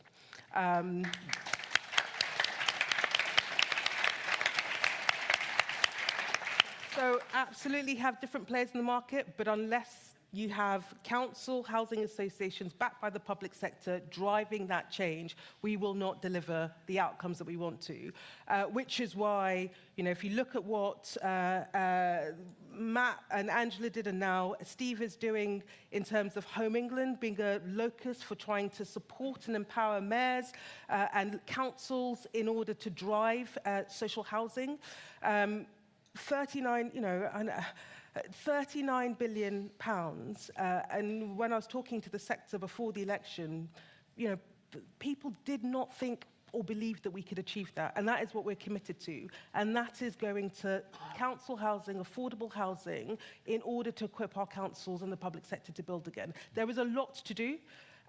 But we've got really strong underpinnings, and we just have to keep building on that. We absolutely have to keep building on that. And from everything, the last team did and everything this team is doing, we are very, very clear about that, and we're trying to think about creative ways. So your point around how do we use our assets in order to enable places to borrow, to build more council and social housing, we are thinking about that in the context of financial transactions that have been agreed with the Treasury, where mayors are starting to think about, actually, how do I combine grant funding on social housing with my ability to borrow, with my mayoral recyclable fund, in order to build and build at scale. So it is coming, is what I'd say. We require innovation. Not all of it will come from Whitehall. Some is coming from our areas that are thinking about creative ways in which they do this. But the state, backing councils, backing housing associations, backing cooperatives, is the way in which we get to the scale of housing that will solve the housing crisis. Brilliant. Thank you very much, Neil.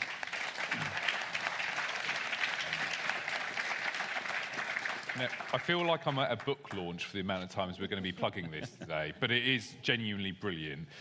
So at this stage, I'd like to turn once more to my panel and ask, you all contributed to this really crucial report. Is there anything in particular, without giving it away, because we want everyone to read it, obviously, is there anything in particular you'd like everyone to take away from your particular part of this fantastic report? Well, I've already talked about living standards. I think that runs through all of the contributions, actually. I was delighted to see everybody agreed on that. So to add the other point that we haven't really talked about much on this panel, but which I think comes through critically there as well, is business behaviours, is what I'm going to call it. When we talk about the cooperative movement, why? Why do we think cooperatives are better than other forms of business? For me, the question is about, do you have business models that enable you to do economic activity in ways that work well for people? Does the business model that you're trying to make stack up, make that easy, or does it make it difficult?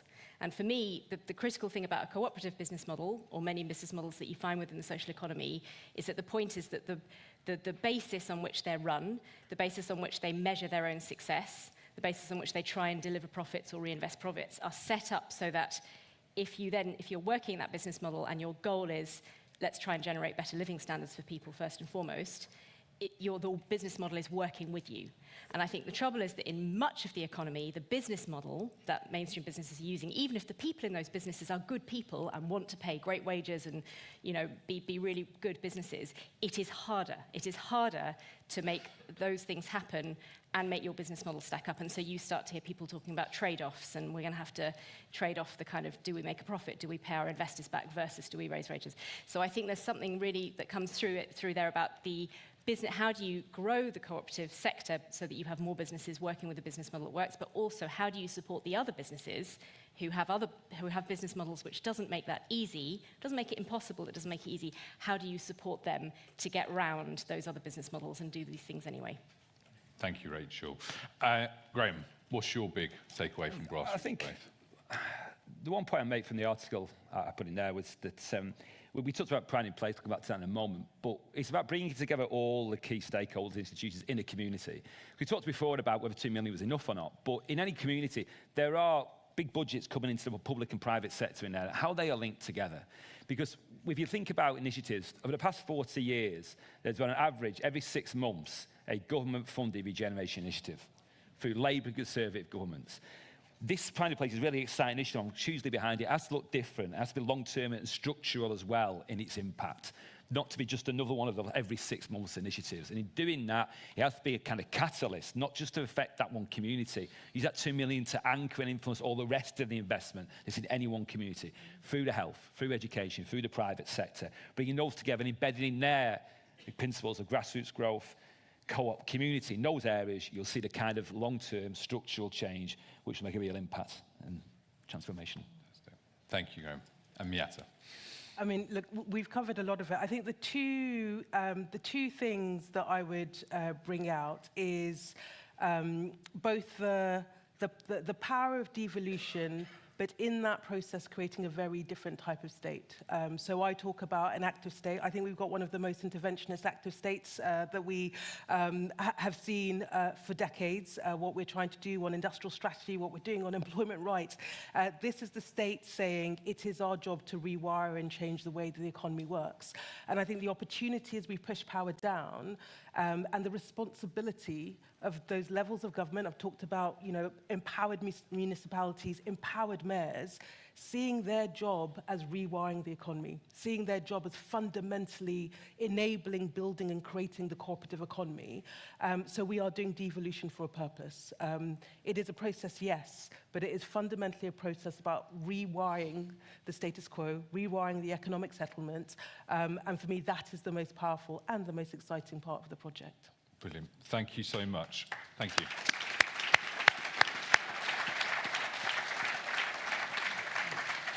So one last plug, grassroots growth, online or probably not in bookshops near you, but certainly ask the staff for a hard copy. I'm sure it will find their way. Can I just say a huge thank you to all of you, obviously, for coming this afternoon, but first of all, to Rachel Lawrence. Thank you. Professor Graham Atherton, thank you. And last but certainly not least, Miata Fambula, thank you.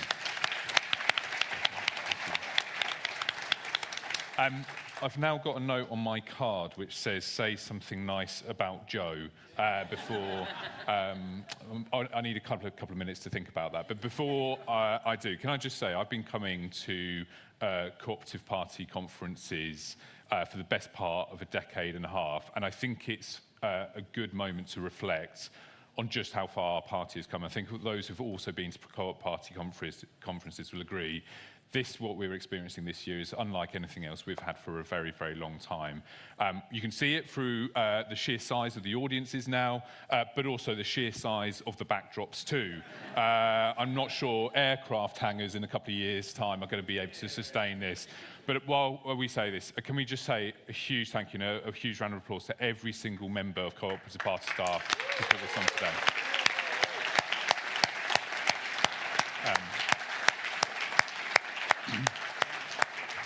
And look, whilst this is very much a team sport, every team does need a captain too. And whilst we're reflecting on where we are as a party with our conference today, it's also worth reflecting again about where we are as a party of power and of government as well. I am a very proud Labour and Co-operative MP. There are more than 40 of us now in Parliament. That is absolutely phenomenal. And not just in Parliament, at every level of our government too. And actually, not just every layer of our government, we are delivering cooperative policies that will make a life-changing difference for people up and down our country. The Pride in Place Fund, community energy, assault against shop workers, so much else beyond that. This is now legislation, policy that has been put into action because we've campaigned for years and years. We've campaigned away as a cooperative party. And as I said, the captain of that party is Joe Fortune. This wouldn't be possible without our fantastic Co-operative Party staff, but it definitely wouldn't be possible without our General Secretary, Joe Fortune.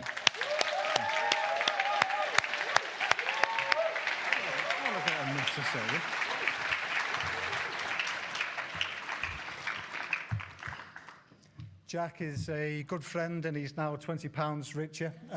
Jack, thank you very much for that quite unnecessary introduction. Some people call this the graveyard shift. I call this the only amount of minutes that I could get out of my staff team. So no, and Jack's absolutely right. This is a team sport. All of you in this room, all of our members, all of our activists, all of our elected representatives, so all of the cooperative movement who supports us. It is a team sport. And Jack's also right to highlight our team, our staff team. I've worked with them and alongside them for many, many years, and they are a fantastic and dedicated bunch of people. They got up every single day to run into the brick walls on our behalf. It is an amazing piece. It's an inspiring piece to me. I hope it comes across to yourselves as well. I also want to just touch on a couple of individual members of the team, which is something I don't often do because it is one sport. But today has been the Community Britain Conference. And you've heard some of the most amazing pieces of policy come from Community Britain. You've heard the government start to talk in the language. You've seen the trade union movement echo those values and principles. And there are a couple of members of the team who have driven this. They have really gone for it. Over the last, this started in February, and look at where we are now. Imagine where we're going to be next year. And I want to say to Caitlin Prowell and Georgia O'Brien, who are probably the actual captains of the team, thank you very much for everything you've done, and thank you to the whole Co-operative Party team.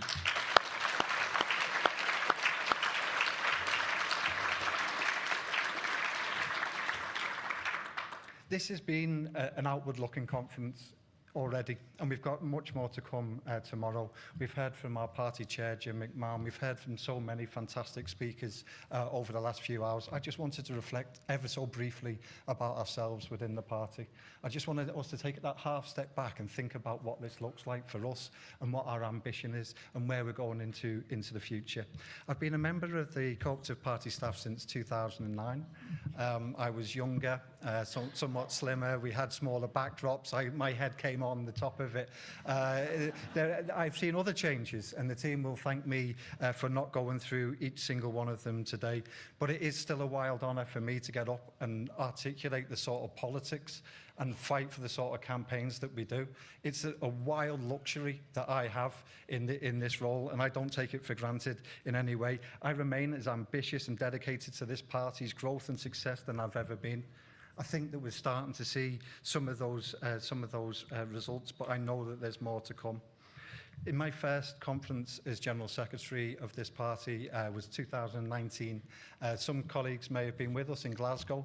I think the wind was just about as bad and the rain was certainly as hard. But if you think back to that conference in Glasgow, we had a young shadow cabinet minister come and address conference.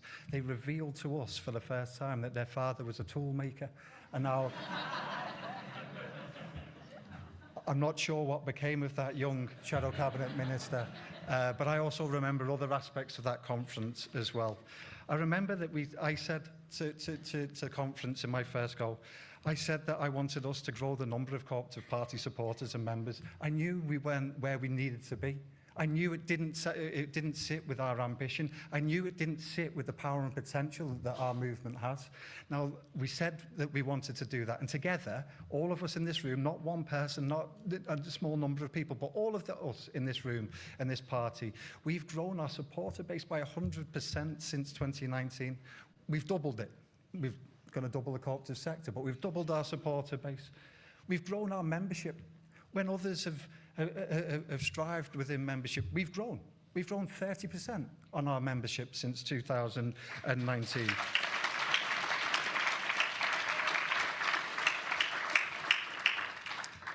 These are historic highs. And now we also said that together we wanted to grow our elected representative base. We knew we needed to do that. We knew we needed cooperators at decision-making tables at all levels of government. We couldn't be 40 here, 2 there. We couldn't be that. We needed to be more. We needed to pack the punch that the cooperative movement deserves from us. And since 2019, look at where we were. Again, we've doubled. We've doubled our elected representatives since that conference in 2019, now standing at over 1,500. That's a historic high for this party, which is 110 years old.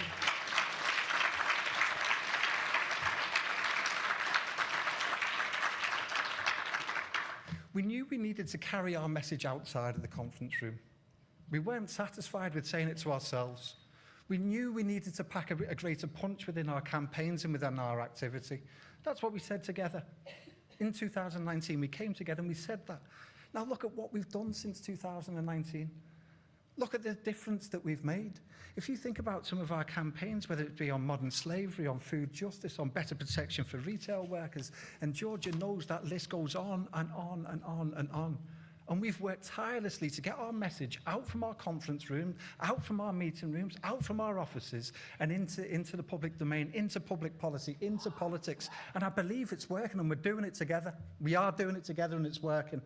From my point of view, we also said that we needed to do well at the general election.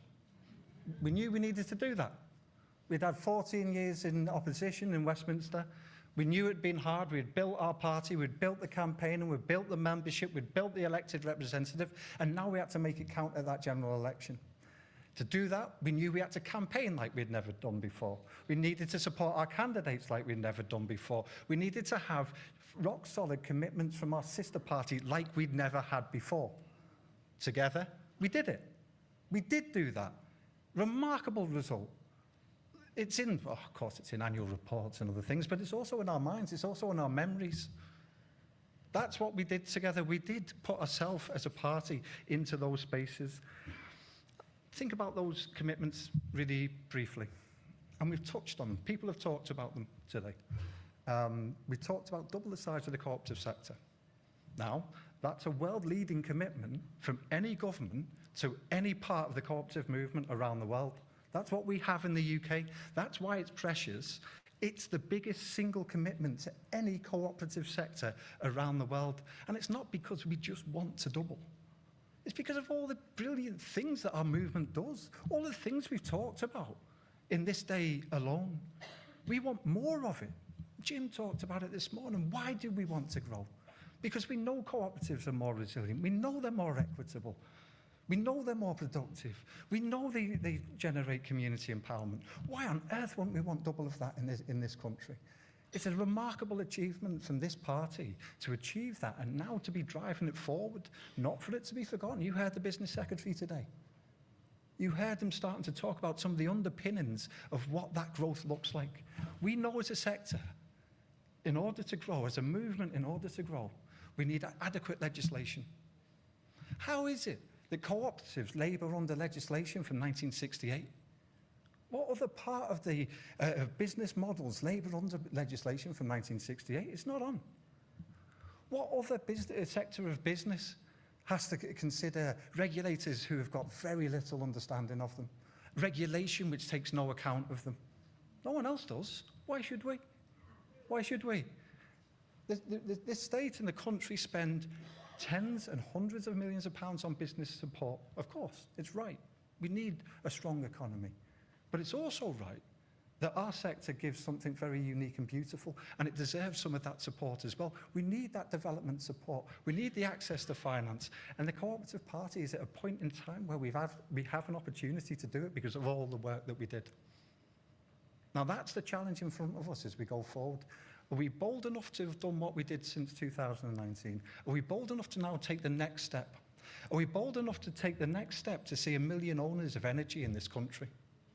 Are we bold enough to push the local power plan through? Is that what we are? Because I haven't just talked about this. I haven't just turned up just to say that this is a great policy idea. I've turned up to see it. I've turned up to see those communities be empowered through our values and principles. I've turned up to see the power of the cohesion that our movement can give. That's what I've turned up for. I want to see that 1 million owners. I want to see the local power plan happen. The community, we've talked about the English Devolution and Community Development Bill today. You've heard it. I'll tell you something, it's not called the English Devolution and Community Development Bill without the Co-op Party. Think about this. This is the first time in over 15 years that the word community has been used in UK legislation title. A government bill. First time.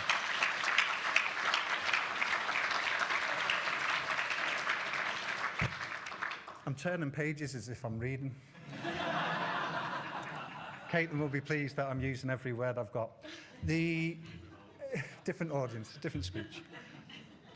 Not just the word community in that bill, but the word empowerment, something we've heard an awful lot around here today, quite right. It's the first time ever in UK legislation that the word empowerment has been used in the title. It's amazing.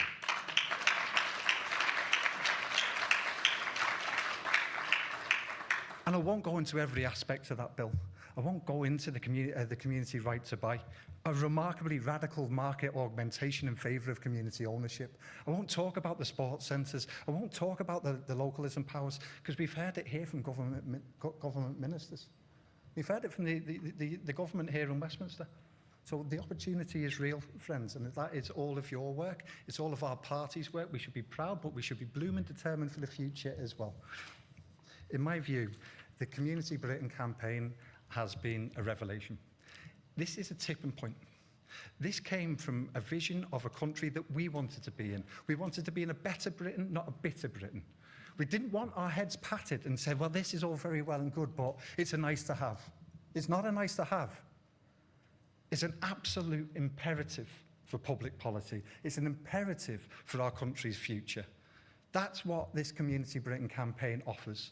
You've heard some of the aspects of it today, but our ambition goes much further. We've heard about the trust, the yearning for trust in local decision-making within our movement. You've heard about that from panels on Community Britain too. You've heard about the stories of Community Britain. Something too often overlooked is the ability to tell the story of what's happening already up and down your own high streets, around your friend's corner, in your own street. We're starting to be able to put the spotlight into that as well. And now we've just had the economic underpinnings of that argument from our last panel. It's a remarkable legacy that we are building, and I'm not finished, and I don't believe you are finished either. And I'm not finished with this speech. Alex Norris has come along, and I'm going to give him his full 35 minutes. No. This is where we're up to as a party. This is the opportunity that we have. This is the ambition that we must share. We must go much further as a party. We are not finished. I want to come back in 5 years and say, well, look, we said we're going to do a number of things and we've done them. I want to be able to say that we've got our message much more out there. We've had a remarkable year in terms of media and visibility, but it's not enough. Our ambition is for more. So I want to come back and say that we got that better. We got it right. We put ourselves in a position of having that coverage, having that visibility, having that pride in our brand. I want to come back and say that we've done that. I want to say that we've delivered. I want to be able to say, we've seen it, haven't we? We've seen it. I want us to have amazing elections next year. We've got huge elections next year. We're going to stand 1,000 candidates again. We've got big elections in Scotland and Wales and in the English local elections. I want us to be proud about what we put into them. I want us to be able to come back and say, yeah, we gave that a real go. We gave that a real go because of the values and principles which comes from our movement and the difference that we can make if we get at those decision-making tables. I want us to remain that key role. Today, what I really loved about today was the trade union movement, the top of the Labour Party and the top of the co-operative movement together. That's the three legs of the stool which maintains proper representation within this country, in my view. Now, we're going to face some challenge. We're going to have to stick to our values. We've heard it today. We've heard it from the floor today. We've heard those who are wedded to division. We've heard those wedded to using the language of community, to sow division, to make us scared of one another, to push us further apart. We've heard that. We hear it every blooming day. We open up the different various media pieces that we are subjected to. We know that this is on our doorstep. Now, why this work and why this party is so important is because we are that conscience, we are that true embodiment of labour and cooperative values which rejects that division, which understands the true value of the politics which sits underneath it, and we have the ability to affect it. I want us to look back in time to come, most importantly, and say we were part and parcel of keeping this Britain better, not bitter. I want to make sure we're part and parcel of a Britain that I want to be part of, you want to be part of, and the cooperative movement flourishes in. Thank you very much.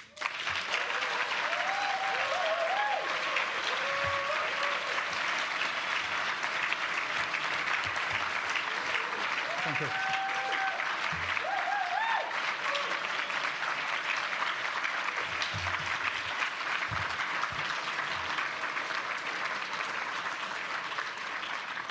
Friends, thank you for that. And now part two.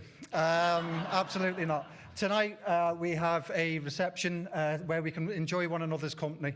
We can come together as co-operators. We can share the stories and share our ambition for the future. It's going to start outside here any moment. So I want us to do that in the next 5 or 10 minutes. I also want you to give us your ideas for Community Britain. There's QR codes on your programmes. There's QR codes on walls. There's probably QR codes, yes, on the big screen. Well done, Andy. So make sure you're giving us those ideas. Make sure you enjoy this evening, and I look forward to tomorrow. Thank you.